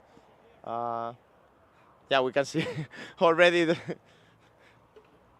yeah, we can already see the scrutineers telling, and a bit of trouble there with the papers that they have to bring here. From our point of view, while these scrutineers talk with the team members, we can also mention that we have a couple of cars getting ready for practice area. There's a car in practice area. I believe practice area will be filled until 7 o'clock from this point onwards.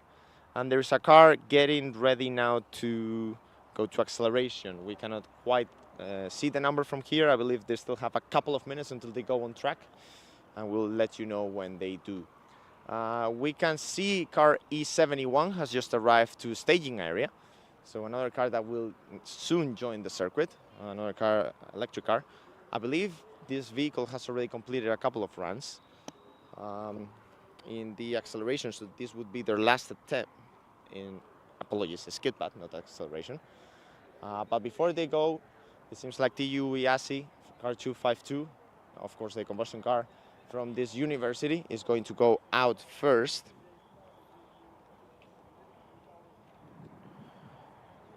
So yeah, indeed, Team StarCraft T71 is currently 10th in the standings in skid pad. They have done a 6.866 time. This is the slowest time out of all teams that have completed a run, and I'm sure they are able now to improve it and get a bit of a better time.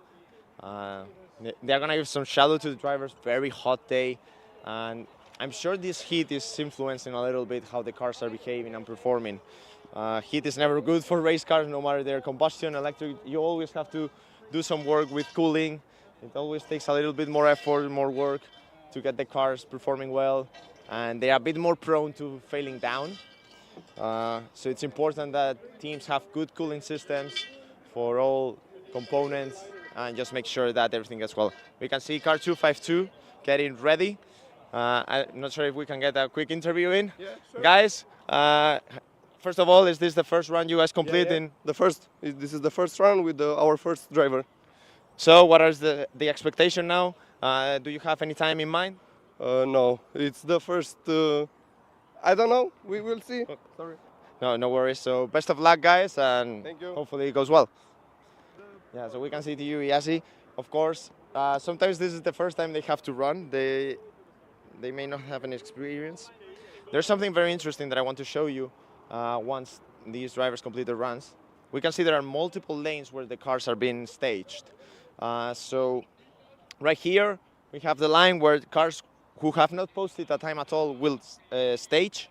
Right behind me, as Team StarCraft is positioned, that is where teams who are completing their second and last run will be staged. And behind that is the Alumni Cup. Of course, if time is tight, a lot of teams are here. Any team that is in this position gets priority, then it goes to second run. And lastly, if no one is in first run, second run rows, then it goes to the alumni cars to be able to race. This obviously is done to guarantee that as many cars as possible can race, can compete, and can post a time and get good points for their scores. We can now see officials checking car E71, which will go right after car 252 completes the run. We are going to try to get a quick interview. Sorry guys, first of all, right now you are P10 in the standings in skid pad. Do you guys think you can improve that? Of course. We're confident. We're confident to do that, yes. So something very impressive about this team is that you guys are only 9 people. Yes, we are 9 people here at this event, 15 in total. Yes, so we try to do our best. Yeah, perfect. So even though you are 9 people and half of the team is right now here on this staging area, I'm sure you are about to show that you don't need many people to do a good job, right? I mean, we try to, we give our best, and yeah, I think that's all. Perfect, best of luck. Thank you guys. So here we see car E71 StarCraft. Really nice looking car, I must say. I really like green, and it's a very beautiful green. It reminds me a bit to Aston Martin, the kind of green they use. We also see car E85 approaching the second run row. So it's clear they are also about to race. We can see that the scrutineers are still looking at things from car 888, from PR Racing. Of course, they are trying to make sure everything is safe, everything has been done according to the rules. And it seems like they may also have to do, actually they are testing a different thing. They are making sure that the engine shuts off when you press any of the word is coming out in Spanish at the moment. We call them setas. But making sure there are multiple buttons on the car that if you press, the entire electric system needs to shut off, the engine needs to shut off. It's a safety device, and that is what they're checking. And I believe they passed that, so I believe car 888 is safe. We can hear a car who has turned on the engine, and that is car 252. And now they are getting and approaching the staging area on skip path, so we will watch that. Car 252, remember, very first run of their day. Very new driver, so they're hoping just to get that time in.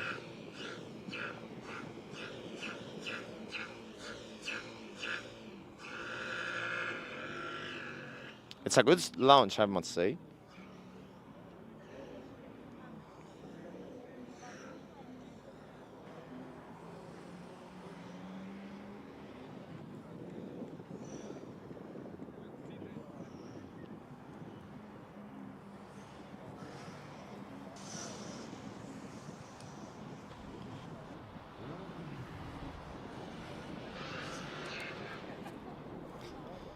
And TU Iasi crosses the line with a time of 6.384.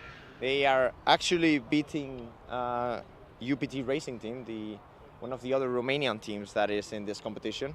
Of course, we also have Blue Streamline competing in this event. Winners of Formula Student Spain last week. So in the combustion class. So obviously that will be one of the cars to look out for during the entire event. We see TU Iasi going out for their second run. Remember, hotter tires, drivers a bit more confident, so we should see a better time even.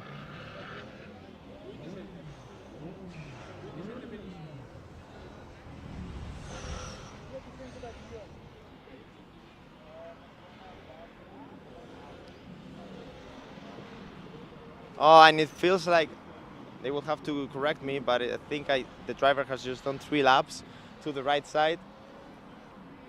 And indeed he has done it, so this will be a DNF run. So the time of the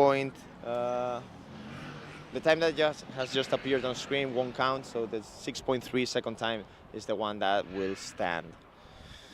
Speaking of Campus Tirol, I'm surprised to see them here actually, because they have the fastest time in the electric category, but indeed, that's what they are doing. So their second driver is in. They don't want to waste any time. They have some confidence. Yeah. So we will now try to get an interview with Campus Tirol. Obviously, at the moment, leaders of the electric class in skip pad.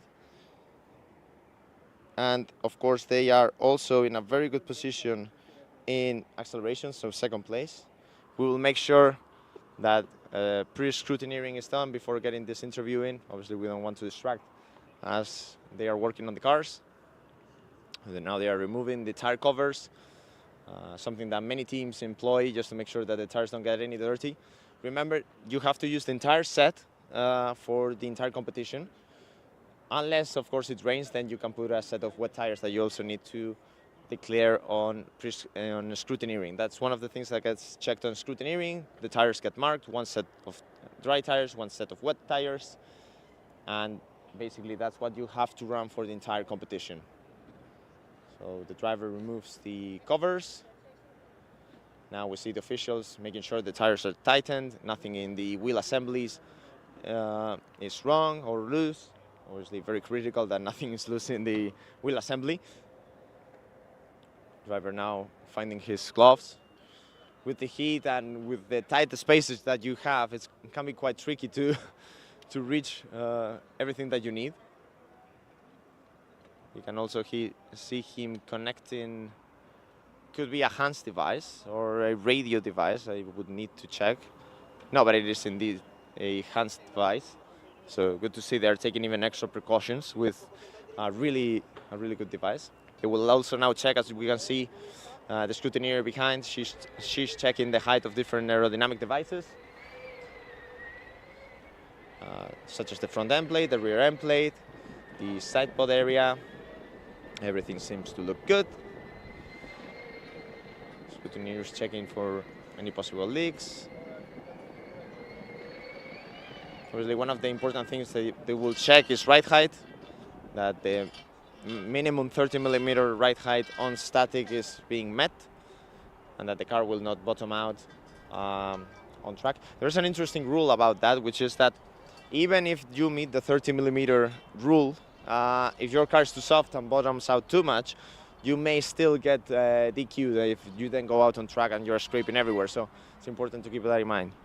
We can see car E71 on track, completing his way back to the staging area. So this will be the second run for car E71. So we will, of course, watch that.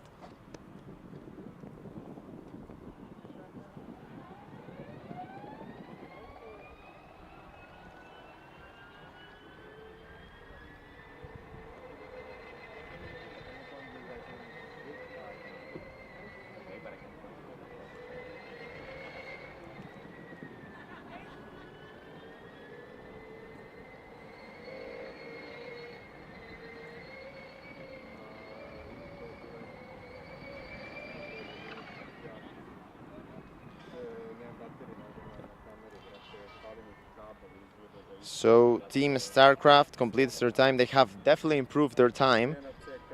They do a 5.851 second time. So really good job from the team. Given their experience, I think they can be very proud of what they have achieved. Currently P10 in the standings. So yeah, I think they can be very proud of what they have achieved. We can see a round of applause from the team members. Perfect. And we are going to use this opportunity to go back to the studio. Stefan is ready to take over. So Stefan, back to you.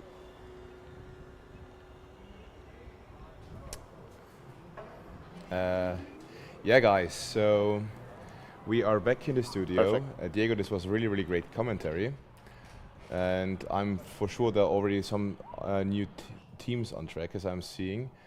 And right now we have one of the best drivers on track here with me again. So, Michael, how's it going? Well, thank you for that, but yeah, it's pretty hot. It's like 700 degrees. So, but you'll survive. Yeah. Nice. I just got us some drinks. I saw. You are refilled. I saw. Yeah, that's the sound we like to hear. Yeah, exactly. That's the oh, good that's 0%. Oh. Who's driving right now? So we have Skit. It's most likely race up Electric Balva. And they are doing well. So they just finished and race up. I don't think they improved. It was their third run. And it was a little bit slower than their first run, but I think now that the tires are warm, they will get some really good times in now. So tell me a little bit about your day. How was it? Well, after this day, I really want to get the driver who traveled the most kilometers aboard. I do think because so. I was on the other side of the city. Oh no! And driving back. There they go again. So, do you think you could make it as a driver with those cars? Maybe. If I get a bit skinnier and lose a little bit weight and height, maybe. I tell you, the best drivers in our team in the past were the ones who knew how to weight transfer. Exactly. They know. You need to suck in the air and let it out at the right times. Well, but it looks good. They did improve. So Race Up got a 5.270 second, and they were improving. So good job, guys. You're now in 5th position, I think. Yeah. Yeah, the table looks little bit interesting. We have right now 5 positions, even though they Well, this is first for me. I didn't even see the times. Ooh, yeah, then please comment on that if you want to. We have broken wheel. Ooh, we have a broken wheel. Something A is going on. brake test or what? Yeah. Ooh. Yeah. Oh. Well, the brake did it. I think we will. We The are brake going- did its job. Yeah, It broke the I- wheel. It stopped the car. So the Demokritos racing team just had a shunt. Let's hope that not too much is broken. We Is are that a wheel? Is that a broken wheel? Like we are hearing outside right now some scraping, but I hope it's not Demokritos. Yeah, let's hope that not too much of the under tray is damaged or the front wing. But if it's just a wheel and but it looks a little. The shots are good, but I do think that yeah, it's still standing. It just had the I think the steering or something like broke in that sense. So now we are here again with Campus Tirol Motorsport pit, as we were talking, as we were talking with Max before. This is Spit, the crazy driver of CTM, but still slower than me. Really, I catched him last year at the campsite when I was running. It was about life and death. He's maybe slow on foot, but he's slow in the car. Ooh, yeah. Now it's the question: what is more interesting? We the got skid angry pad people or or the stuff? But yeah. I need to get myself Yeah, comfy. do it. You have been driving so much today. But can we go back to skid pad? I think the second run is going to be really, really interesting now. I will just get something to drink because I'm thirsty. Yeah, so the skid pad was already starting. Oh, he's pushing it. Whoa, Pete, you are doing great. So this is the second run, the second right one. This is the first one, and as we know, the second one counts. But he's hugging the inside, but is he? Oh, this is crazy. And I'm hearing the cowbell, and that means they just got a 4.710. Great stuff, guys. You improved really, really well. You got 1210, 1200s, I think, from your best time from before. No, even more, almost 2/10. Crazy stuff, guys. 4.7 seconds is really, really good in those conditions. We know it's not the tarmac here is not world level tarmac. It's weirdly enough a little bit slippery. Here we see it now. So the Demokritos with the Kachau wheel, you could say. I'm having here Michael right next to me. How's it called? Cevita? Cedevita. Yeah, it's a really cool drink, but what does the color mean? Is it always the same drink? Or No, it depends on the taste. Mango. Yeah. I always had the orange one, but it looks really good. No, the best one is the lemon one. Okay, best Let's one get is let's get back to the situation. should we no should we do afterwards Cedevita? No. Should we try tasting? Tasting. Yeah, we let's should. let's do a tasting afterwards. Let's do. Yeah. Yeah. No, we wait. Let's wait. Let's wait until we have the Cedevita is cold. So Cedevita. Sorry. Yeah, we should do some good old. It matches my shirt. That's why. It really does. It really does. I don't know if on camera. Yeah, you see it. You see it perfectly. Yeah, it matches my shirt. Yeah. We wait until it's cold because he just arrived with all of the drinks for today and tomorrow. Because guys, tomorrow there is a national holiday in Croatia. So buy your stuff right now, otherwise you will go hungry tomorrow. I still accept orders, so if you have one. Nah, I'm fine. I think we are doing fine. We as in the organization team and with the scruties and so on have like look, yes, it's Matija Momcha. Hey Momcha. Well, he is the best driver. He is the best driver on the track, so I will gladly accept it. Yes, Hey, yes, I like that the better. official driver, nice. But what we could do next year, Momcha is going to do baby driver and you are doing Momcha's job. That would be actually Really be fun. amazing. Should we Since do he that? drove the Porsche of Vincenzo, I would like to trade. Ooh, and the thing is, we could see if who is going to do the shopping faster. Yeah, if I got the Porsche, I would do the shopping. I'm getting so many. Really I'm fast. getting so many messages right now. We are. I'm getting messages from Felix, the guy who was here before.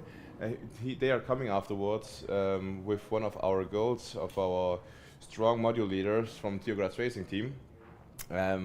We are most likely going to watch it live, the car, when it's driving Skitbed or Excel. But right now we are in the practice area, so they will join us afterwards again. And I got some tasks to do. And right now, as you may know, there are every team has their own alumni Formula Student groups. And there's always a little bit of BS in there. And I got, and this is a now shout out. Let's see if I find it to Apsi Babsili Basilicum. No, it's Apsi. Apslasser, we all know him. Nice name. We all know Apsi from Formula Student Virtual Alpe Adria. He's always doing all of the race directing. Thank you, Tibor. And I should shout out to all the alumni who are right now at Frequency and having all their camping stools in the river and just chilling there, because I would love to do that also right now.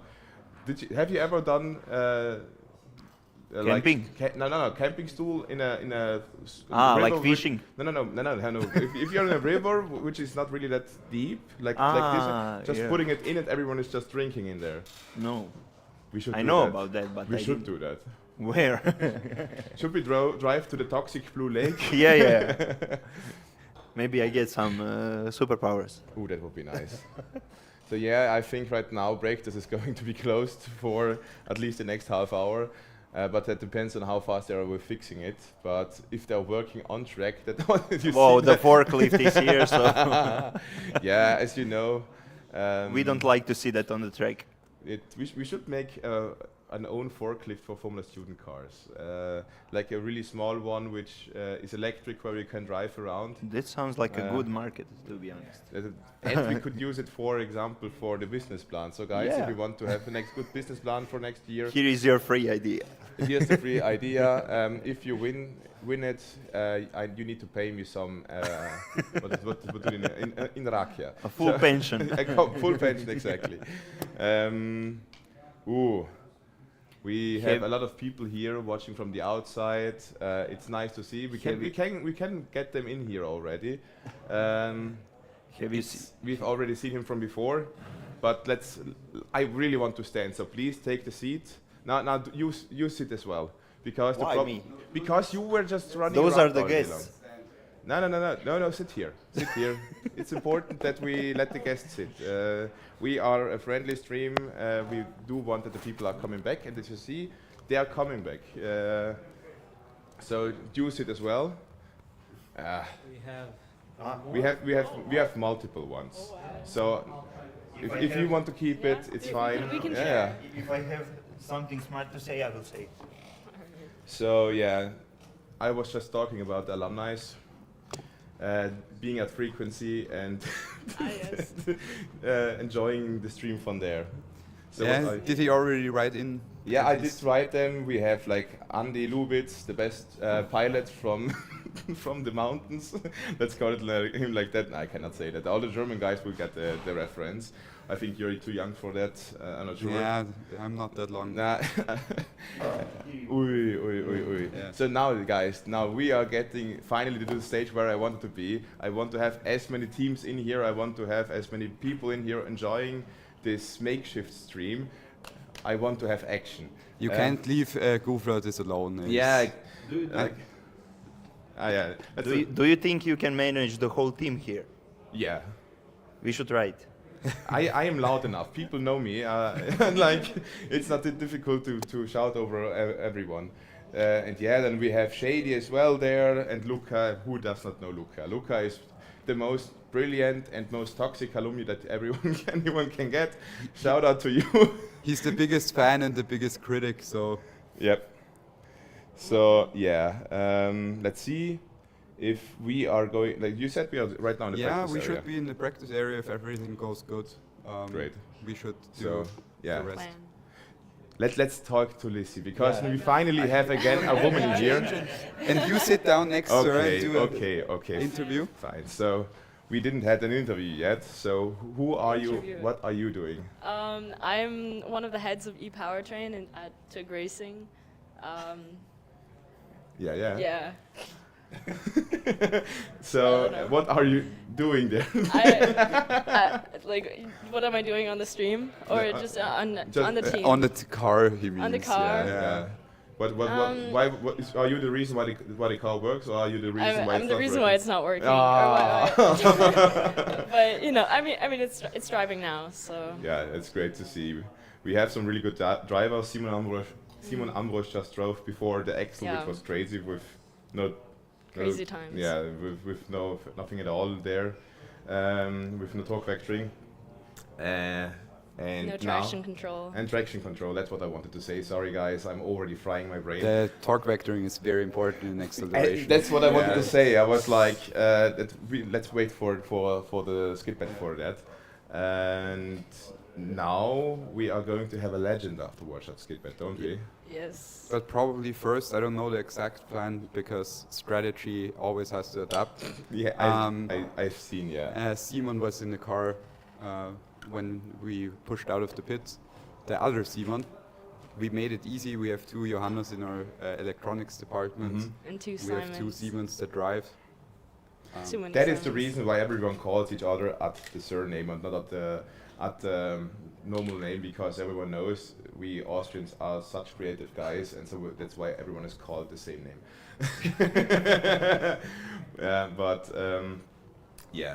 With Bleshy afterwards, I think we will have no problems at all.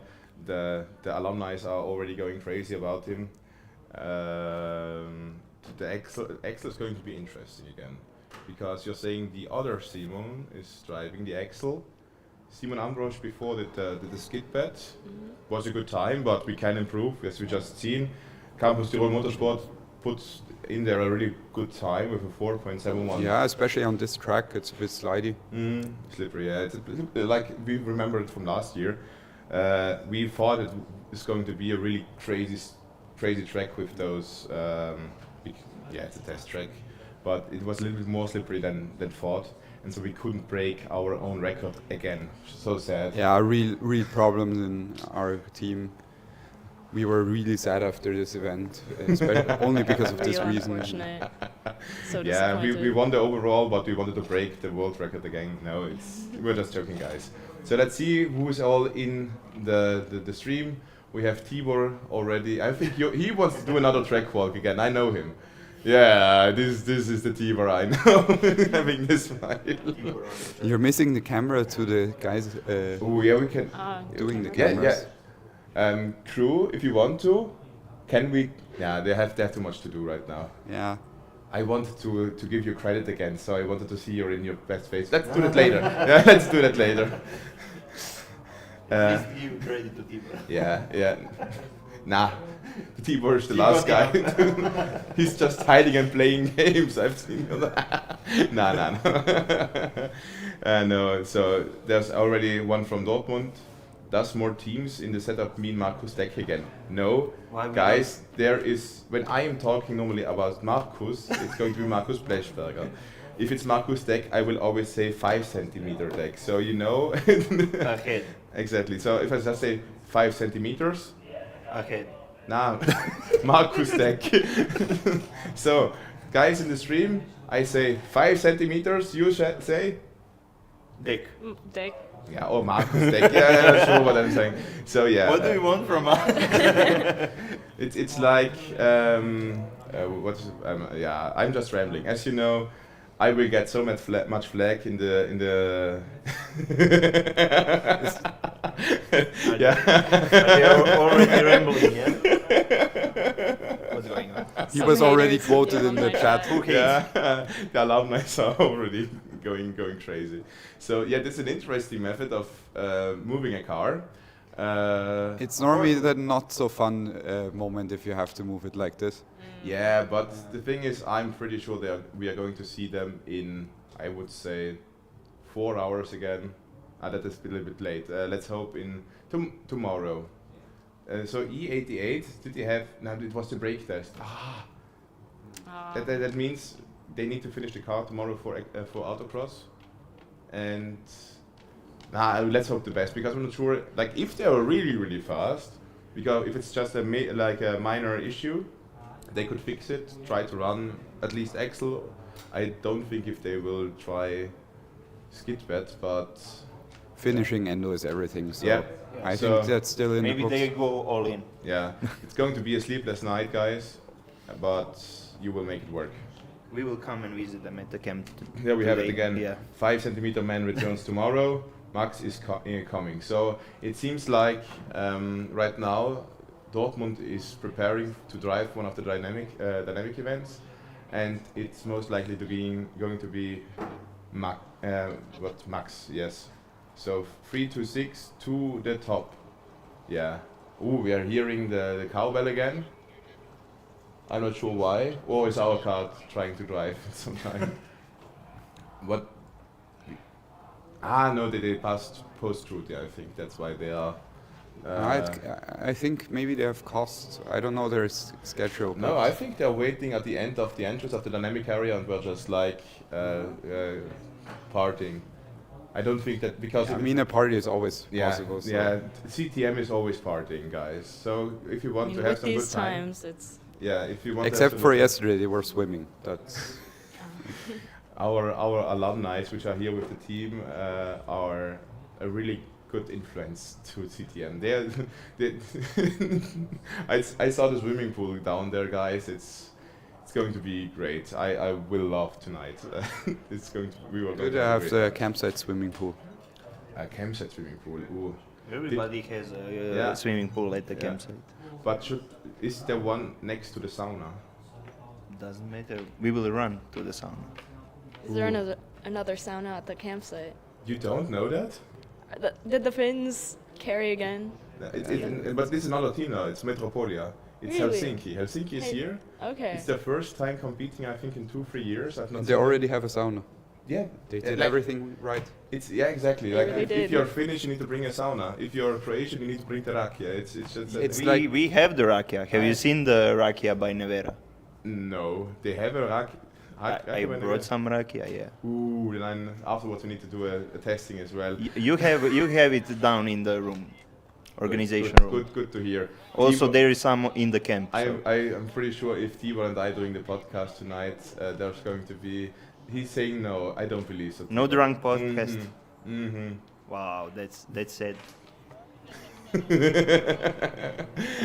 Nah, it's fine, guys. We are all. No alcohol in this competition. No. It says 0%. I'm not sure what you're saying. Yeah. Tibor is always funny in that way. He says no alcohol, but he's the one who buys it puts it into the fridge. Guys, please go to the. Please go be a volunteer. Please go be an official. It's so fun. After experiencing Formula Student, and we, which team is that? Daisy, you know for sure know them, don't you? You, who is this? Uni. I cannot see it. I have no. Ooh, Belgrade. Yeah, then we have the Serbs are here. Road Arrow. The crew is going crazy. So did they do it? I was completely concentrating on the car and not on the wheels. So Marco is really mad about the driver. He wants to go in there as well and drive it himself because he says he does a better job. He's from Belgrade. He was a driver. As you remember, when Vincenzo was interviewing him yesterday, he was rambling a lot about how great Marco is, and he is completely right about that. So I'm begging you, please show us the skid track. Ooh, is there something going on the skid track? No, there's nothing going on. We just want to see the skid. No, They've never seen Max it. will deliver, I promise. So racing is really, really hyped right now. It seems like Dortmund will have some party tonight with Karl Hermann. I'm sorry, I completely forgot it. I think Karl-Heinz. Yeah. But he has a big tour before him tonight. I think there's already two Do you know tents. Karl-Heinz? I do not. I've not had the honor. Ooh, we need to show here Karl-Heinz. Karl-Heinz is a legend. He's right now hanging around the campsite. Yeah, he already I've had seen some. pictures. Yeah, he has sunscreen on. I should take an example from him, but no. We already died 5 years younger than we would do without Formula Student. So if we put a little bit more sunscreen on, doesn't matter, I know. So, oh my God, you can see it. So there is something going on Skitpad, but it seems like our camera went black. We are having some overheating issues, it looks like. So sorry guys. Dortmund, I'm sorry if we cannot cover it. But we will try our best. But I still don't see anything on the live timing. So maybe what you're seeing right there, Daniel Nanger, is the practice area. Easy to be confused about that. Nah. Do you have no Cones practice or area cones? cameras? Cones. Yeah, I don't know. So yeah, there we have the skid pad. Ah. Yeah, don't worry, Daniel. We are always on the track. So. Here you go. It's the skid Exactly. pad. I think it's Maybe he it's just from wants- earlier from today. I don't believe you. Yeah. It's probably fake media. I think so as well. It's all AI generated, guys. Fake news. Ooh, and our baby driver Guess is what? already been called, and he immediately said, "No, I will stay here. I'm offline for now. It's too fun." So yeah, Okay. yeah, Excel. Right now.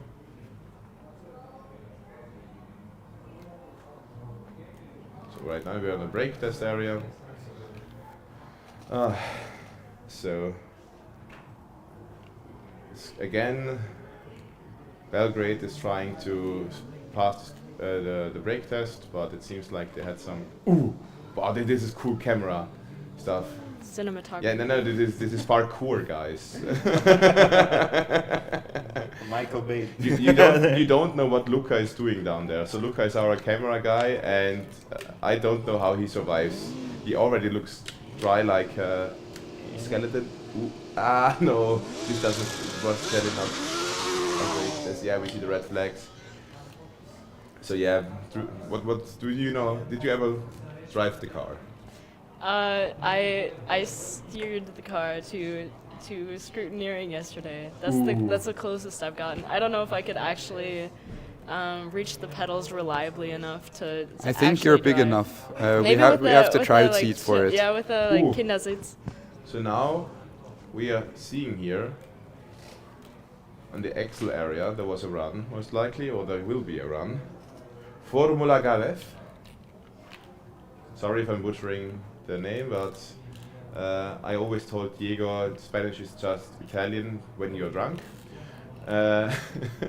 And it seems they had a pretty good time with 4.54 and are right now because of that. I have something to do. I will. Goodbye. Tibor just got the baby driver to. I have to drive. Oh, he needs to drive again.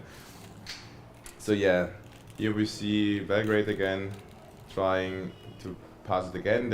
He's getting some pointers from the dynamic guys. And yeah, Formula Gales had, as I said, a 4.54 time for the Excel. And with that time, they are right now in the 8th place on the second day. But let's see if they can improve afterwards. It was still, or what is running yesterday? 12. Let's see. Yeah, no, this was their two first runs of this day, and they will still have two others. So let's hope that their second driver is going to be a little bit faster. So are you already feeling some pressure? Are you a little bit excited what's going to happen? I think it's going to be very exciting watching the skid pad. What I can think be so done too. with a lighter car than last year. We already have the times of the powered ground car with an untrained driver. Ooh. But Can we switch to the skid pad? I just saw some really great stuff. The number 326, and we all know them too well. It's FH Dortmund, and they are inbound for the skid pad area. The green flag guy is already waiting, and it's just going to be, oh, and there we have them. So, guys, now show the love in the chat. Show the love for Markus 5 centimeter deck. It's not Max. It's not Markus. Sorry, it's Max. It's Max from Dortmund. will he make a sub 5? If he doesn't, I'm pretty sure we need to lower the number from 5 centimeter deck to 4 centimeter. But not with Markus deck, but 4 centimeter max. But it seems like it's really going to be 4 centimeters, guys. But it's still for the first run. It will. It's fine. But we have. You have to warm up the tires. It's yeah. We have right now 150 people watching. I'm pretty sure 85 are from Dortmund. Probably. Ooh, nice. So we will wait. We are. Good. I'm just getting the confirmation. We are just finishing watching the 5 centimeter ahead car doing the second run, and afterwards we are going to switch to Tibor, which is going to do some shenanigans again on track, or not on track, but in the pits. I don't Some want shenanigans. Shenanigans. I don't want to see Tibor on track because that is just going to end up badly. But yeah, it unsafe. Oh, sadly a cone. But it's the first. I think it's their first run. The first driver. I think they still have a second driver. Let's hope for them. So yeah, this is their second driver, most likely. Let's see. Yeah, so this is going to be you're getting seconds as well on the skid pad for cones, or is it completely DQ'd? Was that a question or? Yeah, exactly. I did not read this part of the rules. I also have no clue. I think everyone just counts it as a DQ if you hit a cone because I'm pretty sure that whatever penalty you get, you're far off. Yeah, that's the thing. So guys, if you're in chat and you know it, I'm pretty sure you're just getting plus 2 seconds. But now I'm getting confirmation. Tibor, how is it going?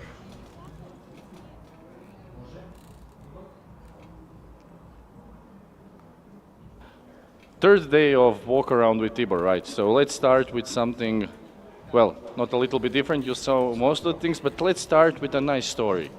We have Domagoj here, who is one of our judges. So Domagoj, I just need to tell the nice people who are watching the live stream the good hearts of the people who are judging here. So Domagoj here is the judge for the first time. First time here, yeah. Exactly. He came, he saw that we were a little bit struggling with sodas and drinks, right? So what Domagoj did... It was no, a come private on, thing. it's not a private thing. It's somebody, you know, we respect when somebody helps us, so hopefully you'll learn something from the teams. What is your feedback on Breeze's pen presentation for the first time ever? It was really nice. It was a new experience for me, and to meet the new people, to see those brilliant young minds and how they think. It's a really nice chance for me also. Tell me, did you get any ideas that you could implement in your own business? Many ideas, but I will keep them to myself, so you don't steal them from me. So secrecy. Let's see what's going here. Let's see, do we have somebody special here inside? Oh my God, we do. Guys, move. Adolf, tell me. Okay, wait, tell me. So, how do you like today's event? He wants to bite it. Okay, again? No, no biting, no biting. Okay, okay, very good dog. Adolf doesn't have any comments right now, except that he's really cute, and of course a VIP. You can see that he likes to carry his stuff around. We'll leave him be. He had a long day, exactly. Yeah. Hi to Maya, hi to everybody, hi to Petra in the back. Hi guys, let's go outside. I think that will be the most interesting part. They told me that I cannot enter this room because they are discussing the finalists, but we will find them in the end of this walk around. The first thing that I would like to do is see what is going here. You see, it's a little bit of a different setup because when we have the business presentations and everything like that, we close it so, you know, they get a little bit more place. Oh, thank you, thank you. Thank you very much. This is something that we will need today. I will also take something else, which is this, because you never know, we might need it. So let's go and see whose day we can ruin today. Compared to yesterday, I see a bit more spectators, which is nice. I see two beautiful cars there. The blue one is just perfect. I wonder whose it is.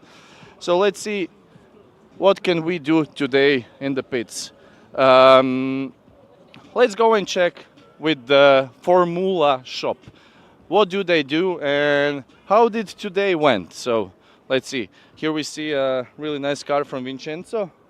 It's quite interesting. Don't mind the gun here. It's for purposes if somebody tries to attack me like they did 2 days ago. So, hello. Hi. Tell me. How is today going? Is it better? Is it worse? I would say that it's maybe a little bit slower today, but people are still interested in our merch. Interesting. What is our best seller? I think it's a t-shirt with the track on the back. Really? It goes better than the crossword puzzle. Yes. Interesting. I made more of the other thing, which is not so cool, but okay, it goes. I see that we have a new car in the sponsorship lane. I also see a few judges running around, but let's see what we can do. But no, I have an idea. Guys, let's see this. You know where I'm going. Exactly. So, we just stumbled upon this today. Exactly. So, look, there are interesting ways to look at the autocross and skid pad and acceleration, but come on. Professional viewing area. Just let me check. Real water. Exactly. Okay, wait.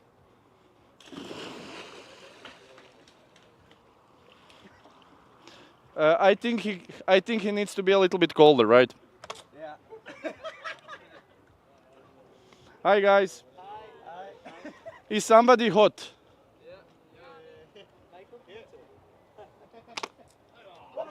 Straight in the face. I'm sorry. That should not have happened. My aim is truer than ever. So, let's see what we have. Oh, we see a judging group. Let's try to meet with them and let's try to see what they are doing. Just let's see which judging group will we get. Hopefully I know someone there. Okay, let's see. So, okay, I know a few people. Come with me. Julian. Hi. So, you're now in the live stream. All of you are in the live stream right now. So tell me, what is your job today and what are you doing at Alpe Adria? Hi, I'm contributing to your project or to global project of Formula Students. And my job is actually a design judge with my colleagues here. I'm from vehicle dynamics and suspension. And I'm trying to see if the guys and the students design the car properly in the engineering manner, you know, with some kind of degree of safety and innovation. So I see car E47. But overall, secret. Yeah, come on, we can share a little. You can't. Just for you, maybe then. Okay. Overall score 2000. What? No. I think that's a mistake there, Yeah, right?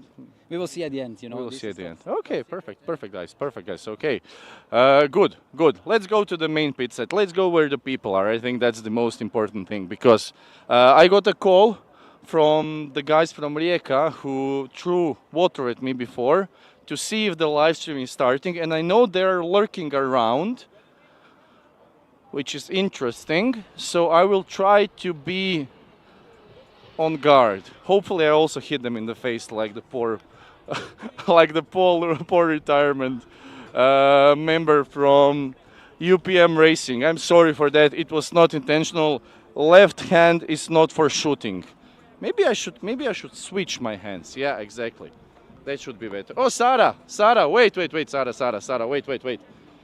Sarah wants to run away, but we'll catch her later. Here we can see the engineering design on the way. The whole point is, I mean, I know that Petra already said something about it, but from my side, an engineering design is a great selling piece of this event because, firstly, to be a part. No, come here also. You can be also a part. You can. Hi, Tibor. Exactly. So we have the team leader of one really interesting team from Modena, Ferrari. Please sponsor them. Tell me, how did today go? Did you had your engineering design already, or are you still waiting? No, we have done the engineering design and also the cost and manufacturing event. They went a bit well, so we hope to in a good result. Perfect. Did you do also the dynamic disciplines? I think that I saw your car in the skid pack and it was second at the moment, right? Yeah. Okay. So I'm just going to see the guys and the car. Aha, they're going right now. Yeah. Okay, let's go and check. I think that Sarah is coming here. Let me just see who is Sarah bringing here. Oh, hello, Sarah. Hi. What are you doing today? Lovely colleagues from Your Bugatti lovely Rimac. colleagues can also be in the live stream. From Please Bugatti join us. Rimac. Come on, girls. Come on, Franca. From Bugatti Rimac and Hindva Group. So Franca here is also, how can I say, she knows something a little bit about Alpe Adria. So Franca, you just came. What do you think about Alpe Adria? I think it's a great opportunity for young students to show up their knowledge, what they can bring to automotive industry in general. So I'm really happy to be here. Beautiful words. Sarah, do you have something to add? No, we have to go. Bye, guys. Perfect.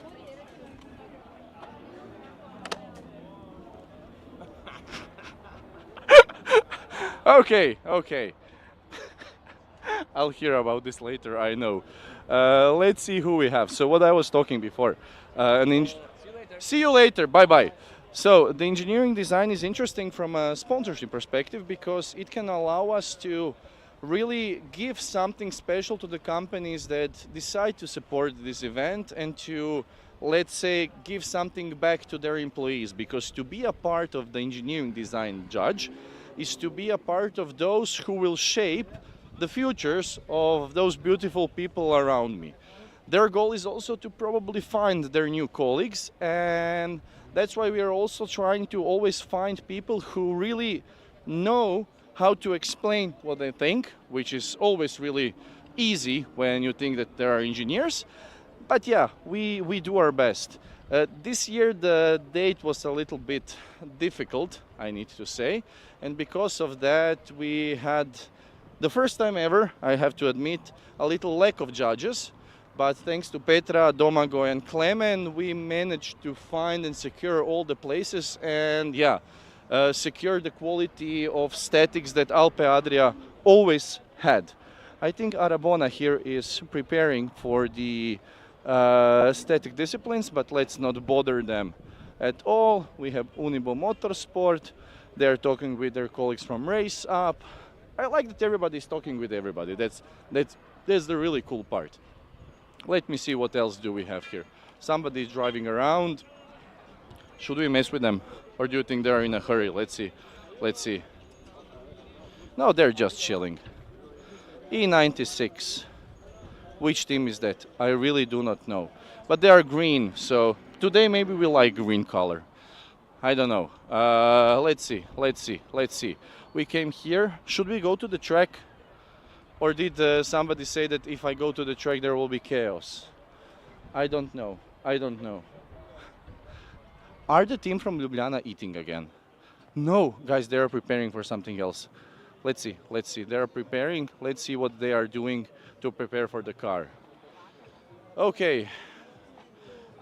Ljubljana, I know that I come in a very bad time. When is your engineering design? Like 5 minutes ago. Like 5 minutes ago. Okay, perfect. So tell me the feedback from your side. How were the judges? Amazing. The best. Yeah, we had 5 minutes ago, but engineering design is supposed to start 5 minutes ago. Yeah. Aha, supposed to. Okay. How was cost then? Yeah, it was great. Considering our preparation, it was pretty okay. When you do the static disciplines and you have engineering design, you have business plan presentation, and you have cost, which one do you take most time to prepare for? Probably engineering design, because it's worth the most points. Exactly, but how much time, let's say, would you use to elaborate on the idea, which is, let's say, business plan? Did you already have it today? Yeah, we had it. We had one team member specifically for business plan, and in our team, this usually depends on his own will for the effort. But he did pretty well. So. And what was your special idea? You're asking the wrong guy. Okay, perfect, guys. Thank you. We'll try to find him probably somewhere later. Okay. I think I need to face my fears head on, and I need to find somebody who I have a personal vendetta with. So we need to find Fifi from Rita Racing Team. You see, the merch is going really nice. I will not shoot them at all. But hopefully we also meet some of the engineering judges. This year we have about 40 people. a little bit of a thing with the cameraman. Are you okay? Luca is fine. That's perfect. The guys are resting, and let's see if Rijeka really built the car. Oh, come on here. I know him, so I can shoot him. He will probably not be that mad.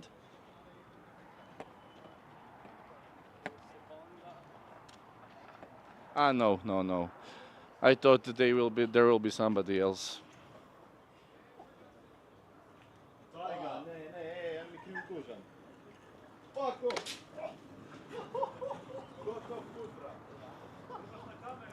Of course I have. Oh, guys, wait. Now I will go into my 007 mode. So just be quiet.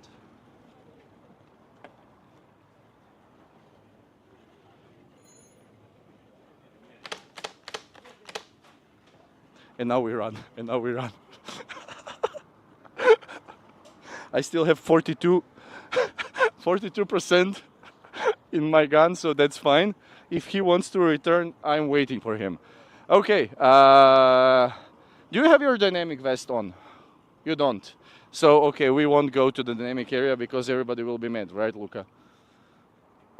Exactly, let's don't do that. Let's find another team with whom we can talk about. Let's see who we have here. Hi, girls. Tell me your names, and you're probably the part of the business plan, right? No. Then what did you do? I am on the subteam of chassis and ergonomics. Chassis and ergonomics, so engineering design, right? Yes. How was it? It was good. It was good. Difficult but good. From your side? I'm on the electrical powertrain, but we just finished the custom manufacturing test. How did it go? Pretty well. Pretty well. Thank you, girls. Hopefully you're having a nice event. Yeah, we are. Bye. Thank you. It's always nice to see that somebody does something right, that the judges are giving them nice feedback. Hopefully everybody also goes to the feedback they have tomorrow, both for engineering design and business plan presentation, because from their side that is the best point to learn, because I mean the winner can only be one, and everybody else needs to learn a little bit more. Let's go to the Metropolitan Motorsport, guys, to see if their sauna is working. But before that, let's see what our friends from the FS Symposium are doing, and let's see what they have to bring to the table. Hi, guys. Sorry, let me just leave my gun here. Probably nobody will come and attack me. So, tell me, what is FS Symposium about and how can it benefit the students that are interested in Formula Student? Yeah, so you know, Formula Student Symposium is for students in the designing phase of the teams. So teams can come and join different speakers and speeches and technical sessions, expert lectures during the conference, and they will help with their experience to design a much better car for the races. Yeah. Perfect, perfect. Tell me, what do you use for your mustache? I use 2 different types of waxes. How long does it take you to build it? Like 5 minutes every morning.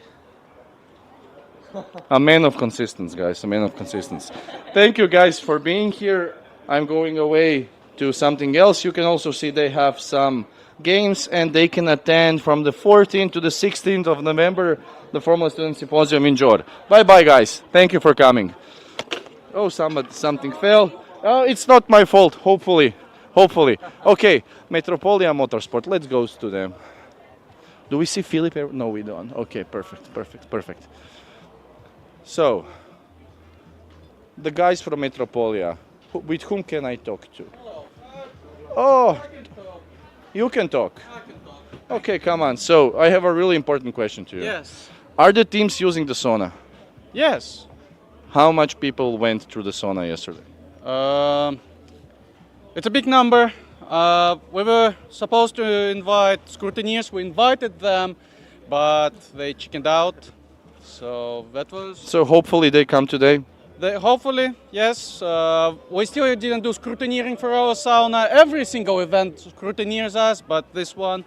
I'll tell them right now that yes, they are it's really bad. You know, it's simply unsafe to go there now. But if we are looking at safety and unsafety, how is your car? Is it safe to drive? Very safe, very safe. Just don't touch it. I don't see the rain till the break.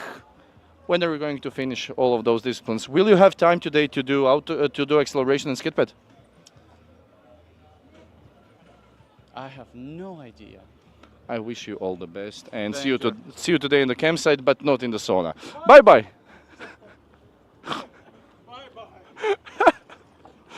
Okay, perfect. Huh? Rain test. We can go to the rain test right now just to see what is happening. Maybe they will also give me a little bit of rain. Just let me see if somebody is a part of the rain test. If not, let me show you how an electric car feels when it's doing a rain test. So let's go to the rain test. Hopefully they are there. Somebody is running. Where are you running to? To our page. I don't know what I expected, to be honest with you. She will definitely not run a marathon, I think. But let's see. Let's go to the rain test. I have my dynamic vest on. Let's find the guys who are doing the rain test. Are you doing the rain test? Who is doing the rain test? Find the guy now. Yes, exactly. So you can see the beauty of engineering. Can we use how they call them? Help me.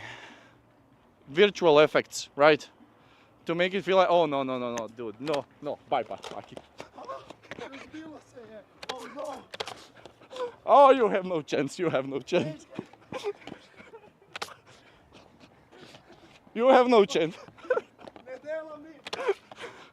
He tried, he failed.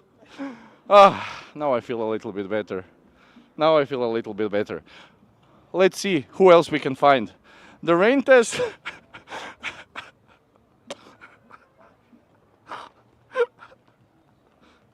Where are you, Fifi?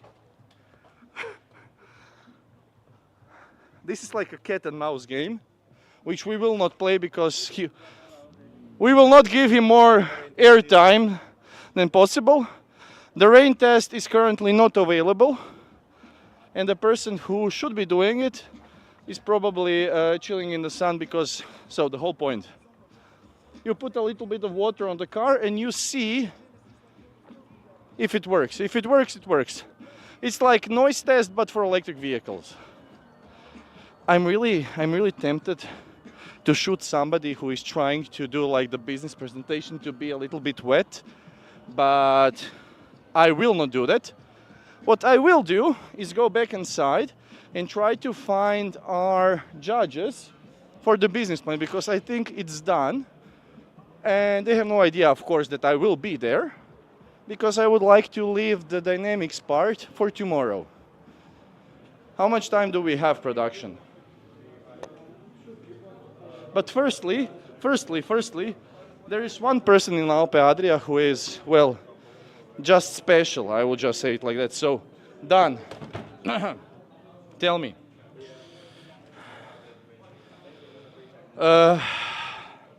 Tell me a joke. No, I'm not gonna say a joke. What do you? No, I'm not really. No, thank you very much. No, give him back the mic. Okay, then he doesn't want to do jokes. He only has the naughty ones. So tell me, how does your day consist of right now when the registrations are over and when you are, let's say, the info point of the whole competition?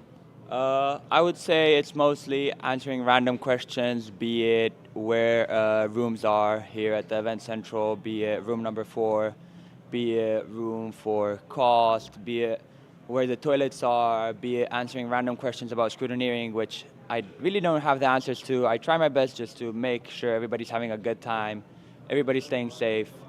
And another thing that I like to do is I like to wake up people sleeping in the event central and tell them to leave. Sorry about that, boys. Perfect then. We have a little bit more place. I know that Marco just said me to wrap all up, but I just want to do one thing before we go. Thank you, Dan. I just want to find one of the business plan judges who are potentially still there. Give me a second. I think that presentation should be over. Give me a second. They are still working? Okay, we won't do that. Let's go here. Maybe they have something. Everything is closed, so I'm going to find the last one. Let's see.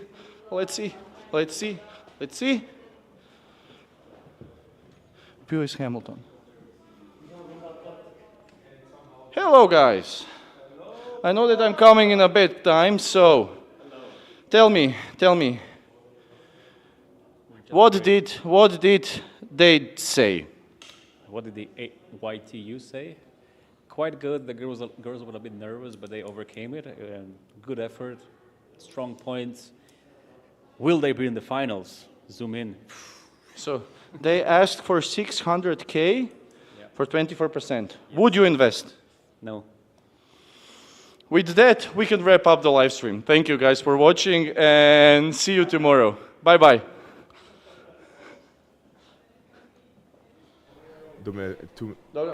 Yeah, great guys.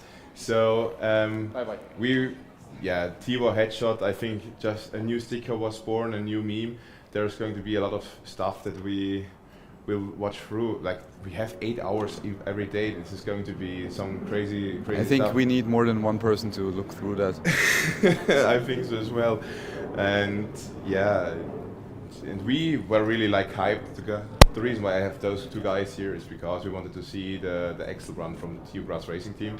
And what did you expect it to be lower or higher from before? But I mean, we made a few changes in between the between the second run and the third run, and so we were the improvements we were hoping to see.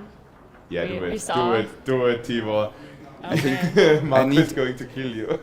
I think we have to ask him how he does the great shots in the head. Ah, yes. As an American, I want to know. Yeah. Yeah. Were you in the Croatian?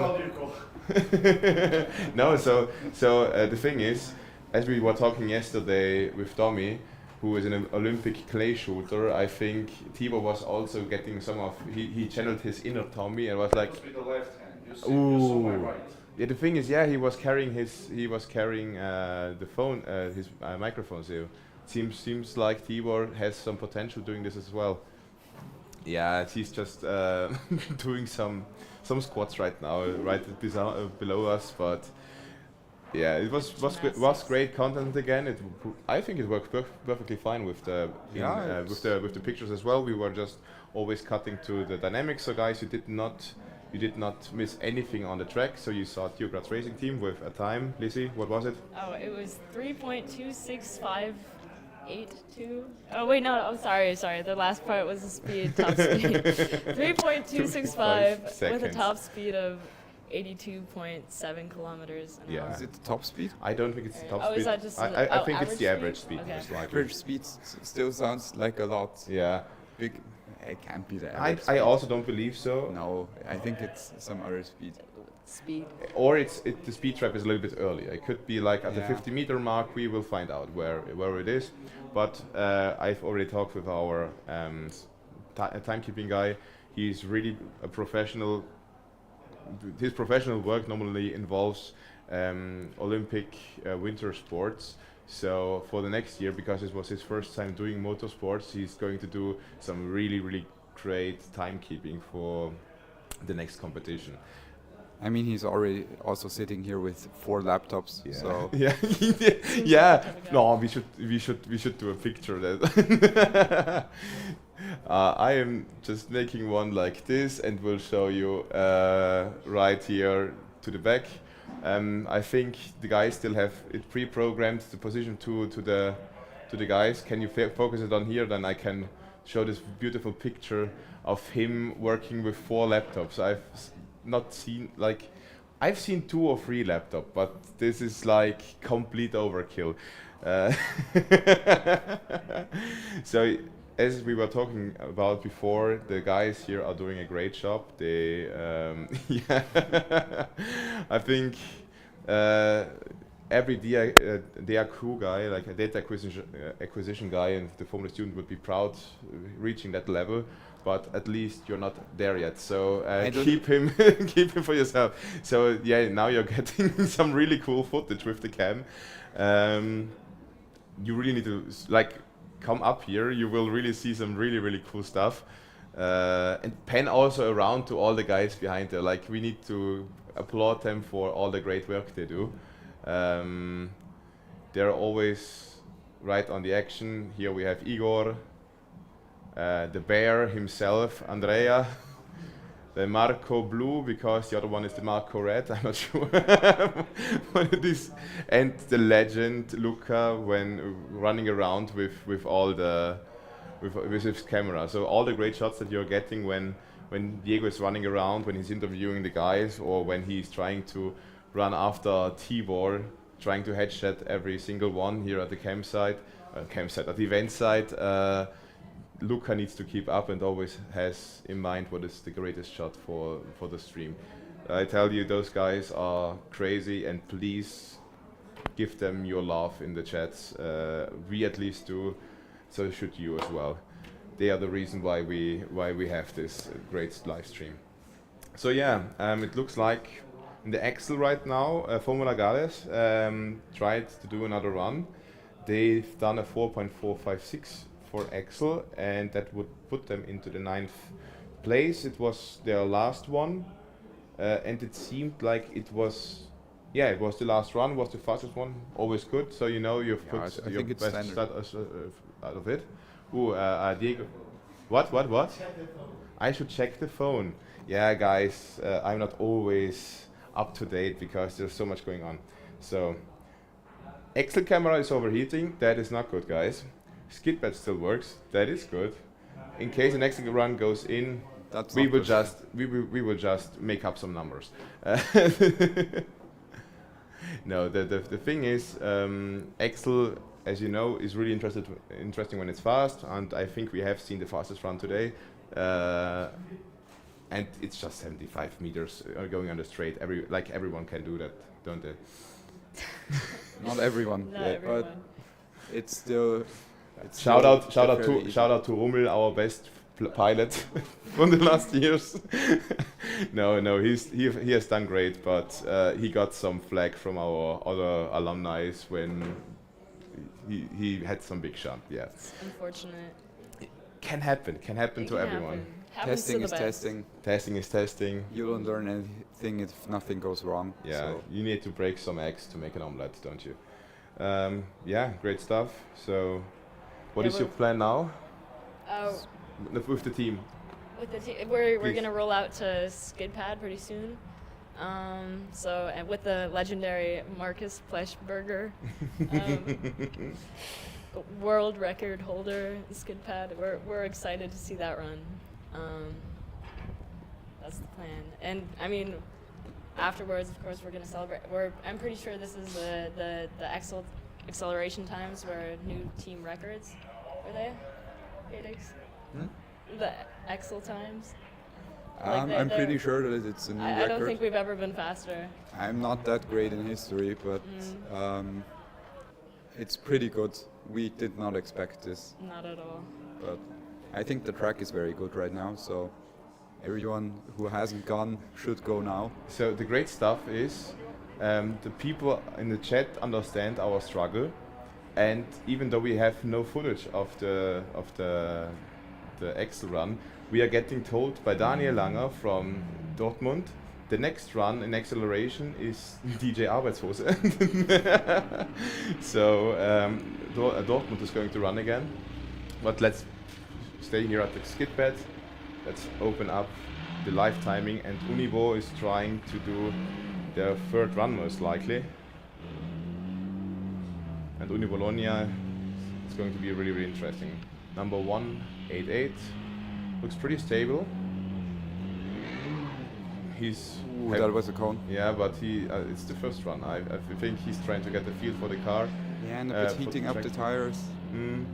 But he has a good rotation with the car, so I think with the next run he will get there pretty well. Looks controlled. Yeah, I think for the first run it was pretty safe. It was a 6.072, which puts them right now into 10th place. But I'm pretty sure they're going to be much faster now. And this was it was the first run of the day.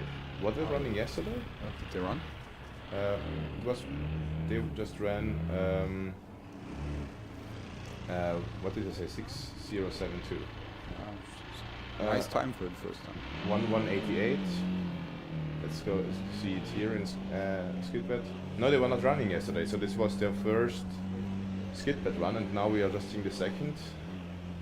At least he drives the right number of laps, of circles. We had many teams already running the left side 3 times, and then they got DQ'd because of that. Yeah, sometimes the skid pad makes so much fun, you have to do an extra round, game, exactly. Yeah. Eine Ehrenrunde, an honor round. So this was already much faster with 5.89 seconds. So great done, Univo. I'm pretty sure we are going to see an even faster time with the next driver. But yeah, the track evolution I think is pretty good right now. We are right now at 5:30. So there is still going to be 1.5 hours of racing. So people, if you want to get a run in, the track is open until 7 o'clock in the evening. So don't wait until the last moment. We were talking it to you all the time, and we don't want to hear, please let it be open just for 2 more minutes. No, 7 o'clock in the evening. Would never happen to us. That we would come. Please tell them last year. I wasn't here last year, but I know it happened in Netherlands. So we now have MES Racing from Macedonia. Sorry, I wanted to speak it out with like a Spanish accent. Macedonia. Yeah, pretty controlled. The thing is, with no error, this is a good time. I do think so. 7.1 is good for them. Like seeing them drive is amazing, and no error, as you know. Good suspension setup helps more than good aero in the skid pad. Great stuff, guys. It was a 6.792, and the crazy stuff is the first ride was the right lap was 7.103, and the left one 6.48. So the second run is going to be much faster now, because he got a feeling for it. Now he trusts, and now he knows how the track is doing, and I can see him now hitting the low 6.6 into the low 6.2. I would say 6.3. Yeah. So now you should push a little bit more. No, perfect. I don't see any I don't cones see yet. anything. Yeah, great stuff. Really controlled and putting some pressure in there. And let's hope for the best. We have a time of 6.357. You were right. It's really, really good. But I think he likes going left. Did he have a better performance there as well? Yeah, really. Like he's four tenths faster on the left side than on the right. Do we also have drivers that do that like this? You should know. You were a lot of times at the test track, weren't you? She was. I'm Aero. We don't do that. You are We just fix in the night. You're just yeah. The pain, the pain. I wish I could tell you, but I have no clue. I truly don't know. Yeah, we for sure have some people in. We probably do. In the even the people are really happy about it. 4.306. Was it for Axel or yeah? Right now Dortmund was racing again. The Axel camera, as you know, sadly doesn't work. So, but great stuff, guys. Dortmund performing really well. We love them to see to perform because they're just a legendary team with Marco Steck and Karl Heinz. And so, were you at the Dortmund tent already at the during I was the? not. Me neither. I was also not there. And I think we know what we are going to do tonight because they are just the biggest memers I know on track and here at the event. I mean, we kind of have to organize that Karl Heinz visits you tomorrow here. So this is a team that Diego is going to love seeing on the track. So Mad Formula team, did you drive the simulator once? Yeah, at home or simulator. For the virtual Formula Student Alpe Adria competition as well? Not yet. I only testing with it, but so let's see. I'm not that good that I can be. Let you representing drive the team, yeah. So really well done. Car number 373, MAD Formula team, just did a time of 5.701. It was their first run for today. It may be that they were doing Skit yesterday, but let's look it up pretty quick. So they were doing it yesterday, and they had the fastest time of 5.806. So I think they got the fast driver again doing it now. And you see them right now already being 1/10 faster than yesterday, and now with the warm tires we are going to get a better result, hopefully. Great stuff, MAD Formula team. I can imagine Diego screaming around already. A 5.332, getting onto the third place of already for the CB category. That is crazy. Like compared to the times from yesterday, getting those runs in is really strong. Let's compare it to yesterday. So I think with this they are overall fourth because Race Up yesterday made a run with 5.168, and with this run they are going to be fourth overall, I would say. Yeah, they are. So great stuff, guys. MAD Formula team, we love him. We love Diego. Thank you for giving us your car for the virtual event. Oh, drives great. We played soccer with them yesterday, I think. Ooh. I think. Yeah. Madrid? I mean, I was busy doing other things, but yeah, it's Madrid, but there are two Spanish teams from Madrid. okay. But let's just call them the same. They will kill us for it because it's the same as the Graz team, the good one. Works really great. Yeah, but the good one is easy to know. Yeah, exactly. Everyone knows it. Took the party team. Yeah, Graz is always amazing, and even if I was watching this Czech team and they were still writing Tuk in there because they during the stream in the endurance because they thought it was in New Graz. So what can I do? It's if you have the name, you need to perform, and people always think it's only them that are great ones. Off-track performance and on-track performance. Exactly. If Both counts. And they're really and important. both correlate. So both As has we to know. be good. As we know. So I'm just now in the camp chat, and someone just said big thanks to whoever folded our tent. Come get your reward. I'm pretty sure it was not someone, but the wind himself, or it was yours. I don't want to say. Let's. Ooh, cool. So the party is already starting, guys. Get ready for tonight. I'm telling you, it's going to be as crazy as this was just now, because Mario Erzek is for sure going to get the generator ready again. Did you experience them outage yet? Yeah. We sent a team over to help, but I don't think they were fast enough. The thing is, building a race car with electrical engineering and doing just normal electrical stuff in the tent is not correlating much. I was talking with Mario about it. Most of the teams that are having electrical problems are always EV teams, funnily enough. I think it's if you think you can do it right, you don't really think about how to do it right. Yeah. So. Yeah, confidence isn't always key. It's. But most EU outlets can carry 4 kilowatts of power over about 10 hours. We validated it while gluing our aerodynamic wings. Yeah, so we have the people from Dortmund supporting us with good jokes. Skit cam slowly dying live. That's some serious dedication. Yeah, luckily we don't have any campsite camps, because that would just be illegal. Let's call it like that. We would be cancelled immediately after. I think they cancel on their own, because there would be no electricity for them.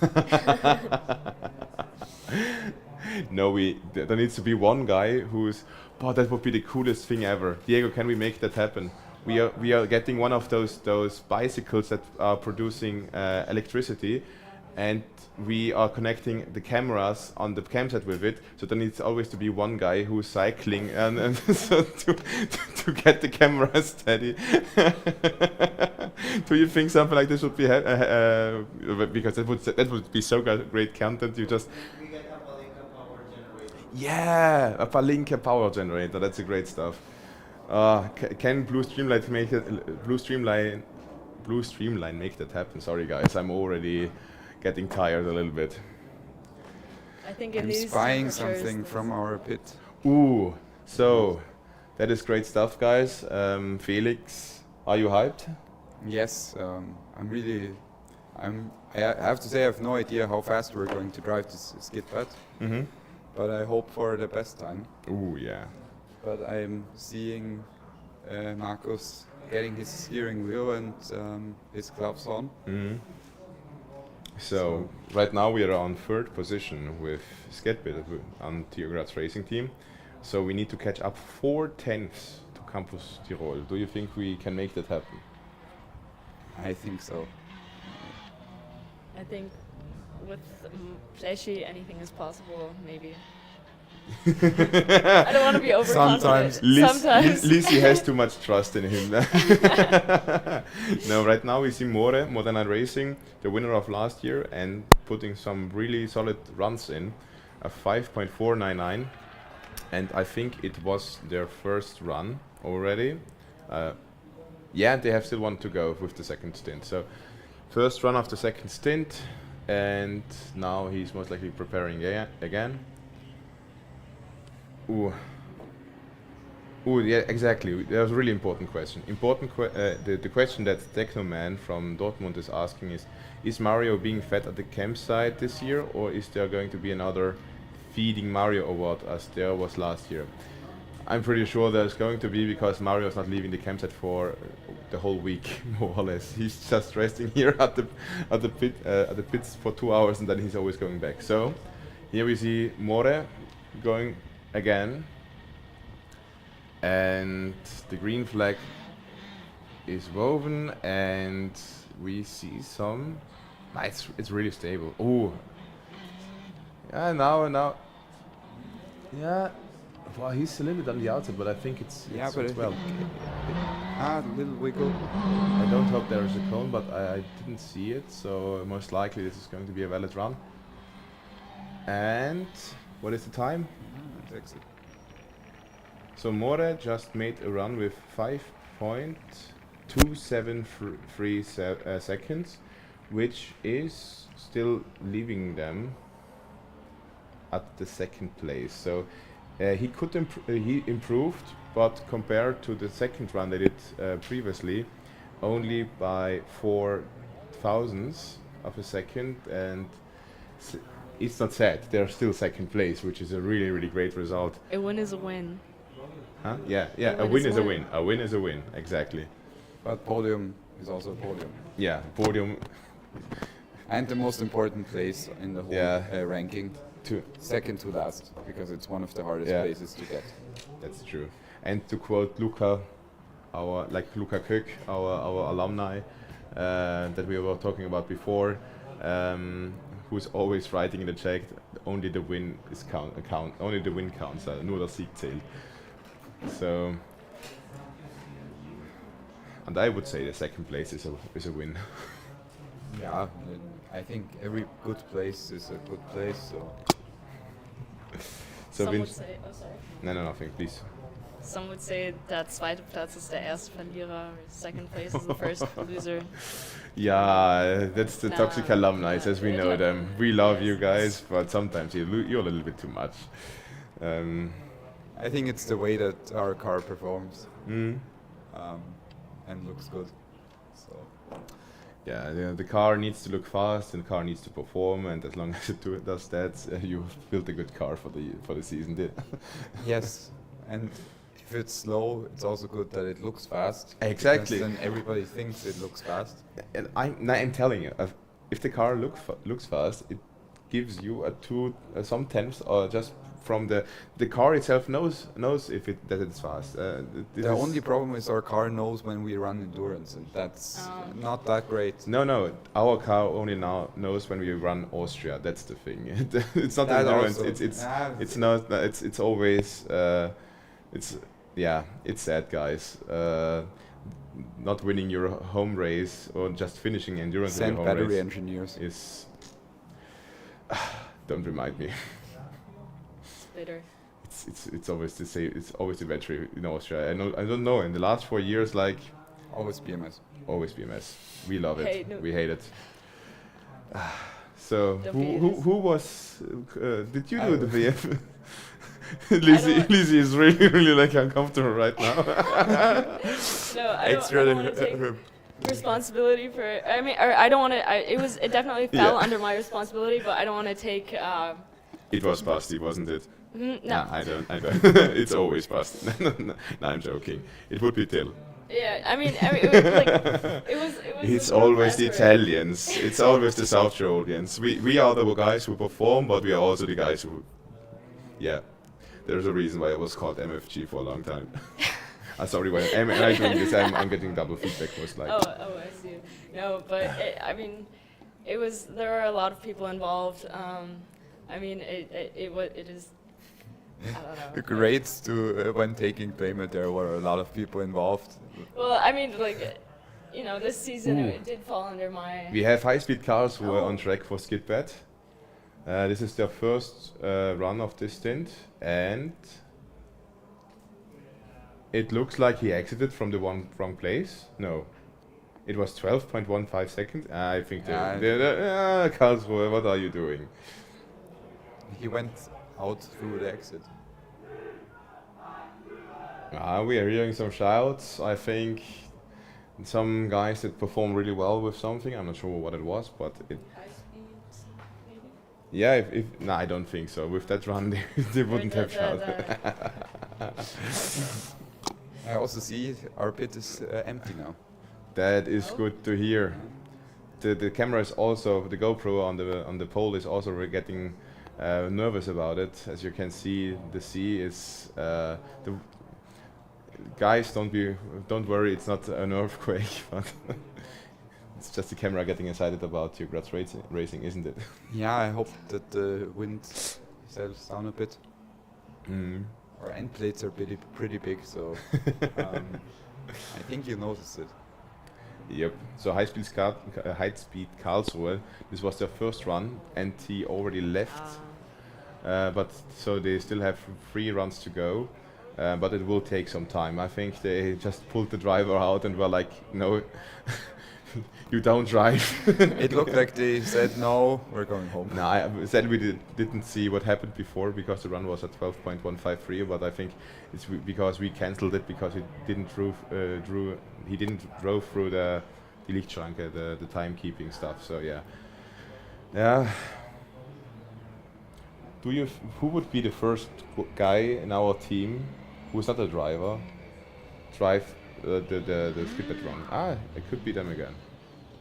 Let's see. No, it's PGR racing. You just have to look at our fangirls. Yep.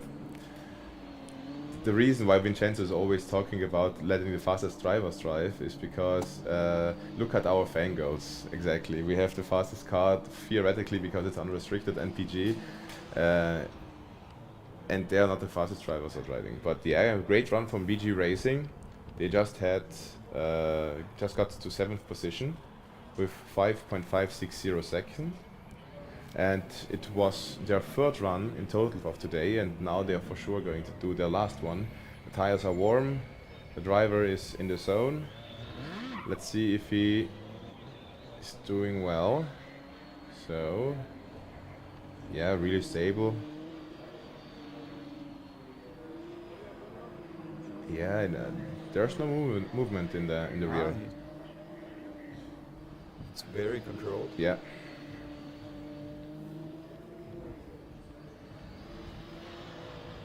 And a nice exit. Yeah, I think this is going to be 5.342 seconds. With that, they are on 4th position. Well done, guys! Really great time.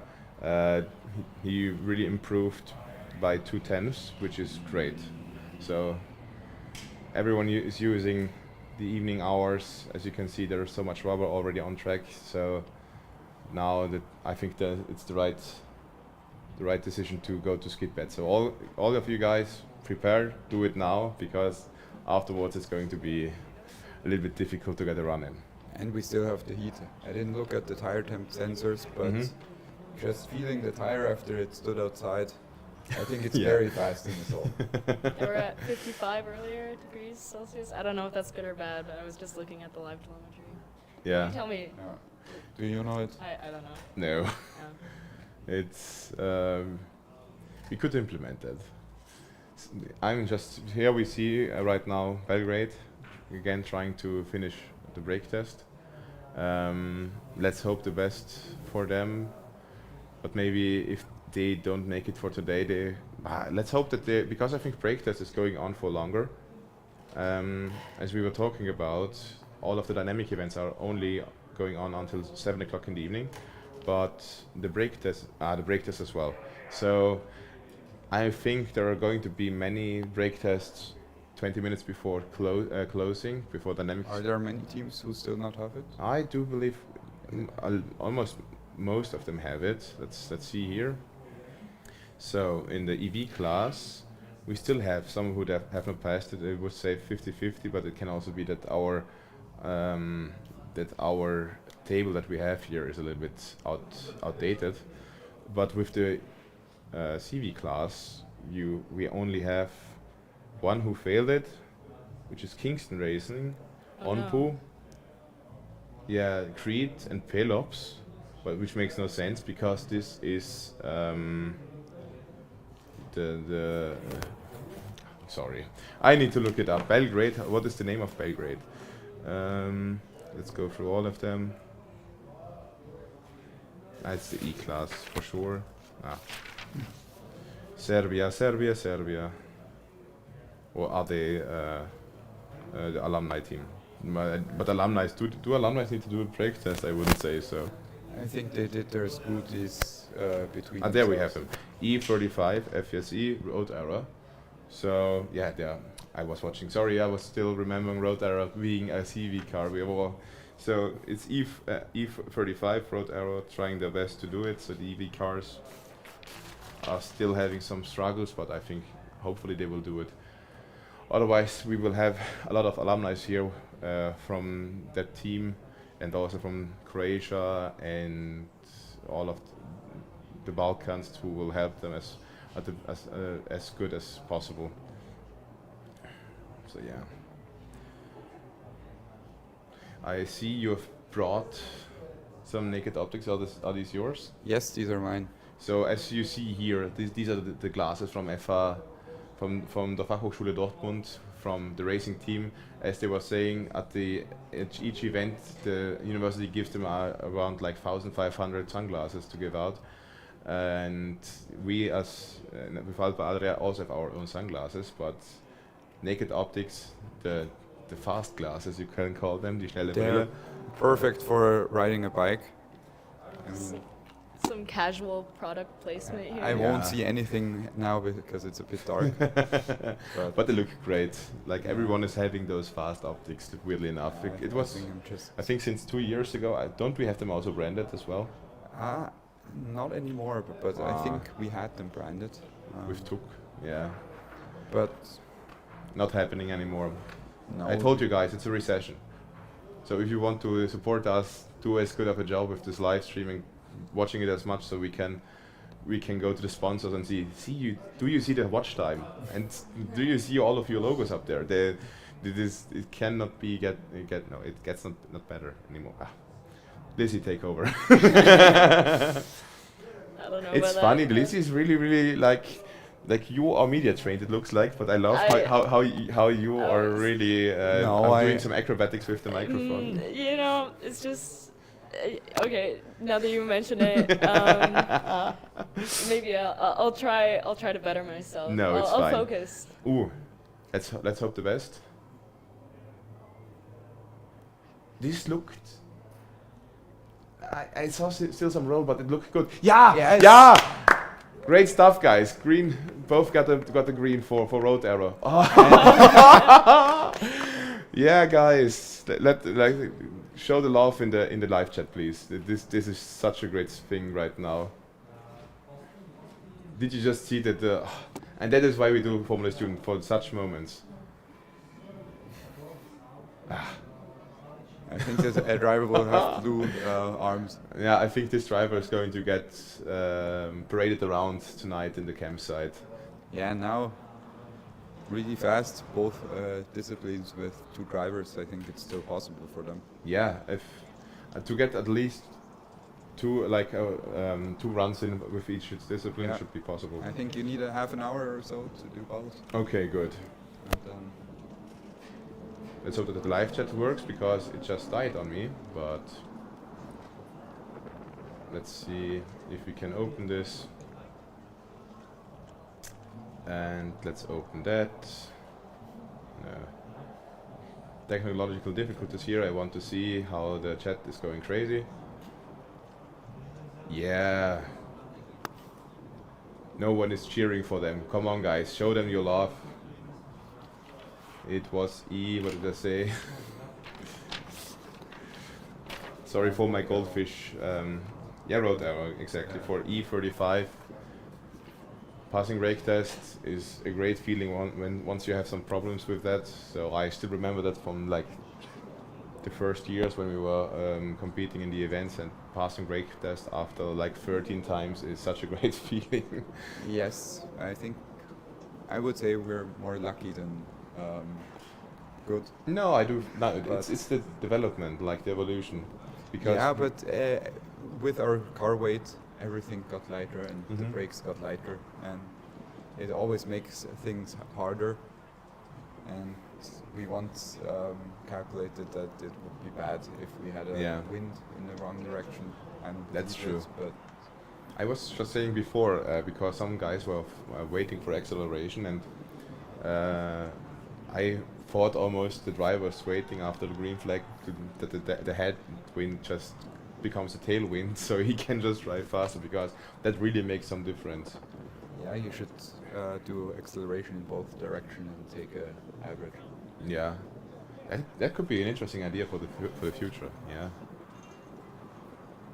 What does Diego say to that? An axle run in both directions to cancel out wind speed.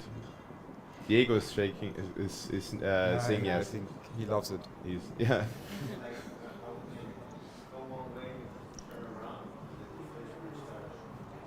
That would be even cooler because then it would be a little bit of skid pad as well.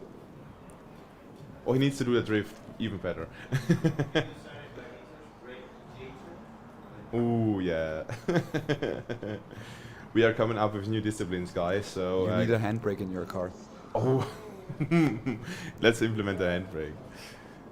We would need to ask the chat, like, what would be your dynamic event that you would want to implement or make? I think there are so many ways of doing stuff, but to keep it safe, let's say not to drive against someone, but also to keep our cars whole. I really like our wings. I really don't like fixing them. And they always get heavier, and that's not so great. Yeah, do you want to tell them what happened with the steel cone from Netherlands?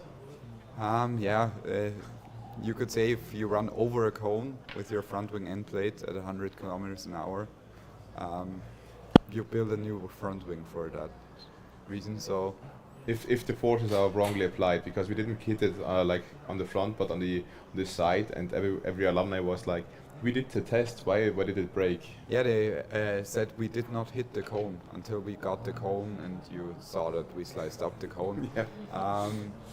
It just pushed up with about 2,000 newtons of force into the sky, and the front wing isn't really made for lift. We try to make it so that it keeps us down. So we had a sleepless weekend and then a new wing on Monday.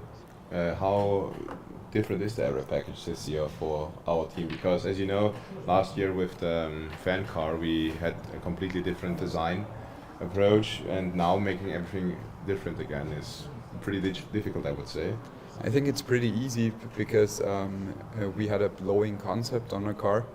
So we tried to take the same air as we are doing right now. So the underfloor, which was redesigned, we just increased its efficiency at lower speeds because it still has the same air coming from the same direction flowing in, just about 200 kilometers slower, producing about 2,000 newtons less downforce at mid-speed. I saw today some bullet points that I'm not sure if it was shown in cost or for engineering design, but it was like goal, how we did it, and now target, goal, and what happened really. And for the weight reduction, we had our goal for this year for 160 kilograms. Yes, it's a fun story because we went to Easter and some guys did the setup and they put it on the scales in our workshop, and they looked at the number and they told, I think, 3 other people what the number was, and no alumni, because they said they will never believe us and just tell us we're completely stupid that we believe it. Ooh, we have another car driving. It looks to be for Skit. We go. Motorsport from Spain. And just finishing right now.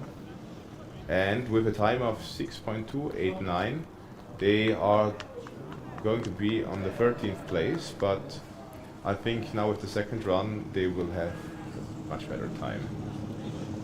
So you can just say and then we went to the competition and put it on the competition scales, and we had the same weight of then 152.5 kilos.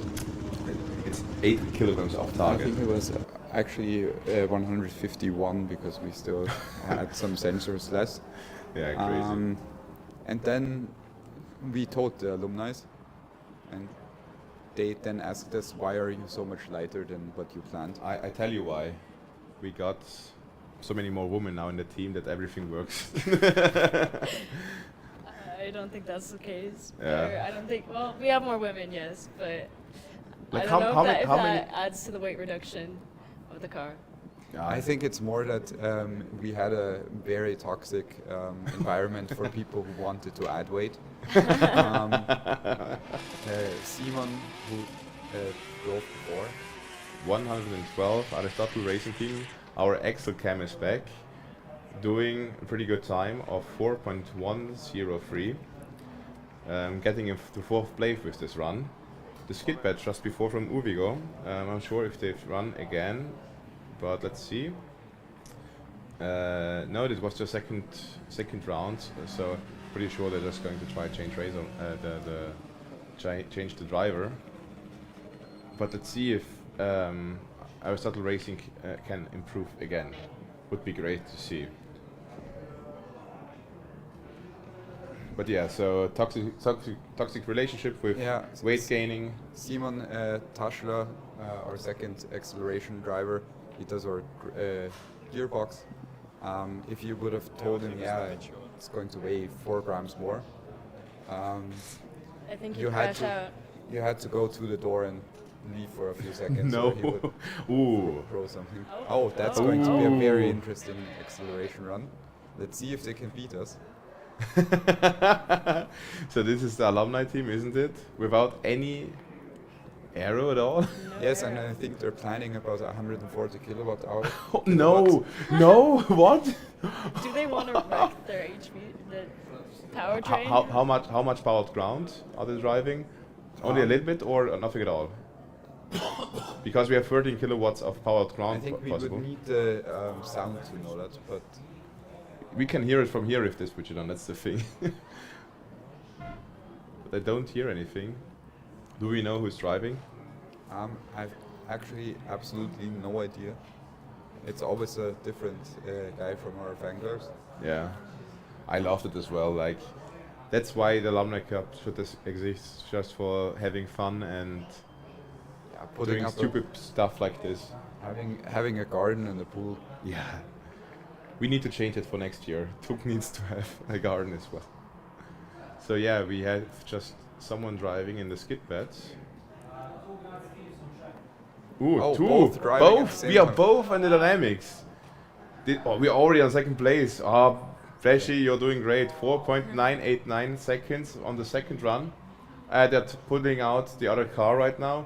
So now, guys, come on, Flashy. Now it's important. Do the magic. Do your magic. Do your magic.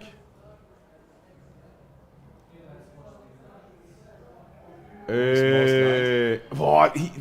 See the rotation. This car is only extremely stable, but Flashy has such control of this car that he can perfectly rotate. We can rotate. Diego just went in front of the monitor and was looking crazy. So.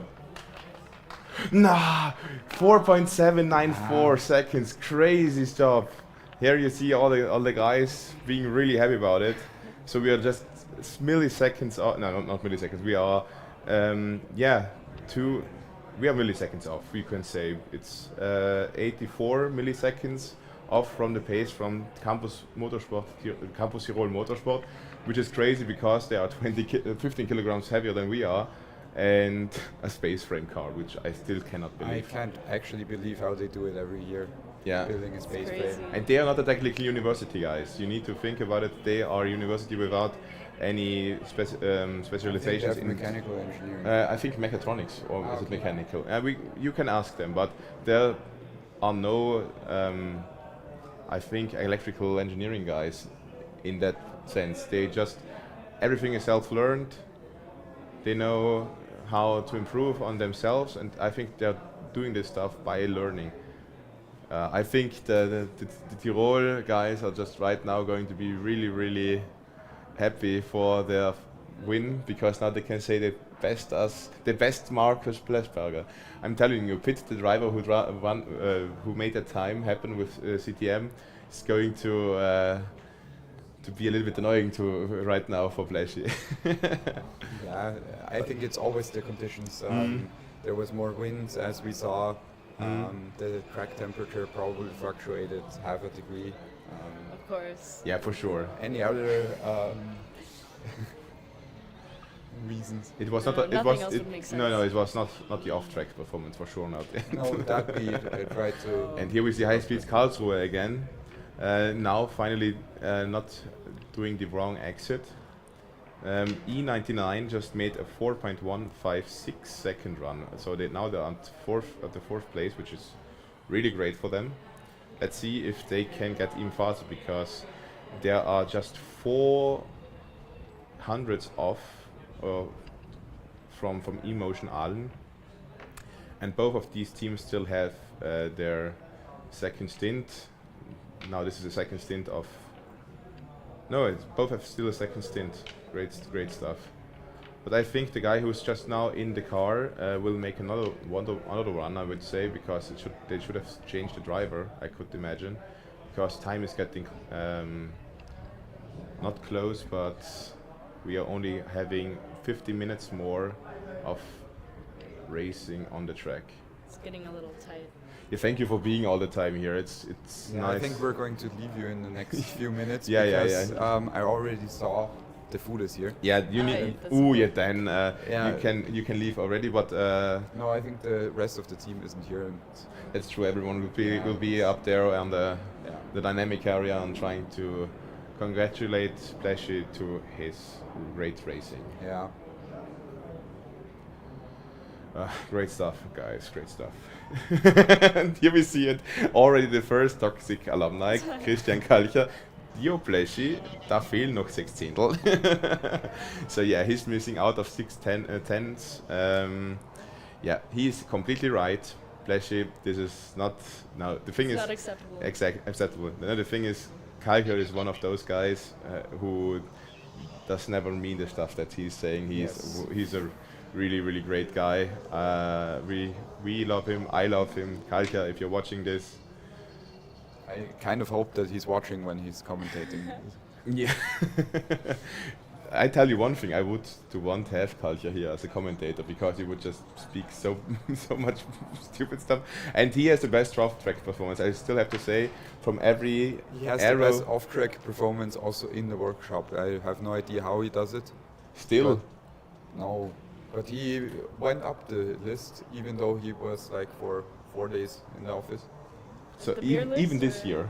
This year he's not as far down the list. I think he's on page 1. I mean, we could do a shout out to him as well, because he is a really great half contact karate master.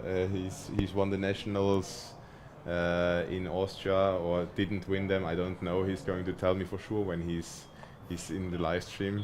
But I'm going to embarrass him about it, because I'm still stronger. Not stronger, I'm faster than he is. I still remember that.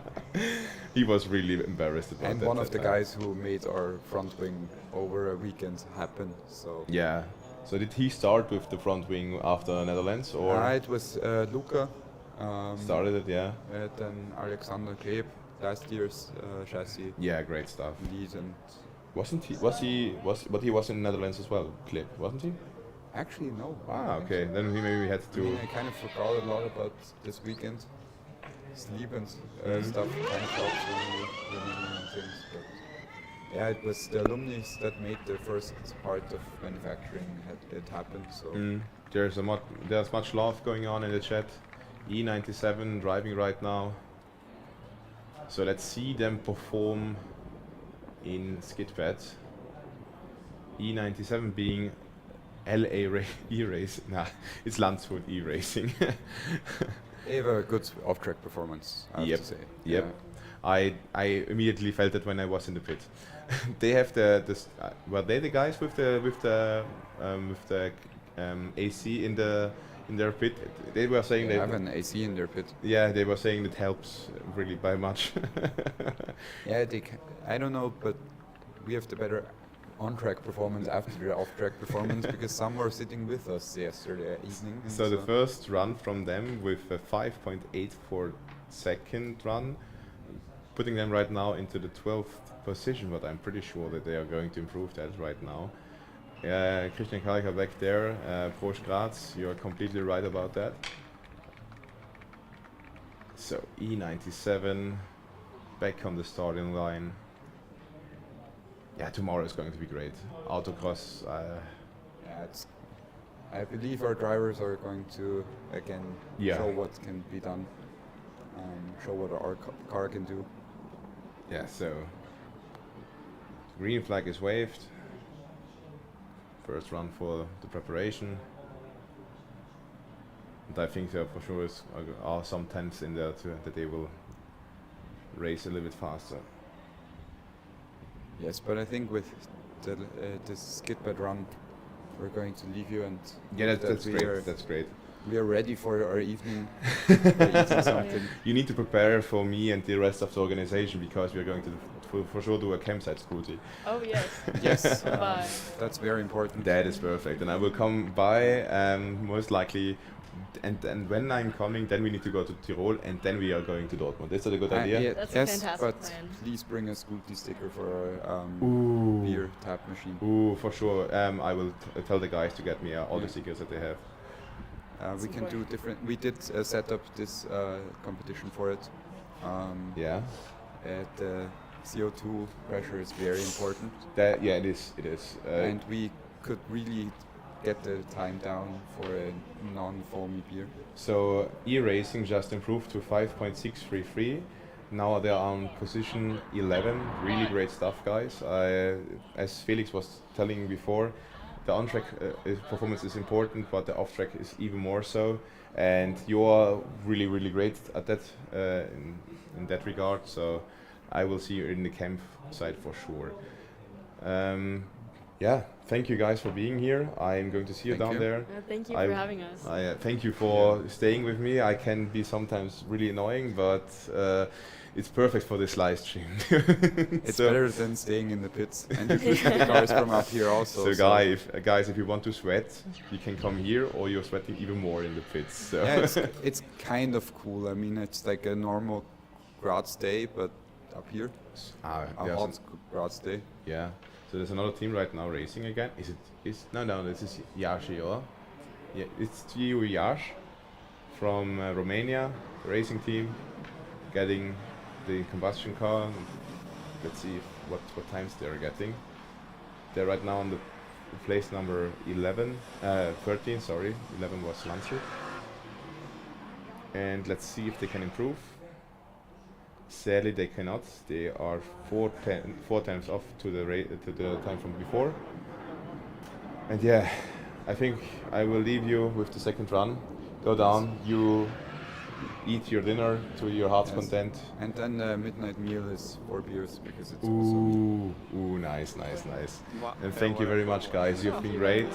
If I see you tomorrow again, I will be happy. And see you later. Bye bye.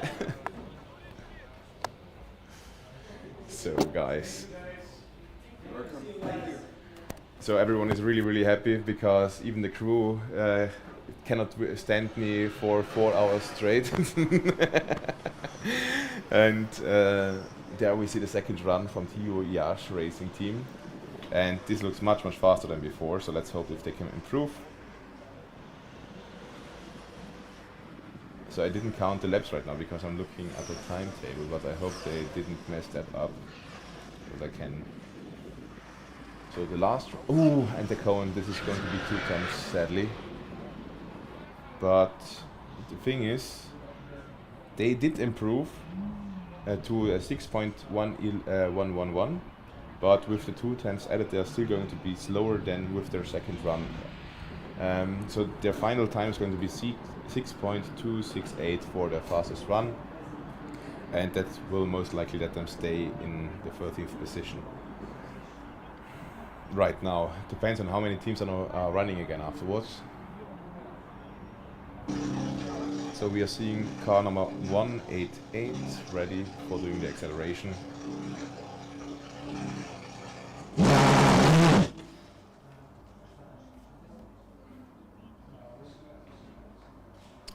Yeah, there seems to be some problem. He stalled the car. He's trying to get it ready again. That's a problem, like the clutch.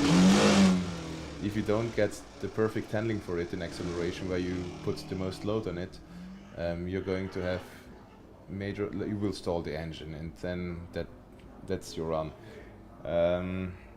So let's hope if they can do it again. So Uni Bologna Motorsport right now with a 29.823 would be putting them on 15th place in this day, but I think they had a run yesterday. Let's see if that's right. No, it's not. It was their first run of the day for Axel, and so that now let's hope that they will do it, because otherwise they're going to be in big trouble, because it's a lot of points that they would be losing because they had a really fast car. Again stalling the engine, but I'm not sure if it started yet. There was no trigger of the live timing, so I'm not sure if this is going to count. But he didn't cross it yet, so it should be okay. So now he's trying to argue with himself that he can finish the run. But it does seem like this is it. This was the second attempt. He stalled the engine, not even triggering the timekeeping, and that is why he just got disqualified. Let's hope that the second driver, because I'm pretty sure they're trying to do it as fast as possible. No, because it didn't trigger. They're letting them do it again. I think that's fine. Okay, Antonio made a decision, because otherwise we are going to leave the queue. Like we don't want to put even more pressure on the guys being in the queue for the acceleration runs. So. Oh, what is going on? I need to ask Antonio afterwards, I think. But it's going to be a run.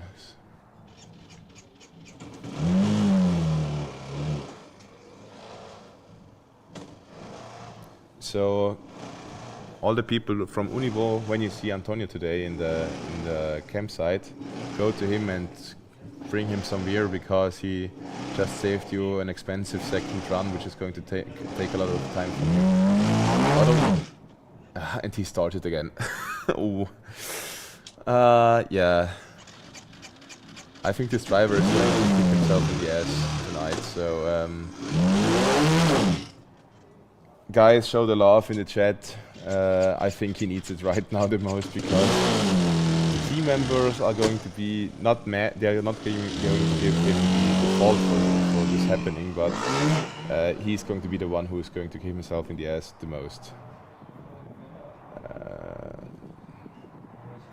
Installing it again. He is. I'm not sure if I should ask the crew to go to some different picture, because you can feel the pain and desperation in the screen, but it's too much of good content, so guys, stay tuned. Shots fired. Philip Heining just writing, this is why you build electrical cars. So yeah, it's only one of the reasons, guys.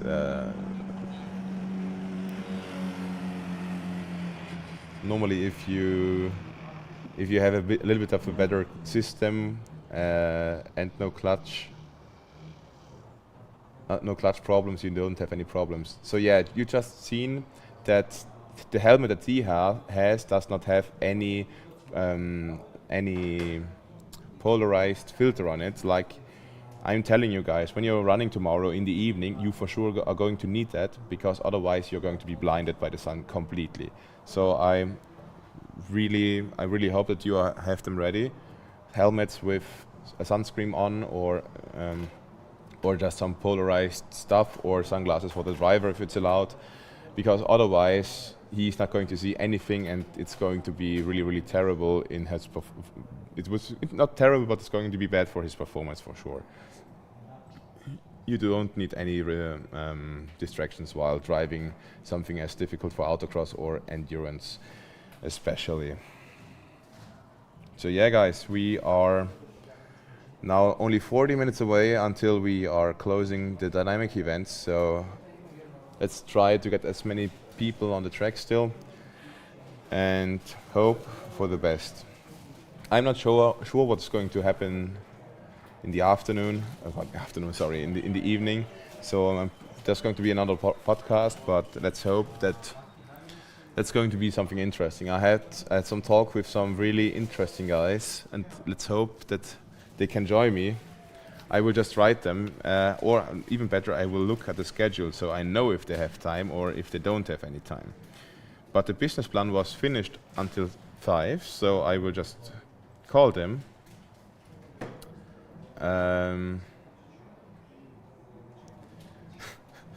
You know, to make it even better, I'm not going to write him, I'm really going to call him.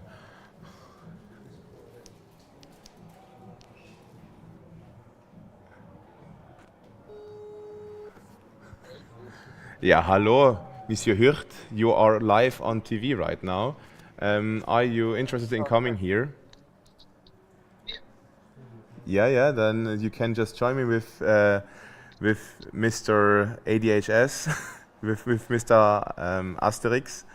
And once Asterix and Obelix are here in the live stream, it would be great to be talking with you. He's coming. He says he's coming. So bye. It's going to take some time, but the people most likely will know who I'm talking about. Also, really famous legend from Formula Student. Let's see what happened.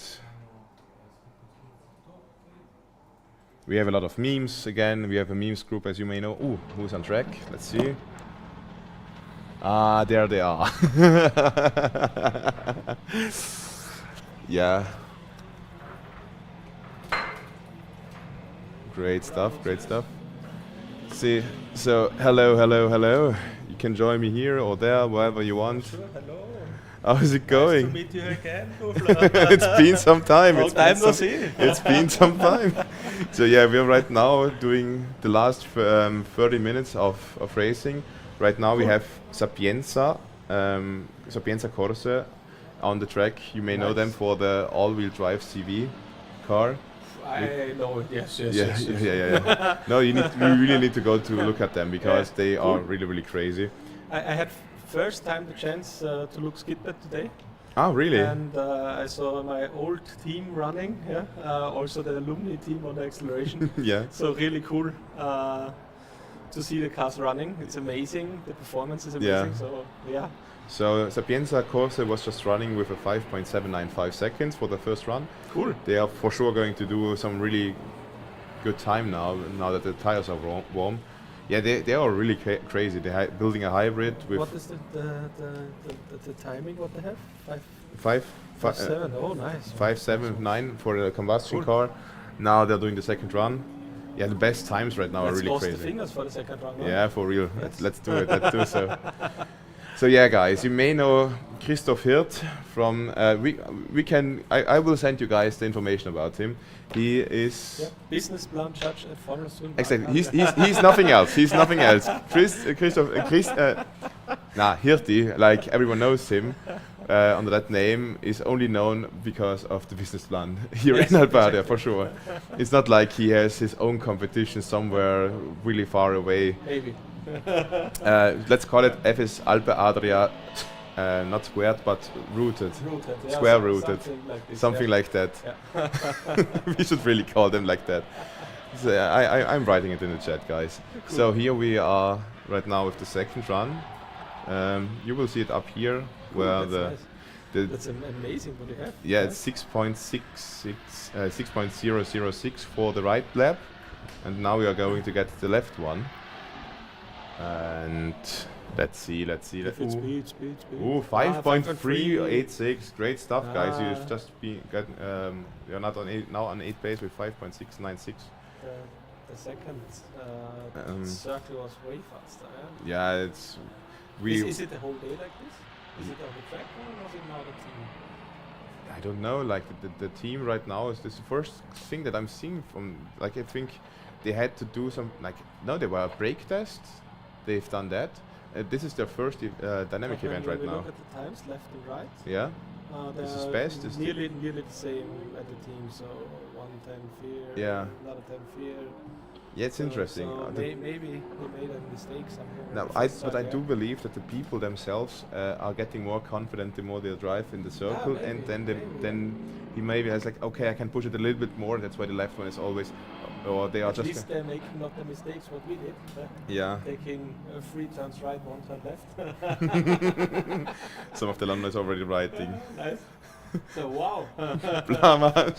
Seems like Austria is quite nice in Skit. Nah, it's they are great. Like we have some great cars here, and CTM is just too crazy. And we'll now finally send you the stuff because I am just. The Tyrol car is Too a crazy. Skit machine. No, really, and the drivers as well. Yeah, nice. Cool.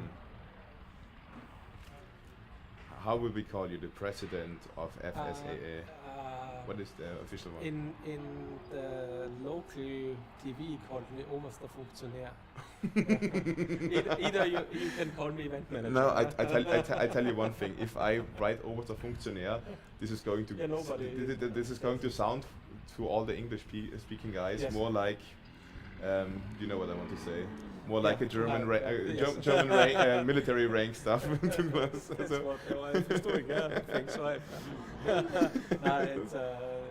the homepage at least I can call me since 1 decade event manager. Yeah. Yeah. So yeah, you're here as a business judge. So are you finished for today? Yeah, we just had the last meeting. Discussed right now when you're calling me. I was in the meeting. It's the about the finalists. Yeah? It's the fan girls who are running without any arrow at all. With a 3.226. Took fan girls? Have you not sound the scene then? It's nice. the fan car and it's the fan girls. Nice. And the weird thing is they are 3.2. Yeah, they are. But the thing is, from this year car, I've heard in the Alumni team, you have no rules set. It's so cool. I think you should go out, like down there. They have their own pool. They are just laying around. Doesn't go through the Alumni. Yeah. Maybe I can drive. I'm not sure if we can get you out of that.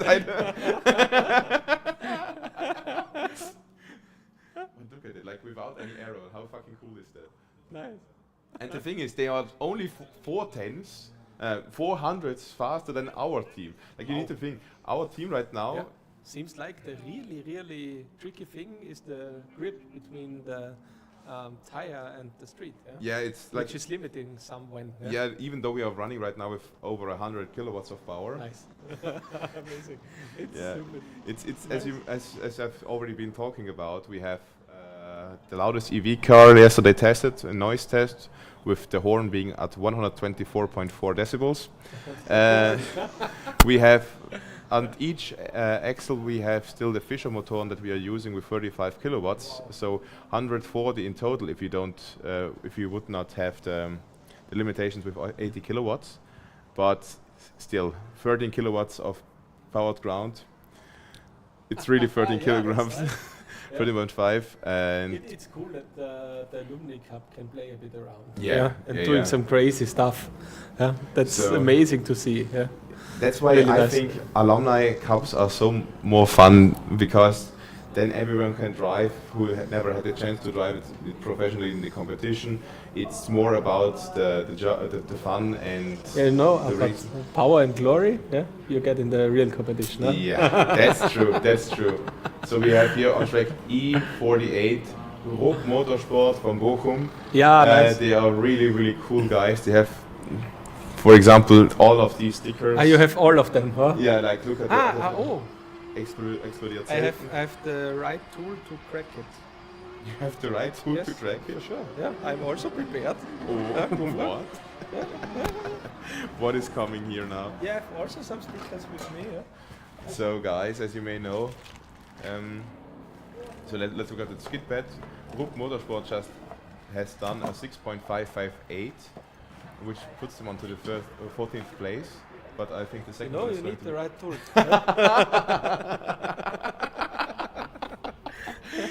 So guys, as I've been saying... What do we have standing here? So, as we have been saying. Oh, these are it's exploding not so often. Rarely exploding. And there are a lot of many more of them. Look at this Yeah, one. but we need to find something which can explode. Maybe your cell phone. Yeah, maybe my power bank. It's like your it's power bank. it's draining as So we have here. I would show it to the camera, Hirti. So here. So he has this, the right tool. The right tool to click it. And now we are. Are you? Even, do you have the right to do this even? Are you? I have all the rights. You see, 25. Yes. And which month do we have? 8. Yeah, let's make it. Let's make 8, 7, 8, 8. Yeah, let's make it 8. We are here in. So professionally so done. Let's show to the camera. Yeah, professionally done. Yeah. Yeah. So the explodings rarely or. Yeah. Let me. It's focusing. Yeah, I will just leave it there. Yeah. So go to Rupp Motorsport, who had just done their skid bed, and you will get all the stickers that you want. And they have many more. Like if you're looking back there, we have Langzeitprovisorium. Yeah. And there we have. You know, I have also some of them with me. Oh, guys, I'm really happy now. They're all of the good old FSA stickers. This one, you know, is also some kind of something where I need this tool. Yeah. It's like, yeah. Oh, guys! Yeah, I think we we need to go afterwards to Rupp Motorsport and yes, do some exchange. But I like to do one of ours on the wall. Yeah, please do. You know, there's the cap with FSA. the cone. Yeah. So as you may know, I love Formula racing. Yeah. Also on my laptop, there are only 2 stickers. Yeah. Yeah. Some FSR cats and a Formula racing sticker. Yeah, nice. So, but I need to put it on. Yeah.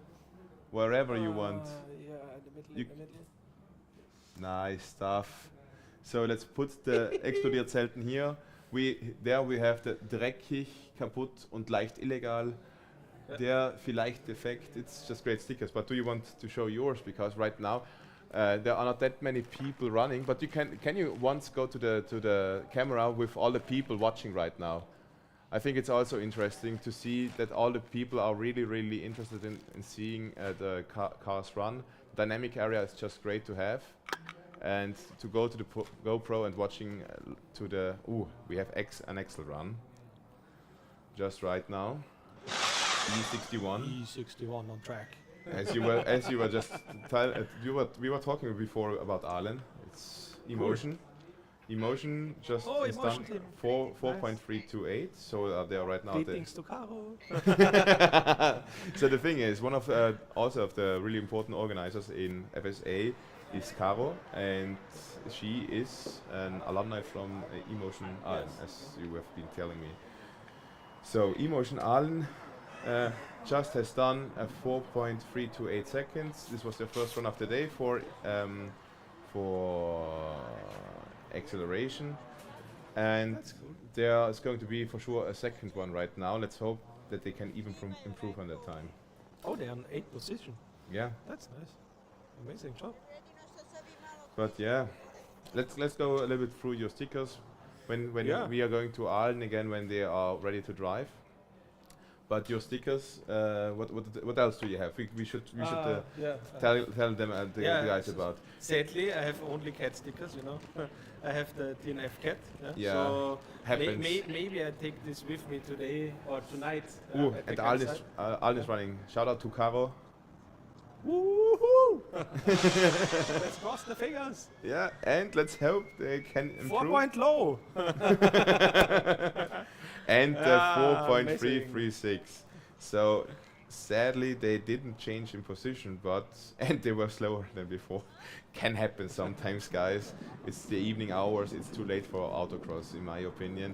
We are only 25 minutes. We only have 25 minutes to go.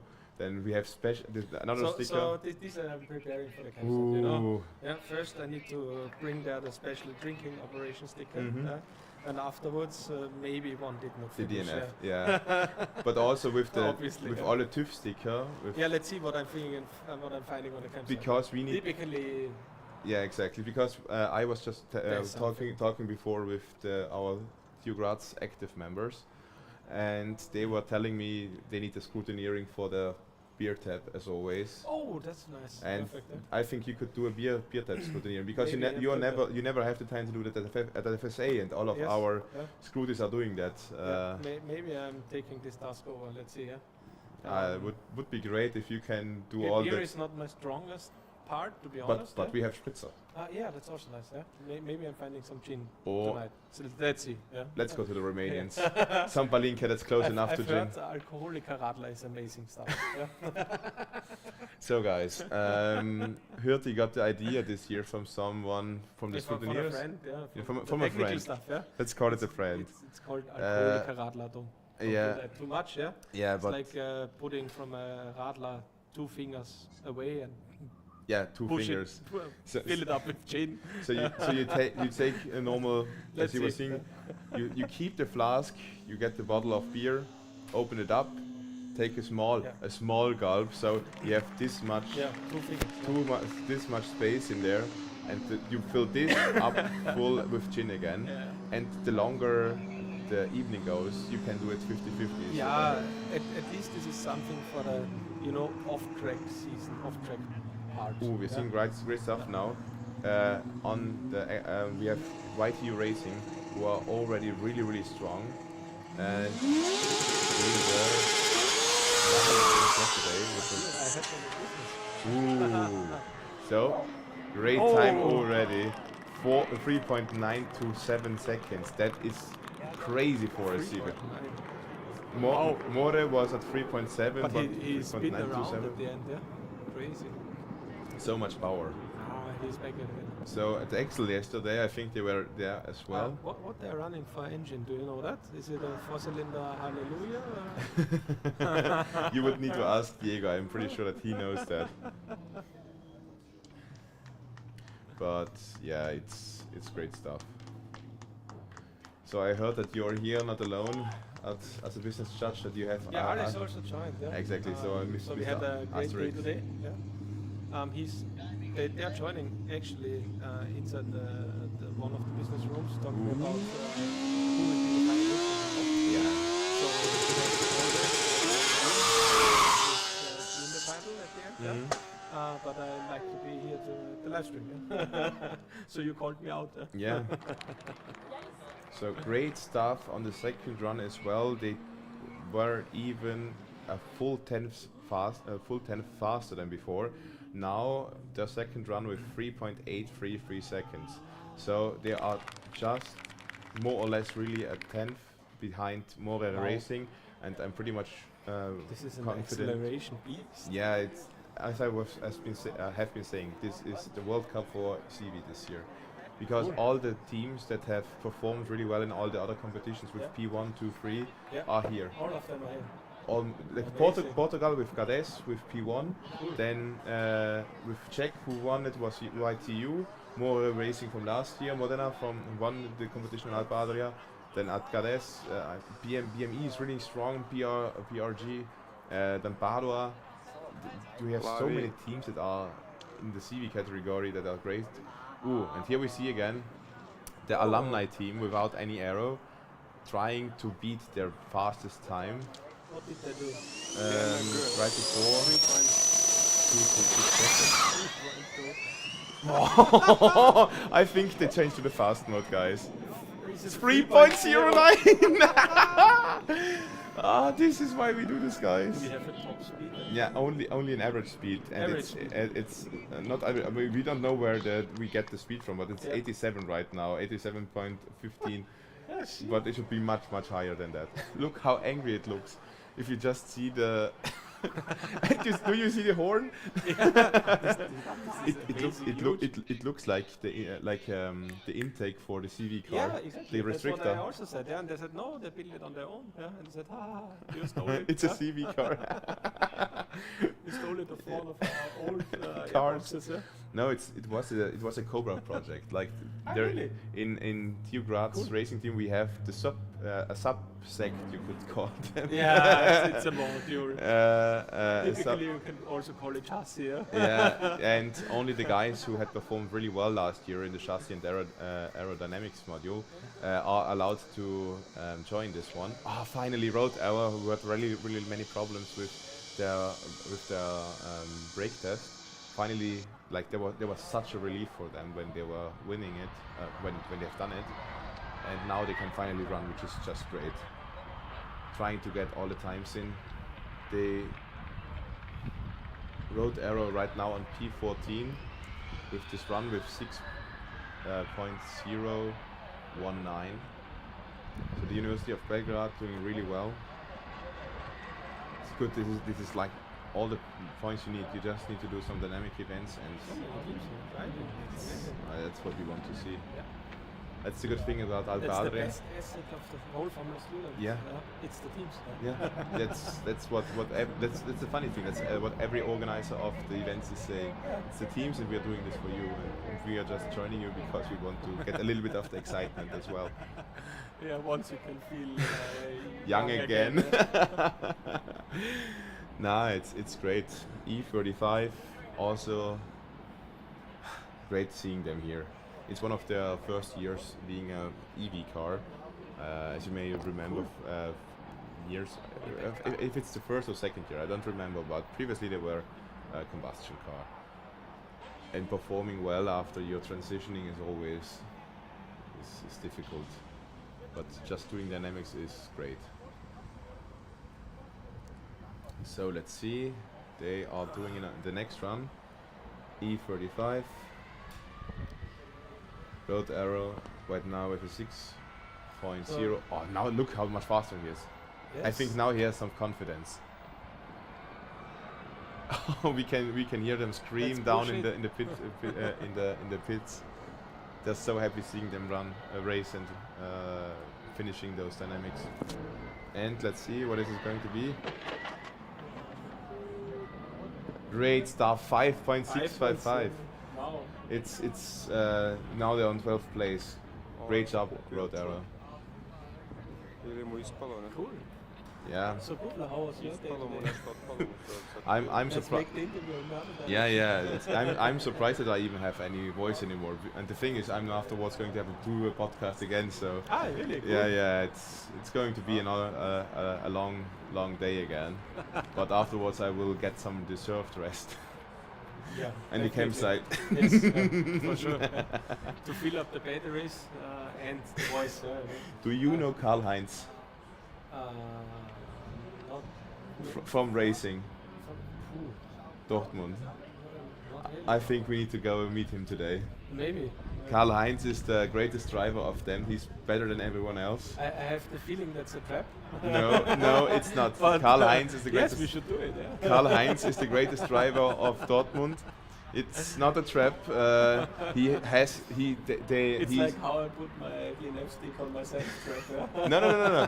He has his own badge. He's a registered driver with Dortmund, and he is great. Like he is compared to all the other, like even to Bleschi and so on. Cool. Bleschi cannot even compare to him.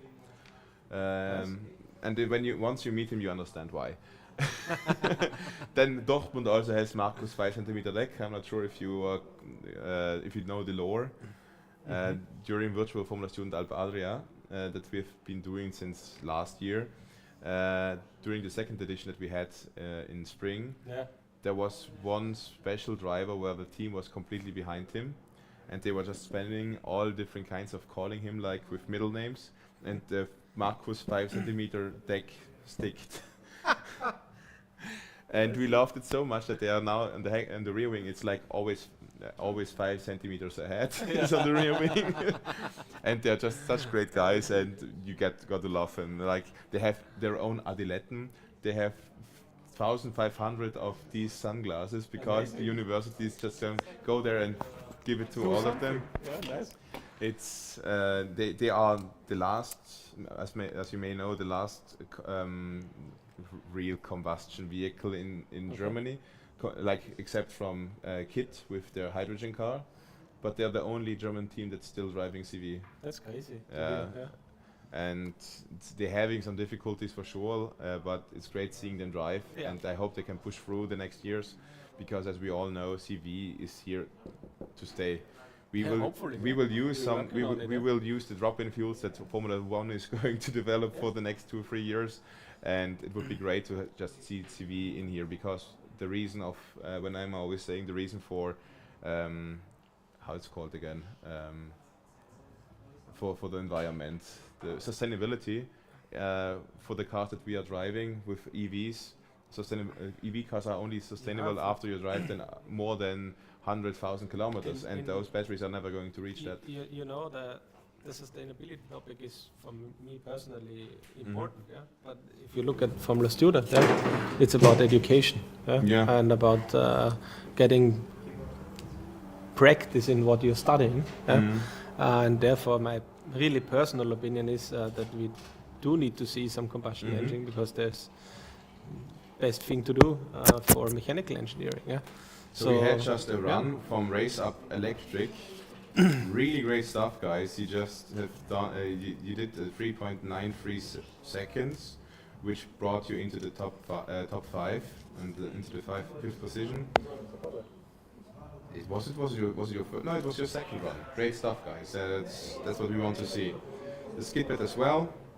There are high-speed cars who had a run, but it was DNF'd. But the second one, I think, should be all right. And right now with E99 high-speed Karlsruhe got a 5.653, and with that time they are in 4th position. Great stuff, guys. This is what we want to see. Cool. Yeah, like, as we were saying, the last 30 minutes still going on, still going strong. All the people. I'm not sure if we can see the queue from here, but I think I think it's in behind the tent. Yeah. At least the one from the Skit. Yeah, most of the teams are just trying to do it as fast and good as possible. Yeah, now it's the best time to drive. The poker is starting.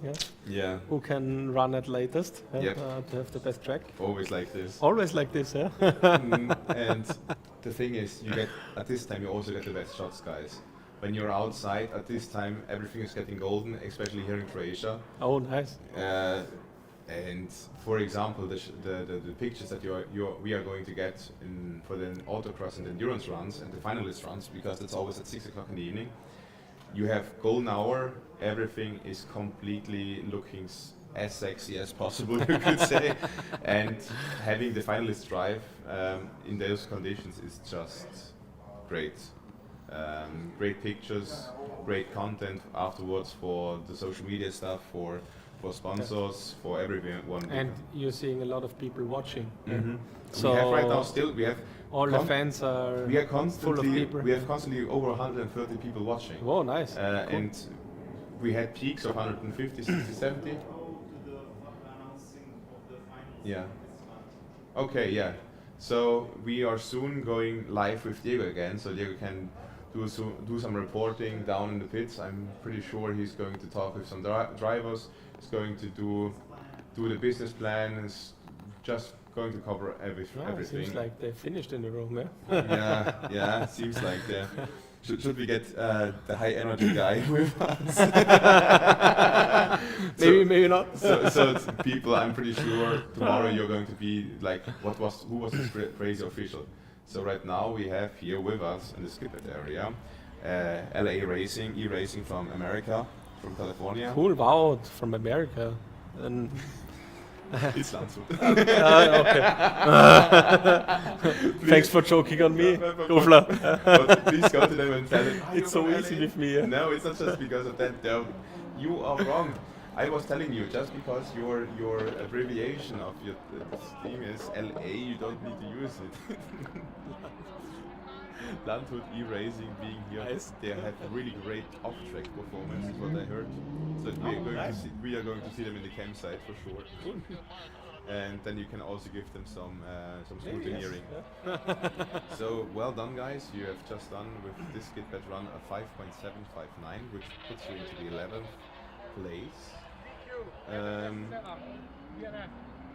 It was slower, I think. Let me see. Landshut.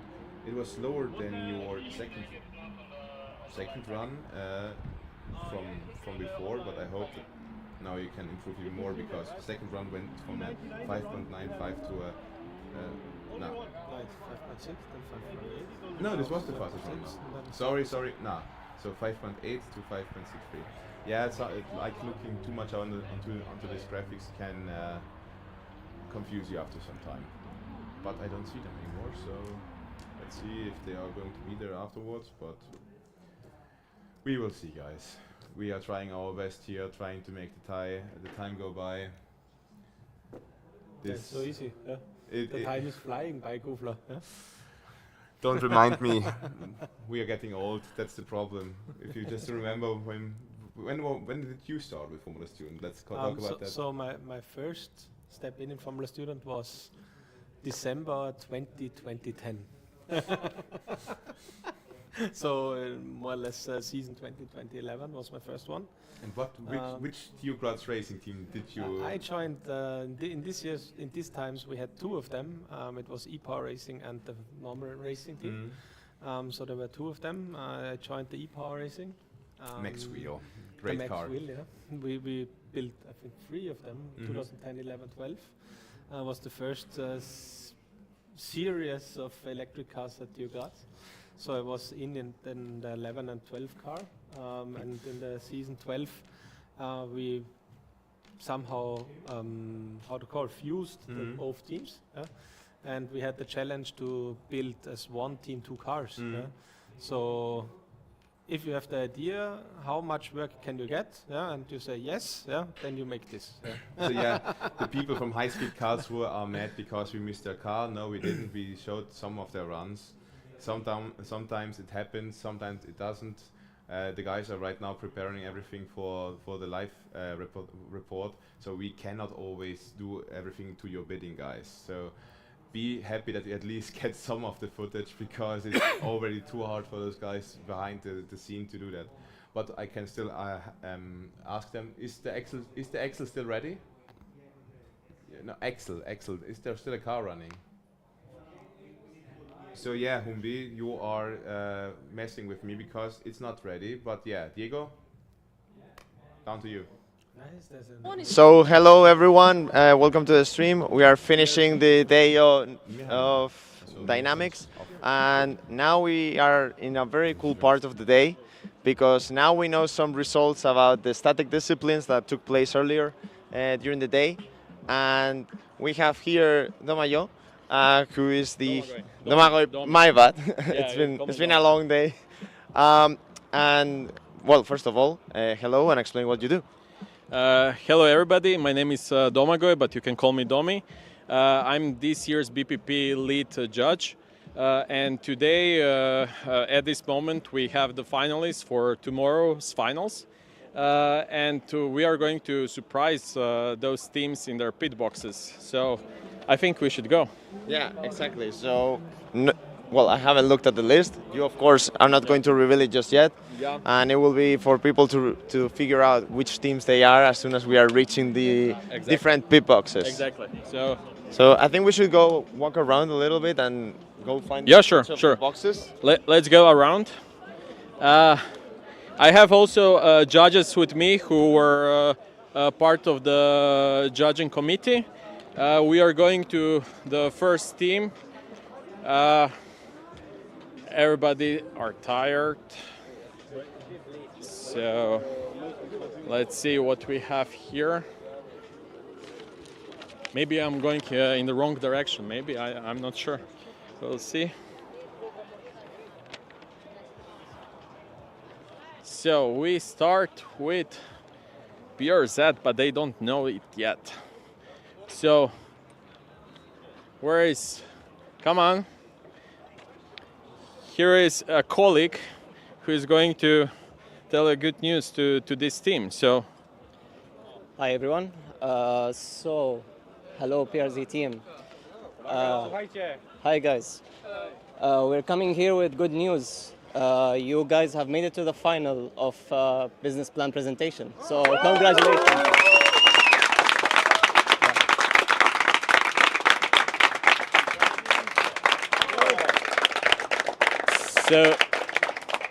So guys, congratulations. We see you tomorrow in the finals. Regarding the feedback session, your slot is cancelled for tomorrow, and we are going to have feedback maybe later on tomorrow or on Saturday. So see you tomorrow.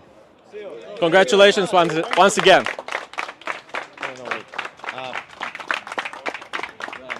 So now we are heading to the next box. So maybe we can move to the next one. Yeah, let's go to the next one. We go to the box If it's possible, number I'll do it. 188. Oh, Yeah. okay.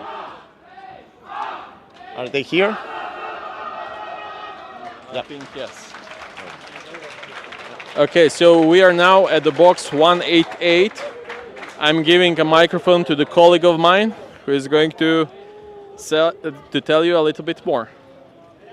Hi, I'm Matthias. Let's see if the guys are here from the business plan presentation. Where are the guys from the business plan presentation? Business plan.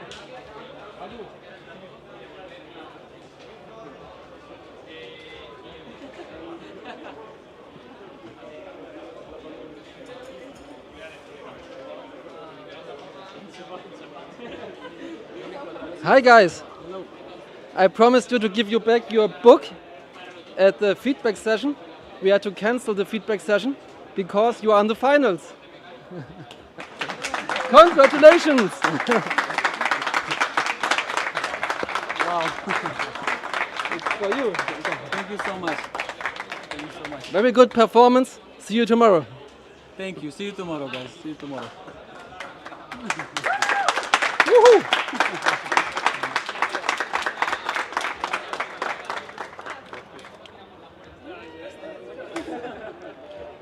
And now we are going to the last group. Oh yeah, we have one more team after this one, but this one is a special team because announcement is not going to be given by me, but by their old teammate, right? I think so. Well, I'm gonna give this one the announcement. Hola chicos. ¿Qué tal? I'm gonna do it in English first, then in Spanish. So Eva, Luis, come here one moment. Estamos en las finales del business.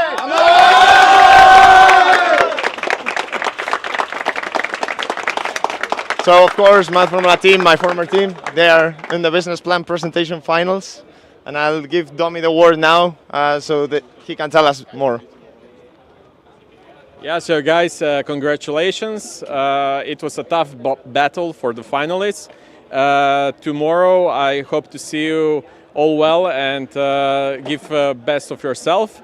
Feedback session is cancelled for you, so but I think it's a good opportunity to do a great presentation tomorrow. And regarding the feedback session, you are going to get one, but in the afternoon after the finals.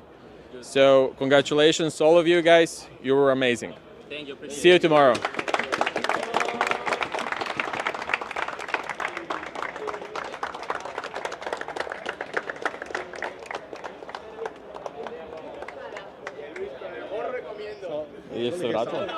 Should I do it in English or German with them?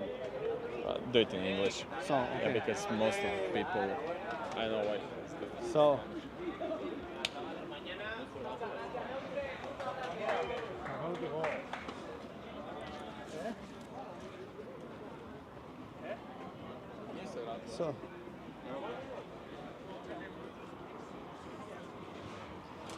So can you start or?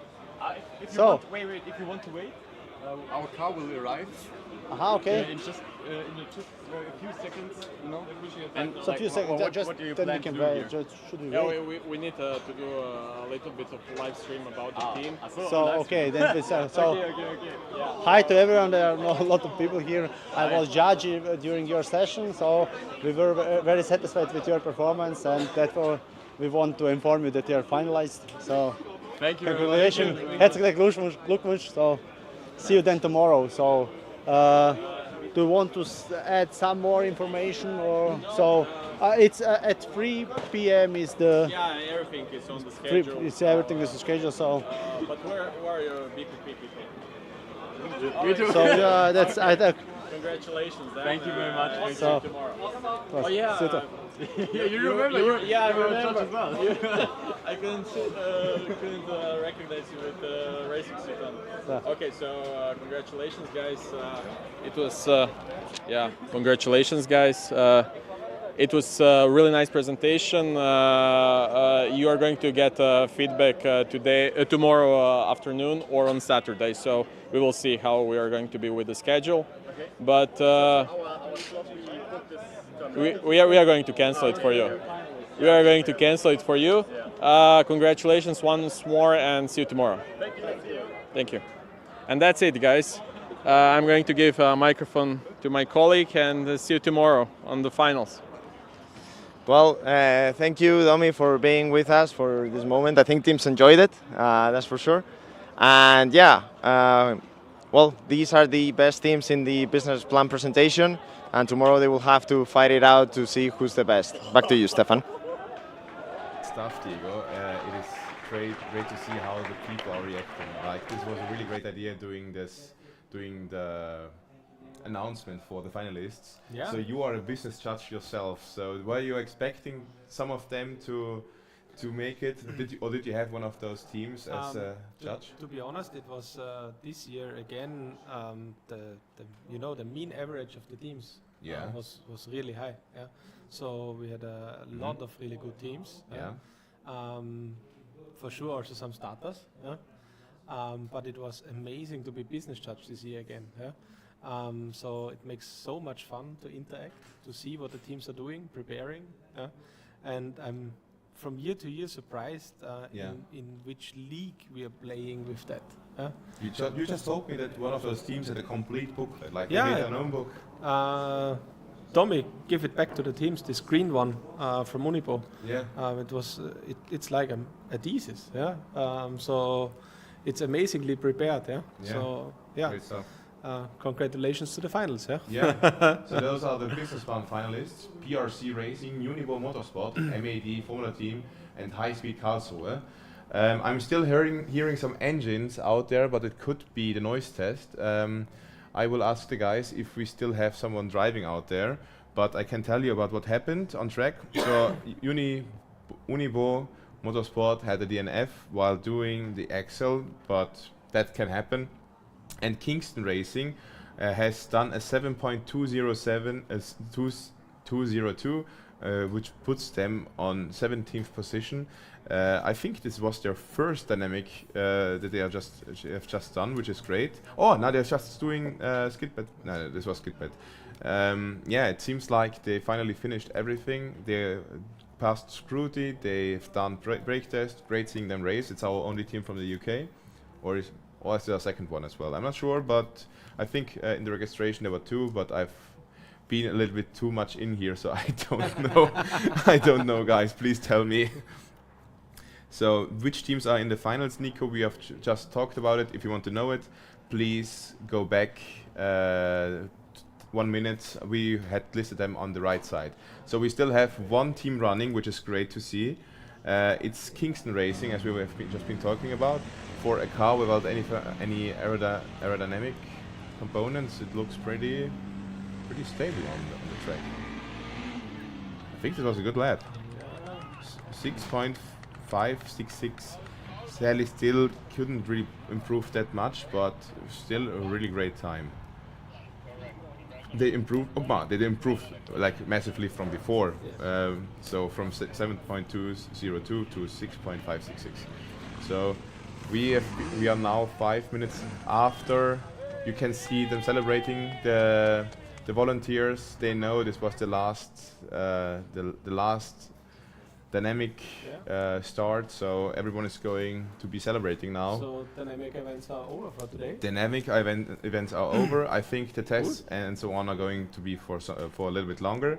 If we see for the schedule again, as I've been saying, it's the 14th of August, day number 3 of the event, the official day number 3. Here is the tower with all the current standings of this day, not of yesterday, but more or less there are just going to be some changes in CV. I think Padua is going to be on top at some of them, but the rest is going to be pretty much the same for EV class, because yesterday we don't had that many running. So yeah, all of the tests, except from brake test, are going to be until 8 or 8:30. The practice area and everything else, which is about running the car on track, is over. You can have your scrutineering until 8:30. And the engineering design guys needs to work till 9 o'clock. Yeah, the engineering design guys are still working until 9 o'clock in the evening, and they will still do engineering design tomorrow until 11, wow. but only for 2 hours. So it's just going to be, I think, eight. I'm not sure how big is the engineering design team. Do they have 3 teams? Do they have 4 teams, or even less? I just can say for business that we have 4 rooms, yeah. But Yeah, engineering hard to design. say. So let's say at the max there are going to be still 8 teams who have engineering design tomorrow.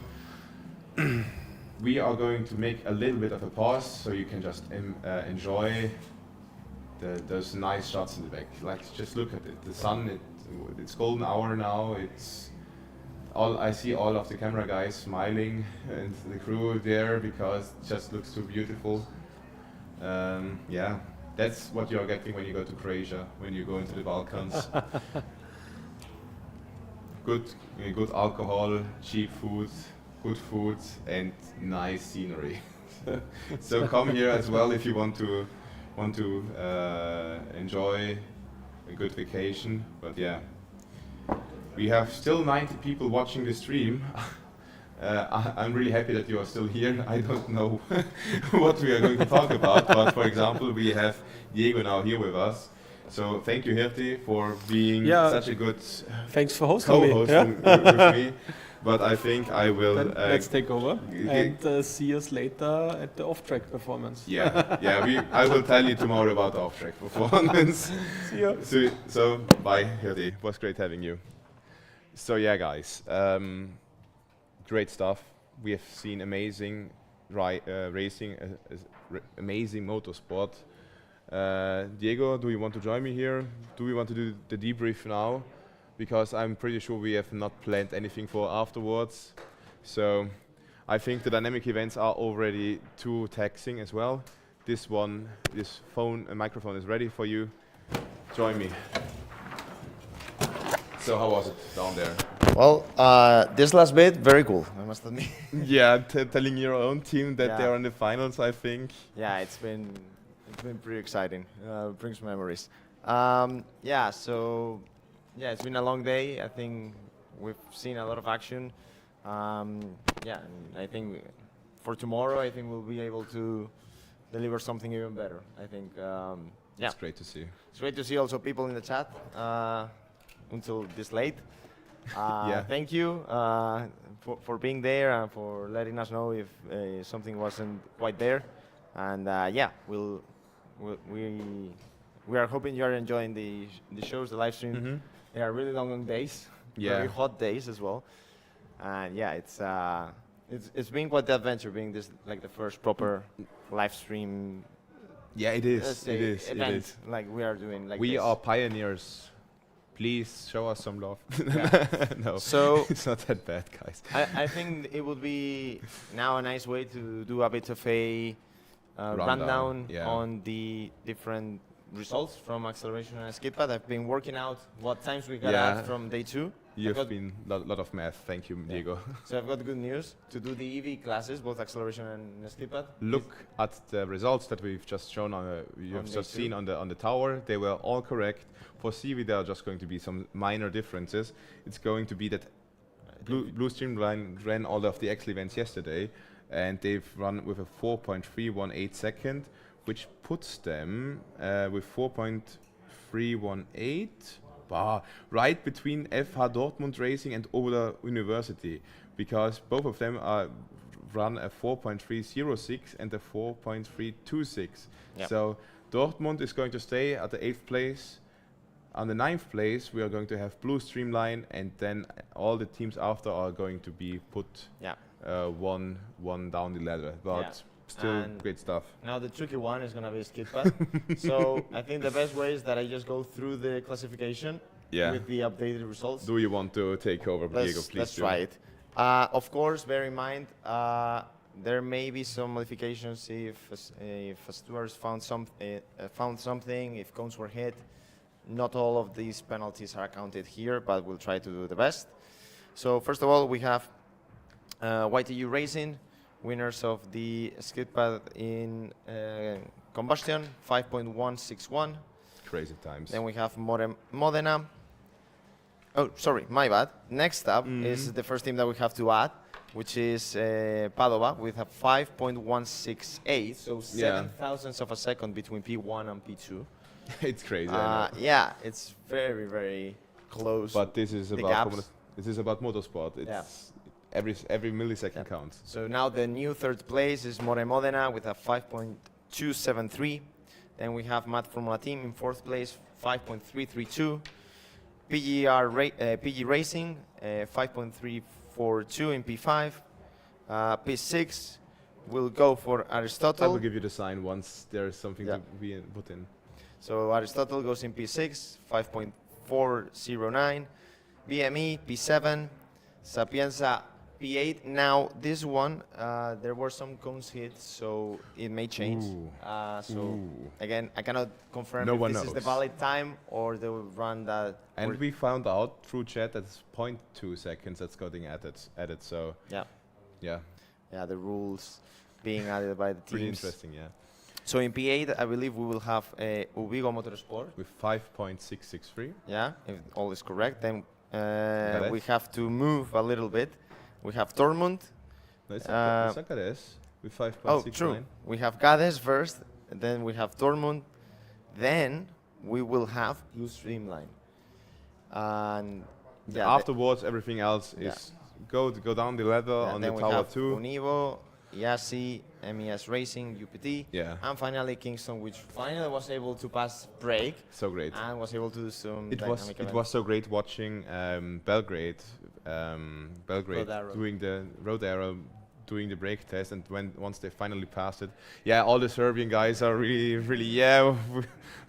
Serbia strong.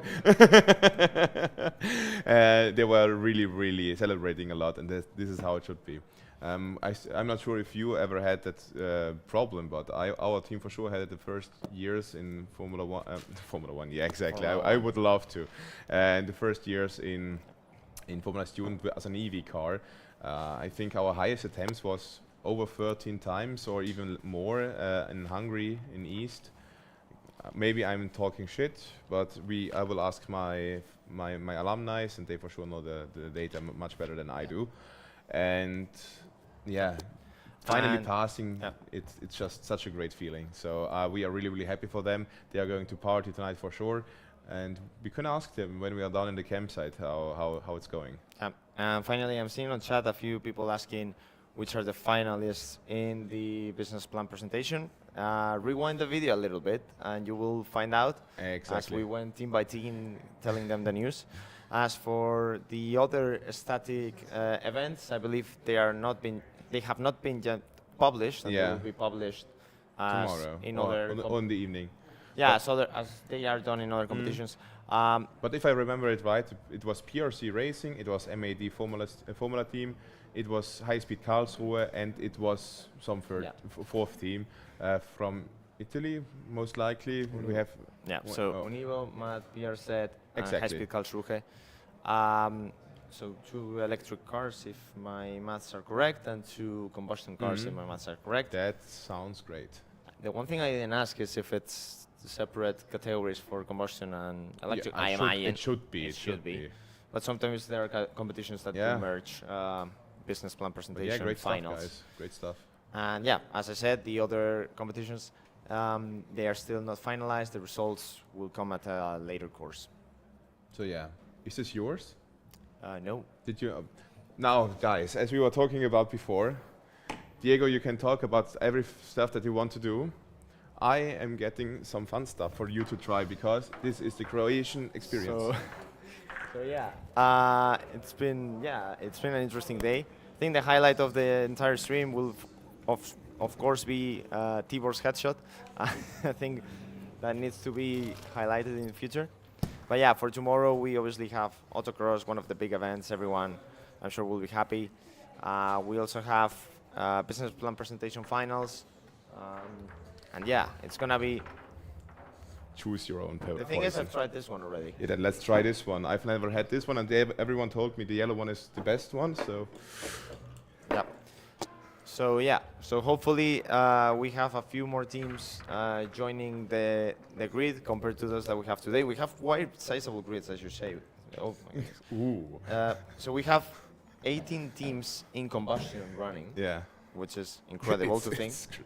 So Great to put into perspective, it's only 4 teams that are currently haven't passed combustion scrutineering, and if we go to EV. We have 15 teams which have already passed the scrutineering, and maybe we saw a few more like like Cari 98, nearly there. So as soon as they get that, they will hopefully join us tomorrow on the track. So, do you want to press the buzzer? Yeah, apparently this is a very famous drink here in Croatia. Yeah.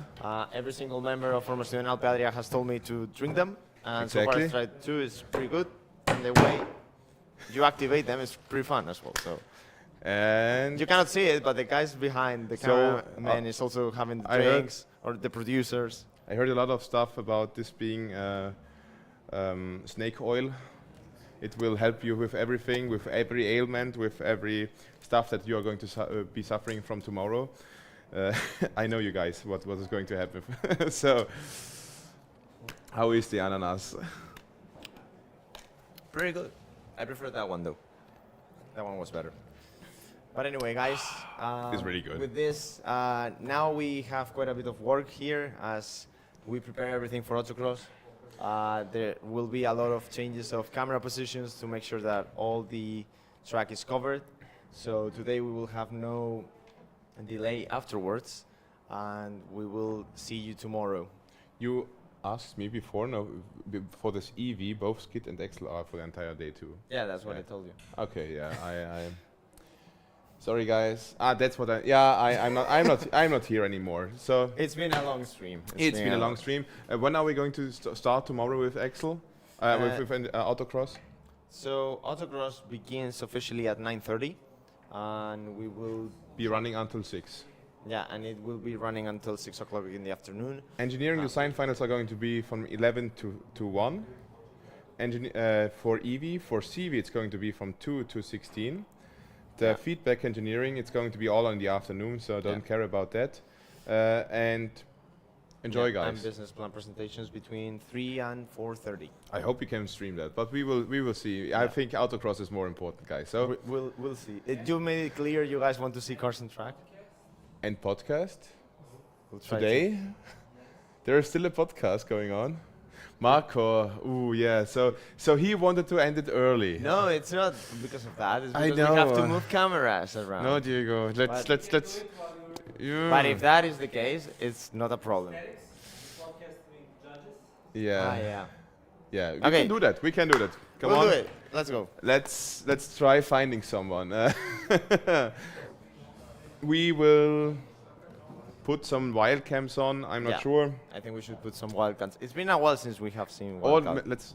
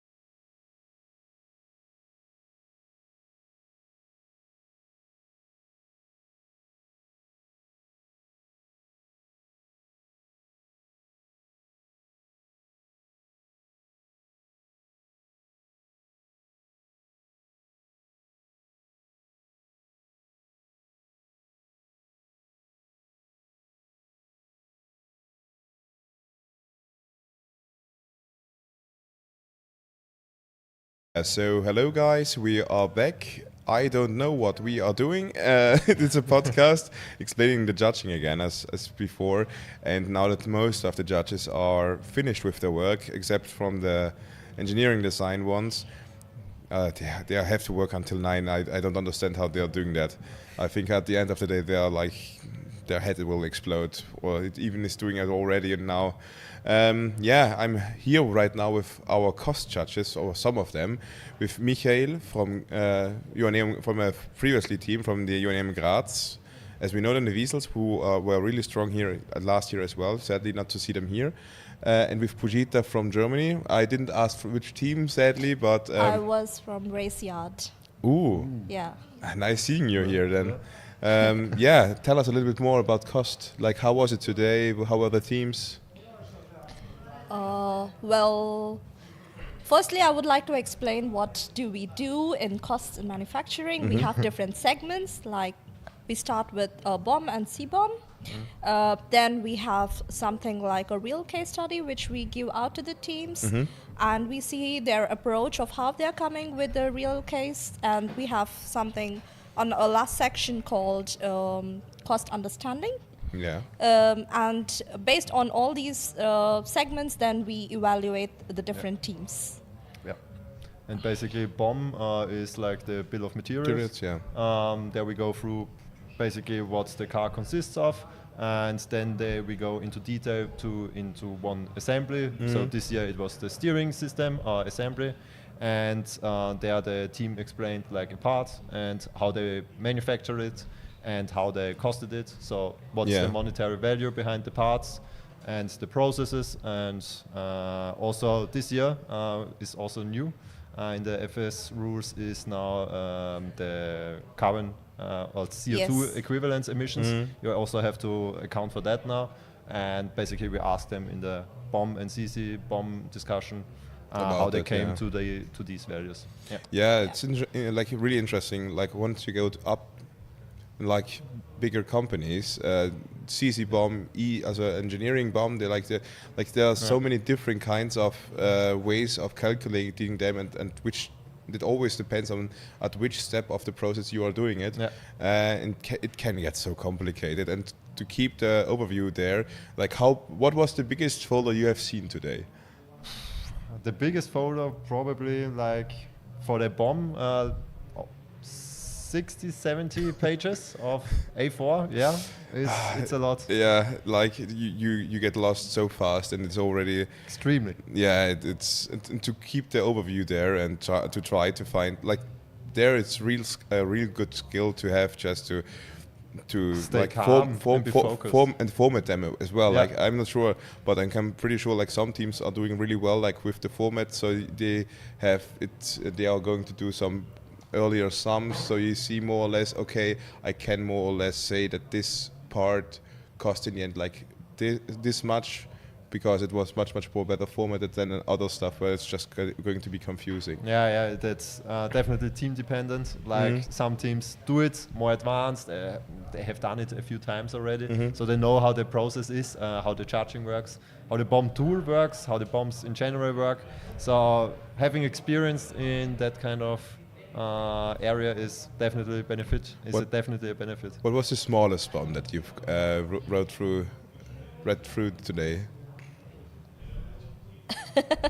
There were some junior teams for whom it was like the first time. So some of them didn't even have like a C-BOM, for example. They had come up with only BOM because they were just showing up for the first time. They don't know anything. They are just on their way to get to the competition. They were like junior teams. So we had like a mixture of like very good experienced teams and junior teams. And for me, the largest I saw today was like there was a team which, well, basically BOM or C-BOM, like if you go to your car and point at any part, it should be listed. So they had like a complete cost report, which was nearly 400 pages. Because they had like different departments. For like they had like Aerodynamics, they had like the body and frame, they had like powertrain, so they had like individual files for the cost and manufacturing reports, and each file would be like hundreds of pages. You can, and every team manages in a different way. They have their own format. Some people came up with like files and papers, like offline way. Some came up with a digital way, like everything in a smart way. You just scroll it and then you just show it. I think I prefer as a judge to see it digitally because it's way easier and less time consumption. You just go to the search bar and type the name of the component which I'm pointing out on the car, and then it's like done in 2 seconds. Whereas when you have like papers and folders, like the old paper-based method, the team is like, you know, flipping it can sometimes take forever to search. But I've seen a team in Austria, Milano, I have to mention them because they were amazing, and they had it all on paper. They did it on paper and they won the competition. Oh wow! So that it's good. It's still No, possible. I do believe so. Like if you find the right way to do it, you can make it work. Definitely. And I'm telling you, all of you guys who are having problems or will not get as many points for tomorrow, or our junior teams, please go to the feedback tomorrow. The judges really want to see you improve. I've talked with them a lot of times, and they are getting mad. Not mad. I don't want to say mad, but they are like sad about it when teams that don't perform well are not coming to the feedback, and they want to show them how it's done for real. They will show them other cases of other teams so that they can improve for the next year. And as I've been saying, statics are important, even though a lot of people want to see the dynamics. We try to cover it as good as possible. The statics are what will make you win the overall. So you can be as fast as possible. If you get no points in aesthetics, you will still not I don't want to say lose, but you will not be in the top 5. And that's why they are important. They are part of the process. And once you're going to be in working with companies, you're going to need them anyway. Yeah, for sure. So it's like a learning experience, and you can only benefit from it. How was like I would be interested in that, because I was talking before with Tirti about sustainability, and that like in general, there's always this number floating around that a CV car takes 7 years until it has the same amount of CO2 emissions as or less after that than a CV car. And the problem is, I always telling a lot of guys or a lot of people, I do want that CV stays in Formula Student. It's important that it stays in Formula Student because you need to let the teams who only have those financial means to still give them some possibility to build the car a chance. And you do that by CV. With drop-in fuels in the future, we can make them CO2 neutral. And the thing is, the batteries are only going to be driven at the max at around 1,000 kilometers. So until get those numbers down, I'm not sure if, what can you tell me about the CO2 emissions? Are they only for EV or also for CV? They are for both categories, also for DV, not relevant here for Alpe Adria, but also DV cars have to do it. And it's difficult to answer the question because accounting for the CO2 emissions is still relative new and difficult and different. It's not that easy to just say like that car has 1,000 kilograms of CO2 and the other one has 10,000 kilograms. Both can be plausible calculations. I do remember that 2-3 years ago our car had 1 million or something like that. Could very well be. We don't know it exactly because it's extremely difficult to account for that. And there are no processes. There are processes, standards, ISO certification. There are already, but difficult to implement for a Formula Students team. Because it's very complex. It's like the thing is, you would need to have like every material that is ever made, you would need to have a CO2 reading from that part. Like for example, in carbon fiber, it will be the production of the carbon fiber itself and of the resin. But the thing is, the carbon fiber has other machines that also are getting made with CO2. So you could say, yeah, the machine that makes the carbon fiber also was made by using CO2. Yeah. Like how far do I go into the process? Yeah, that's the thing with the scope emission. So the scoping, what are your scopes? There are basically 3 scopes, scope 1, 2 and 3 emissions. Scope 1 and 2 are reasonable and possible to calculate, not that much work.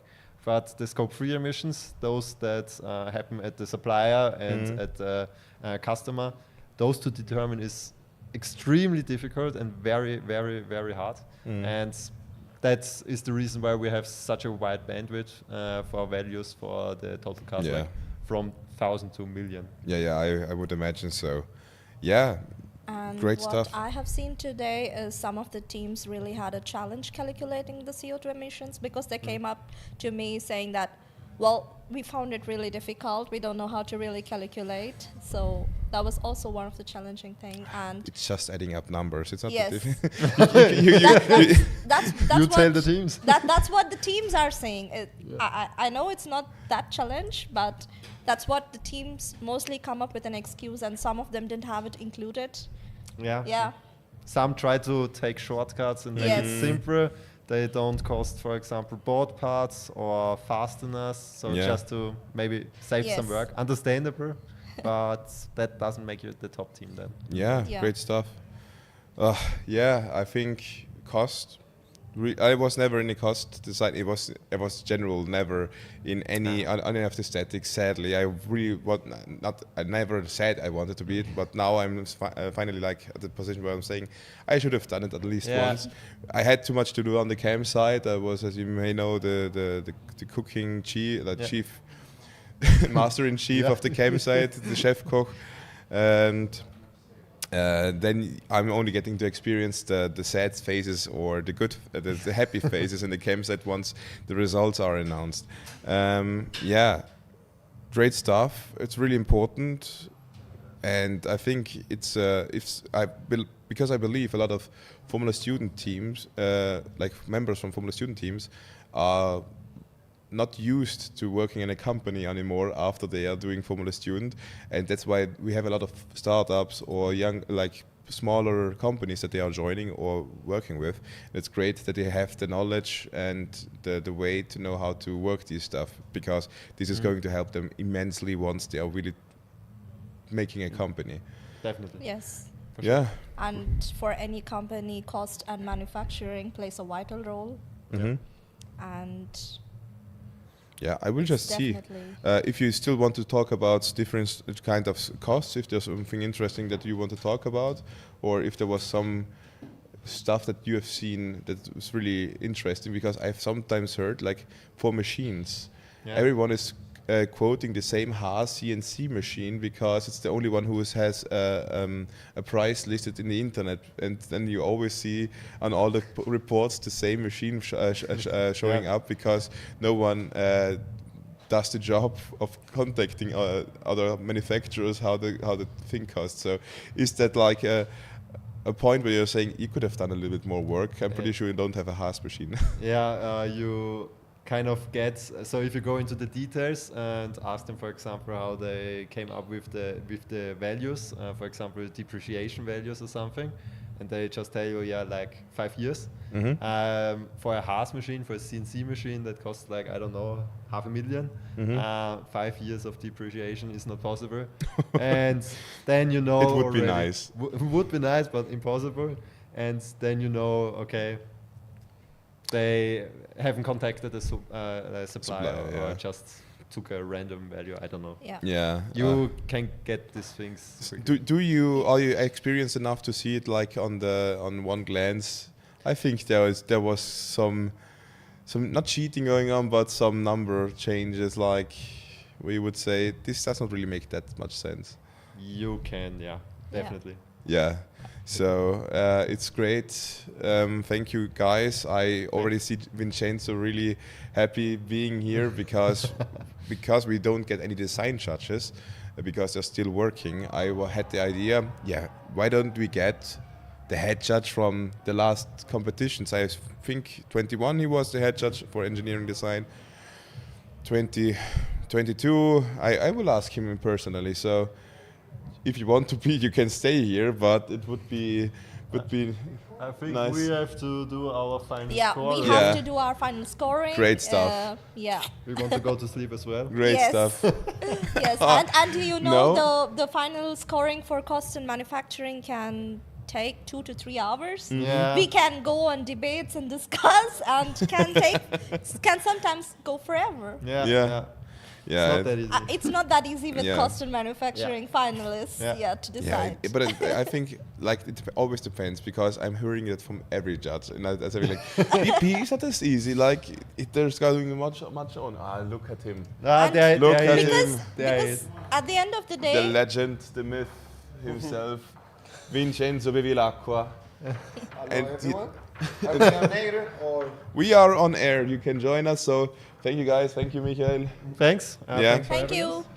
us. So yeah. So we will come back in. Yeah.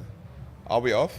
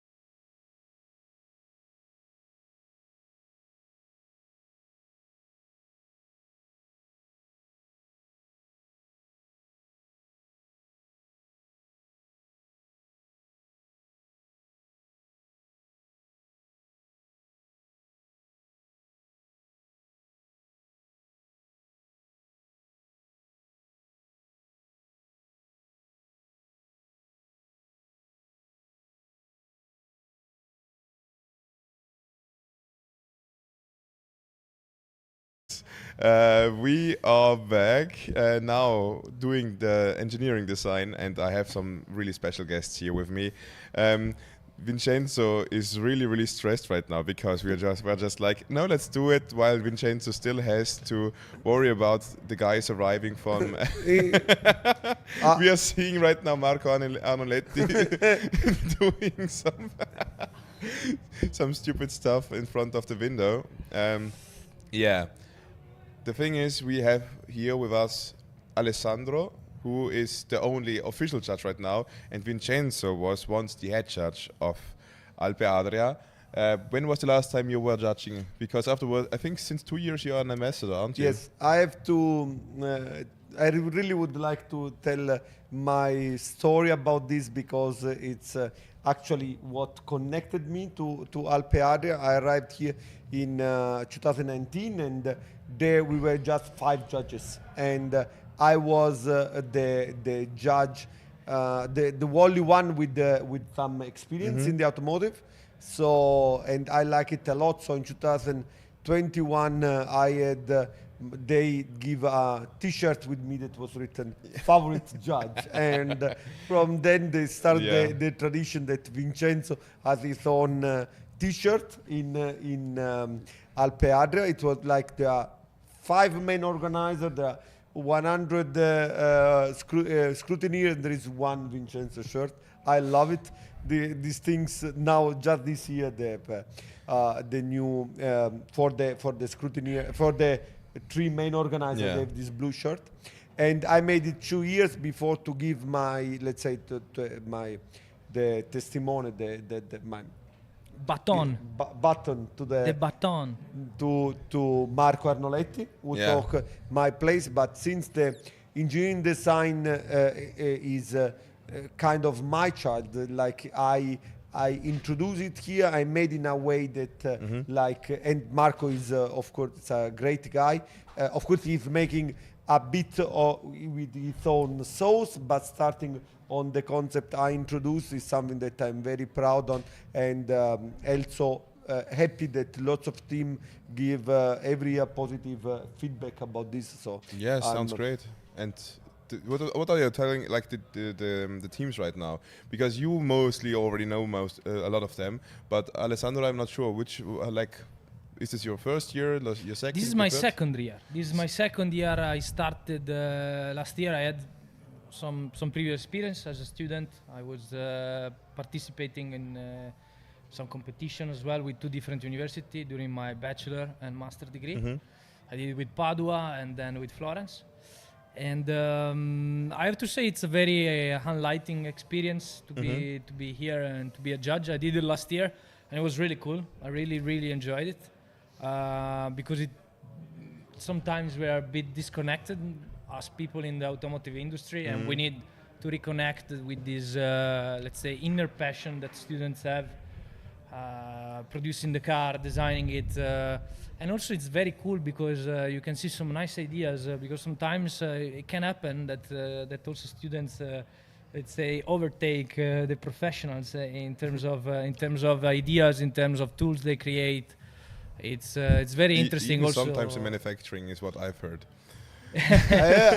Many things. Absolutely. I mean, I am a big fan of Teo Grad's team, and when I see the manufacturing precision on carbon fiber is something that really I've seen Formula 3 cars, I've seen Formula 2 cars, and I've seen the car of Teo Grad's, and the manufacturing means of carbon means sleepless night on cleaning your stamp, or making every play exactly 45 degree, cutting in the small pieces that match like Tetris inside in the right position. And this is something weirdly enough, it was not the engineering design, judges right now with Theo Graz, because they had the engineering design at 9 o'clock in the morning. It was 1 hour later with the cost design, cost and manufacturing, where those judges came to then, and I got afterwards the message, yeah, they told us about 4 open positions for carbon fiber at Rimac. It would be nice if some of you guys would come. So Maxel, for example, already would have got a job. Absolutely, it's a kind of fetishism. I don't know if it's allowed to say this word, but you see how perfect each play is positioned, and this is passion, but it's also hard work. But before to come into detail, I would like to explain maybe the people that following us that don't know what the engineering design is, maybe what the engineering design is and how we interpret. Yeah, please, let's talk with Alessandro about it. You are now here in the question. Who am I to start in front of Vincenzo? Yeah, but that's the good thing about it. He can ask the right question. No, the point, so first of all, I think we mentioned before, I think that's our, in the automotive world, everything is very fast, very dynamic, and sometimes with a lot of pressure. To come here and to see, okay, also the students that are under their own pressure, but their own pressure is driven by passion, is not driven by cost, by stupid meetings, or by the manager on top of you. And also I believe that's the reason that someone like Vincenzo can keep this passion alive for such a long years, because he has a lot of experience in the automotive world, experience and knowledge. And when you go after a lot of years, you tend to lose the fire inside of you. And to be with students together with them and discuss with them and see that they're really pushing hard to just for a stupid thing in the end, because it's a race car. But if your passion is more important than your mother probably, or your girlfriend, as I understood as well. So it, for us as professionals, it's really cool to reconnect. I have to connect to what he said, because there is an Italian book about engine, that it's called Motori ad alta potenza specifica, so high specific power engine. It starts with the introduction and ask that race car is what distinguishes the man from the beast, because originally the men they just went hunting, collecting beer, collecting beer.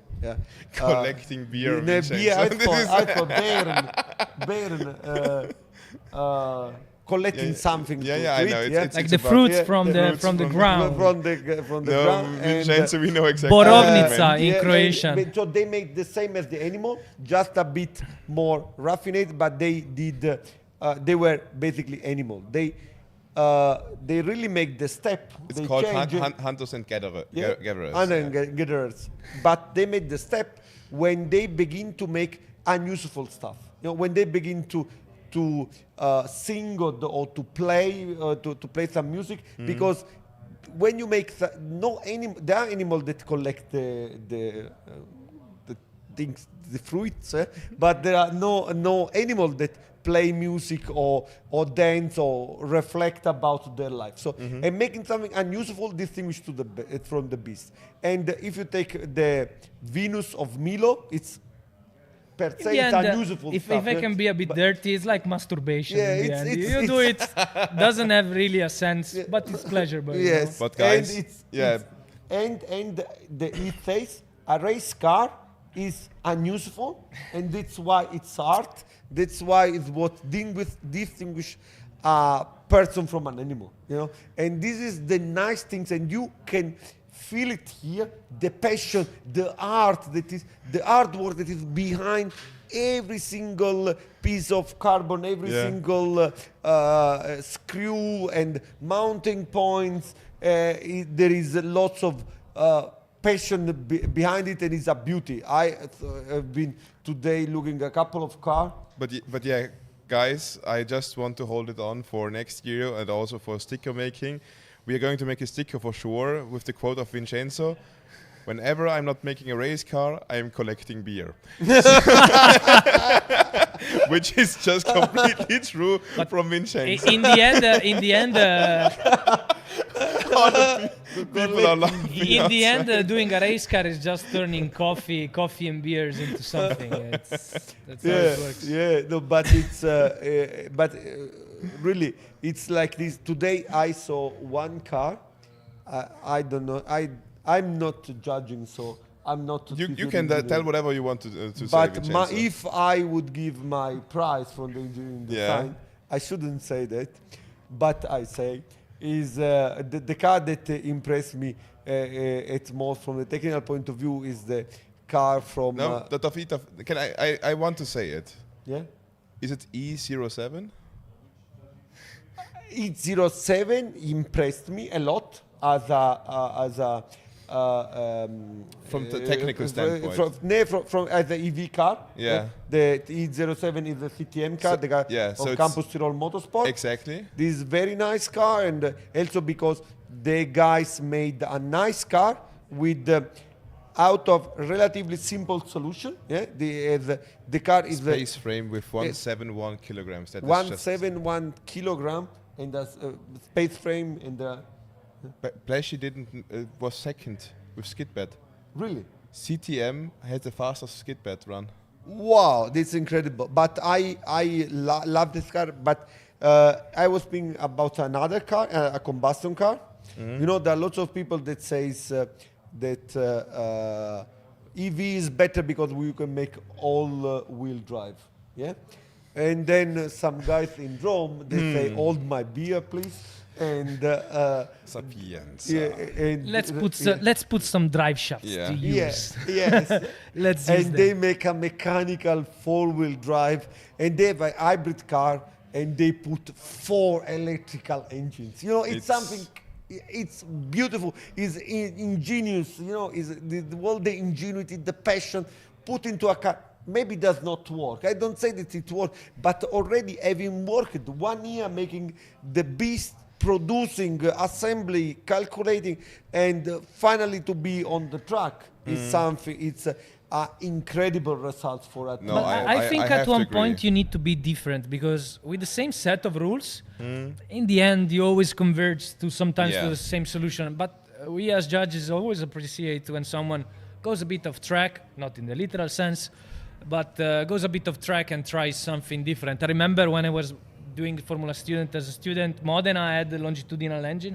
I don't know if he still has. They have. And it was different because everybody was doing transverse CBR or Suzuki engine, and they did something different in longitudinal one. So it was always cool when as a judge you see something really different that really push the boundaries and they really wants to do something out of the normal scheme, because in the end you can always have 4 motors or 2 motors or 1 motor. I 100% agree with Pino. Said something very, very important. It's not that we like when the people think outside the box, right? I mean, because just copy the other does not mean that differently must be better, but have the, you know, to trust yourself, to have the self to explore other way, to go on the unexplored area is always something to be appreciated, because not always work, right?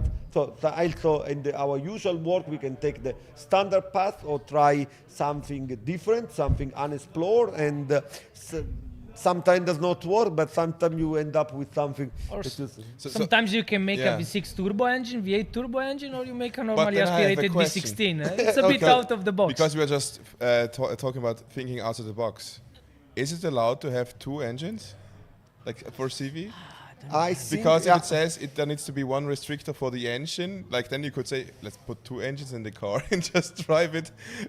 I think, look, this is an interesting point. Maybe lots of you know the Chaparral 2F, which is the original fun car. You know, the white one completely covered at the back. Exactly, the with square the boxy one. The square box. That car there uses exactly this loophole in the rules, that there was allowed. There was no specified maximum displacement or number of engines. So they had 2 engines, so the big block V8 to run as a traction engine, and they use an additional combustion engine to drive the fan. I think it was a snowmobile engine. Yeah, snowmobile engine. Yeah, you are correct. So basically, I would say I'm not a scrutiny. I would be the worst scrutiny ever. But I mean, I want to see you there once. Yeah, there will be all the most crazy cars. They will be directly on the track, you know. But what they say, if you have the 20 millimeter restrictor, and then you divide to 2 engines instead of 1. Should be according to the rules. Of course, you will not have any advantage. But Vincenzo, what do you think about like putting rotary engines or 2-stroke engine? That would be cool. Yeah, this is a question. We always have this kind of discussion with Alexander. He's absolutely passionate, but he does not come from the engine side. He comes from the other side. So sometimes just to be different. That's what I mean. Just to be different. This is an important. Alessandro, I think I will talk with you later because I'm also in those YouTube videos where there are new kind of rotary engines. And we should find if one of these is working, and then we just pull it with a new car. But let me explain this point. Maybe to put into the proportion, when we designed the LMP1 engine of the 919 hybrid, we explore, since it was not stated in the rules, also different cycle. You see, I'm not stupid as you think. And actually, also Audi, they was developing the diesel engine. They did it. They wanted to have 2-stroke diesel, and we wanted to have 5-stroke. Actually, not 5-stroke, but to have. I will explain. It's for another podcast. I think we need to do an own podcast with just Vincenzo talking about engines. You can get lost. We just did it before. We had our own time, me and Vincenzo alone talking about engines. No, but let's say that with the set, so 2-stroke engine per se could be interesting because 2-stroke engines have their own advantage, for example, in terms of weight and moving parts. Yeah, since the Formula Student rule mandate air restrictor, so the air flow is limited. Then in this rule set, 4-stroke is the best solution. I can explain you why with the sub equation, but we don't have the time. But now is the point. We wrote the rules from the hydrogen engine, the hydrogen CV, and with under the rule book of the hydrogen. Actually, you are right. 2-stroke engine could be an interesting solution. Could work. In that rule set, because in that rule we didn't limit neither the displacement nor the airflow, and for that rule set, nice snowmobiles, for example, with two-stroke 850, this engine that produce the order of magnitude of 180 horsepower. That engine run on hydrogen will probably run at lambda 1.6, 1.7. Anyhow, you can make something around 100 horsepower out of hydrogen with a very compact solution. Actually, it's a smart idea. Let's do it. Next it's like time, the video of Elon Musk. You know what? The next guys who are coming on for the business plan are the organizers for FSA. And this year, the first car with Skit was driving the first working hydrogen CV car at Austria, and I'm pretty sure you can tell them some solutions for all the combustion cars who want to transition, because there was the other team from I'm not sure Twente. Yes, but they had electric. They had only their high voltage battery was already like 7 kilowatts, and they were a hydrogen car, and the whole car weighed like 600 kilograms, which is just crazy. But still making a car and trying to make it work is just. But at one point you have to push the boundary. You have to push the students to look into this. Otherwise, they're never doing it. Yeah, but maybe look. This is interesting. Lately, because the hydrogen is a challenge has been introduced to revitalize or to give more interest to the CV class, and I find it I like very much, and I think that particularly now with the electromobility is put under question by many automobile manufacturer. So to have hydrogen is something very interesting, and I am very happy that, as you said, car racing. This is a great team from Karlsruhe. They have this car. Fun enough, have you seen where do they put the hydrogen tank? The point is that the hydrogen tank is quite bulky and also heavy component, and they decided to put instead of the rear wing. So they dismantle the rear wing and they make a hexagonal shape, and it's written sponsored by Thule. Yeah, I think that is written static downforce. So static downforce. Yeah, like things like that. But it's an interesting solution. I mean, it works from the car dynamic point of view. Having a high component, to a heavy component mounted that high, I'm not sure. But for sure, they were the only one so far. I know that the Rennstall, double champion of Formula Student Alpe Adria, big friends. They also make huge parties, very competent teams. They are working on the engine. They have, as far as I know, a working engine, but they don't have a working car.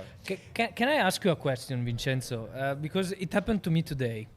So since you have a lot of experience judging and in general, what will be your reaction if a student tells you that he helped himself designing or achieve some certain targets or a component or stuff, if he helped himself with AI?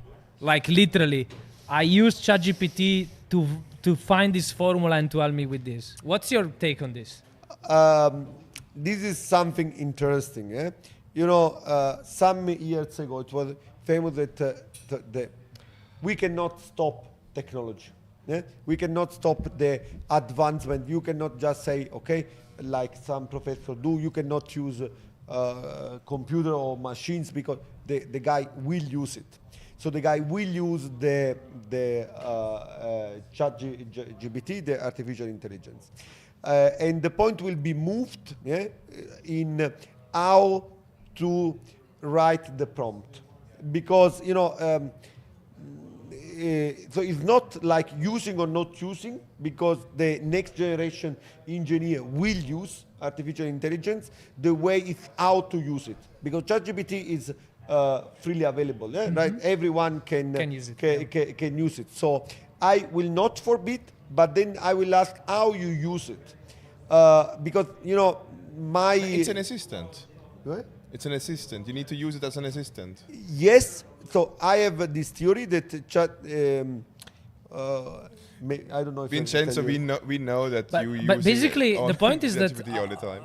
At one point you have to also try to understand if it's AI written or not, because you can actually write a complete EDR starting from your documents if you just tell them the paragraphs and what can you do in terms of size and length.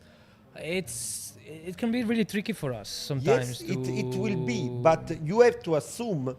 So you cannot forbid it. Yeah? No, I'm not saying that. You have to assume that they are using it, and the way it is, how they use it, because it's not like ChatGPT invent something. ChatGPT is basically at the end is just statistic. Yeah?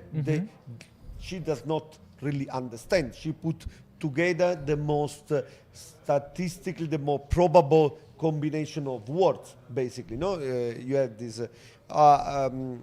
They have this interest. How the word have interest for each other. That's why many times, if you ask a technical question of ChatGPT, it gives you not correct answer. So it's not, it's like if you cannot use a tool, you get something out of it, something bad out of it. But if you're using a tool good, then you have a good results. But always, if you said, it's not something that will substitute the engineer, but like support the engineer, assist the engineer. It's like a calculator. And as you mentioned, it's about creativity as well, because it's just statistic, and the statistic can be based on something that has already happened. I don't think that ChatGPT can let's say predict a crazy car like the one of Rome that it has four-wheel drive combustion. It's about creativity, and so I believe that at one point AI will help us also understand more and appreciate more what is really creative, what is really made with the passion, with the heart, and this kind of stuff, because you can really understand. Absolutely. The ChatGPT has no heart. I asked her what is the best rally car in the history, and she did not answer Lancia Delta Integrale. So, but which, the Group A or the Group B? What is in your heart more? I have to say that I was born, you decide what you see. Yeah? And when I was a child in Italian TV on Sunday at lunchtime, there was the program called GP and they Grand Prix, and they show this, this jumping Lancia Delta Integrale with the Martinez stripes, and this come to my heart and made the person I am. So this is the Lancia Delta Integrale is for me the dream, and I asked ChatGPT to write me what are the best 10 rally car, and she didn't mention it, and I said... But me and you, we can mention 10 rally cars, I believe. 20 even. we can mention, I think, I don't know, the Subaru Impreza 555 1995. Exactly. Blue with golden rims. There's exactly. just one color for that Lancia car. Delta S4. We can go on for years, but I suppose we were here to talk about the design. Yeah, it's about design. I mean, it derailed. The train derailed even before it started. So it's crazy. Always the same when Vincenzo takes over the ship. The steering is just going to. Of course. But it's strange because Vincenzo doesn't talk a lot usually. He's very quiet. It depends on if he's collecting beers or not. And he's not collecting beers at the moment, so imagine that. So it was a good thing to end on artificial intelligence helping us in the future, because I think it will help us a lot of teams performing better in the statics. Thank you very much for being here. We already have some really special guests right back behind there. I even do believe we will not go to an intermediate break, because if everyone is ready, we can just do a live change. I will for sure see you later in the campsite, Vincenzo. Absolutely. And tomorrow as well. So guys, I'm pretty sure the people who said Vincenzo will lose his voice by Friday, they are going to be right. I think it's gonna happen. I don't know. I've seen my pills. I have a big trust in it. So, ciao, Alessandro. Thank you very much. Vincenzo, you as well. Yeah. I think you are getting ready for your guest that you should get from the airport. So, yeah. Thank you very much to all the people. Thank you for the great live. Tio Graz is the best team in the world. We can do that tomorrow. Live on track. So yeah, guys, now that we have done the design judging, we now have some 2 special cats coming. The little kittens. Look at this drip that they are having. It's looking so sexy. I'm pretty sure they are going to lose all these layers in the sauna of Helsinki. If I know Alexander as well as I do. So we are now here with the main organizers from Formula Student Austria. And as you may know, the cool thing is all of the events are really interconnected. We are all big friends with each other. And sometimes they come here and help out and want to just enjoy another event without doing work, or let's not call it not doing work, but not doing the organization at least stuff. It's not being responsible like Tibor here. Here in Alpe Adria, I have the chance to be business judge, and I have quite a lot of interaction with teams. So yeah, and this makes a lot of fun. Yeah? You may know him from before, Christoph Hirt, also called Hirti, the main the president of Formula Student Austria. And here we have another really special guy. Yeah, I'm Alex. Alexander Kinzer, the man on the help desk, who is going crazy because all the 95% of the questions are always the same and written in the handbook. Guys, please read the rules and the handbook. Exactly, yeah, exactly. So yeah, let's talk about the business plan. I've seen you like being in the final, so like being in there deciding the finalists. Yeah, I mean, it's a discussion where all the judges have their part, and since we as judges have each like 13 teams we're judging, we have to then cross-check. Mm-hmm. So this is always a discussion because there's always some teams where we're just not sure, and then like in the end we have a discussion of figuring out who like the real finalists are in the end.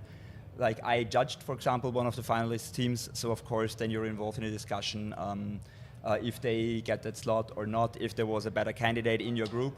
So really figure out how the scoring was distributed. Yeah, great. And I have to say, like, yeah, 13 teams in one day, it's a lot of information.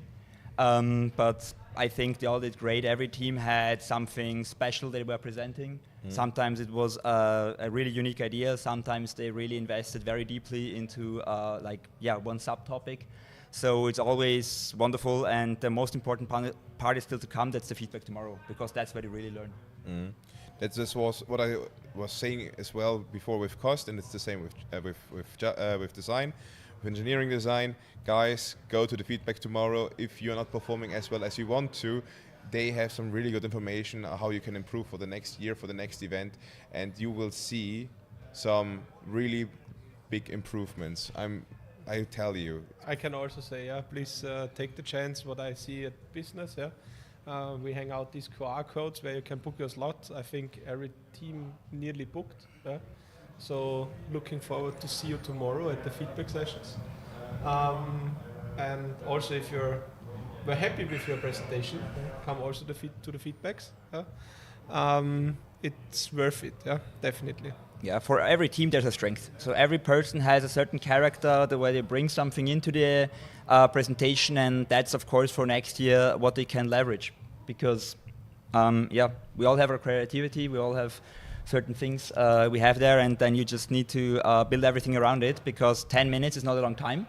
So when you have something that is really a good selling point, build the rest around it, then you get the questions to the topics where you lead the judges to, hopefully. Yeah. And then the 5-minute Q&A is done in a very swift time, and you use the 15 minutes as well as you can. Yeah, great stuff. The thing is, normally, as I've been heard, like over the years, you get to know a lot of the same. You're always getting the same ideas. But it's interesting, like how many teams are like executing them differently. Was there this year an idea that was never been brought up before? There always is. Currently, there are certain industry trends that the teams are picking up. So one of the teams, it was absolutely obvious that they brought something they had as a topic with a university professor. Actually, something that I even was involved in at TU Wien, also in research projects. So I kind of know that they're like at the state of the art. And like this topic would never come up if there wasn't like a research focus in their university for it. Sometimes, of course, teams are super creative. Like every year you have super creative ideas that like you would never come up with if there wasn't some connection to it. But there are also the ideas that come every year that can be presented completely differently. So like very typical thing is like, for example, that I had today either showing your car's live telemetry as an app, or showing your vehicle simulation model. But if the technology is there, then you can also sell it as a presenter. So think about what you can use, because inventing something completely new, then you also have to like invent everything around it. Yeah, and the really fine thing about business plan presentation is you don't need the best idea, the novelist idea. Yeah? If you do your homework, means preparing good content, preparing good finances. Yeah? You will have a good scoring. Yeah? So there are several points. Do your homework. Yeah? Then you will be on top, or at least quite above average. So that's the key element for business at the end. Yeah? And on top, you're setting a nice idea. then you're going to the finals. Yeah. Because the thing is, like, we hear 13 presentations, so of course, if we think it's cool, it's easier for us to pay attention. That's all you're doing. Is there one of the smaller teams or younger teams or like who have not that many financial means? Was the one that really impressed you, where you're like, that you did not expect it that way, or were they like, that is really out of? It's just great seeing them here, like with that idea. Business is quite often a bit detached from the resources of the team, because if you have 2-3 people who really care, like they can get anywhere with it. Yeah, I would say, of course, if you have a bigger team, there's just a higher chance that somebody really cares about it. It depends also on the component. I always feel like, because if you have some major new development with some specific component, like some software that is going to use as an analytics tool, like we at Tankia, with the Tankia Analytics, for example, was always really doing well. Something like this will always perform extremely well because you have something new and like newly developed that you're going to use. You have material. That's what you have there, but you still can come up with something completely new that never existed and completely invented, because that's always possible. And like, I made a little list of what's the most important things. I wrote it down. If you zoom in, that's all I can say. Be prepared. You have 10 minutes of presentation. You have 5 minutes of Q&A, and everything you can get down in these 10 or 15 minutes. That's what it's about. Yeah, that is the rest is up to them. Yeah, so I think this is a really good point to end the stream, because I tell you, this is not just for business plan, it's for every single static discipline. Be prepared, know what's going to happen, and you will perform. So guys, thank you for having me. I'm seeing that there's someone else. Tibor is already doing some shenanigans again. So thank you guys. We will see you tomorrow. Tomorrow, the whole day, we will have autocross. Peace out.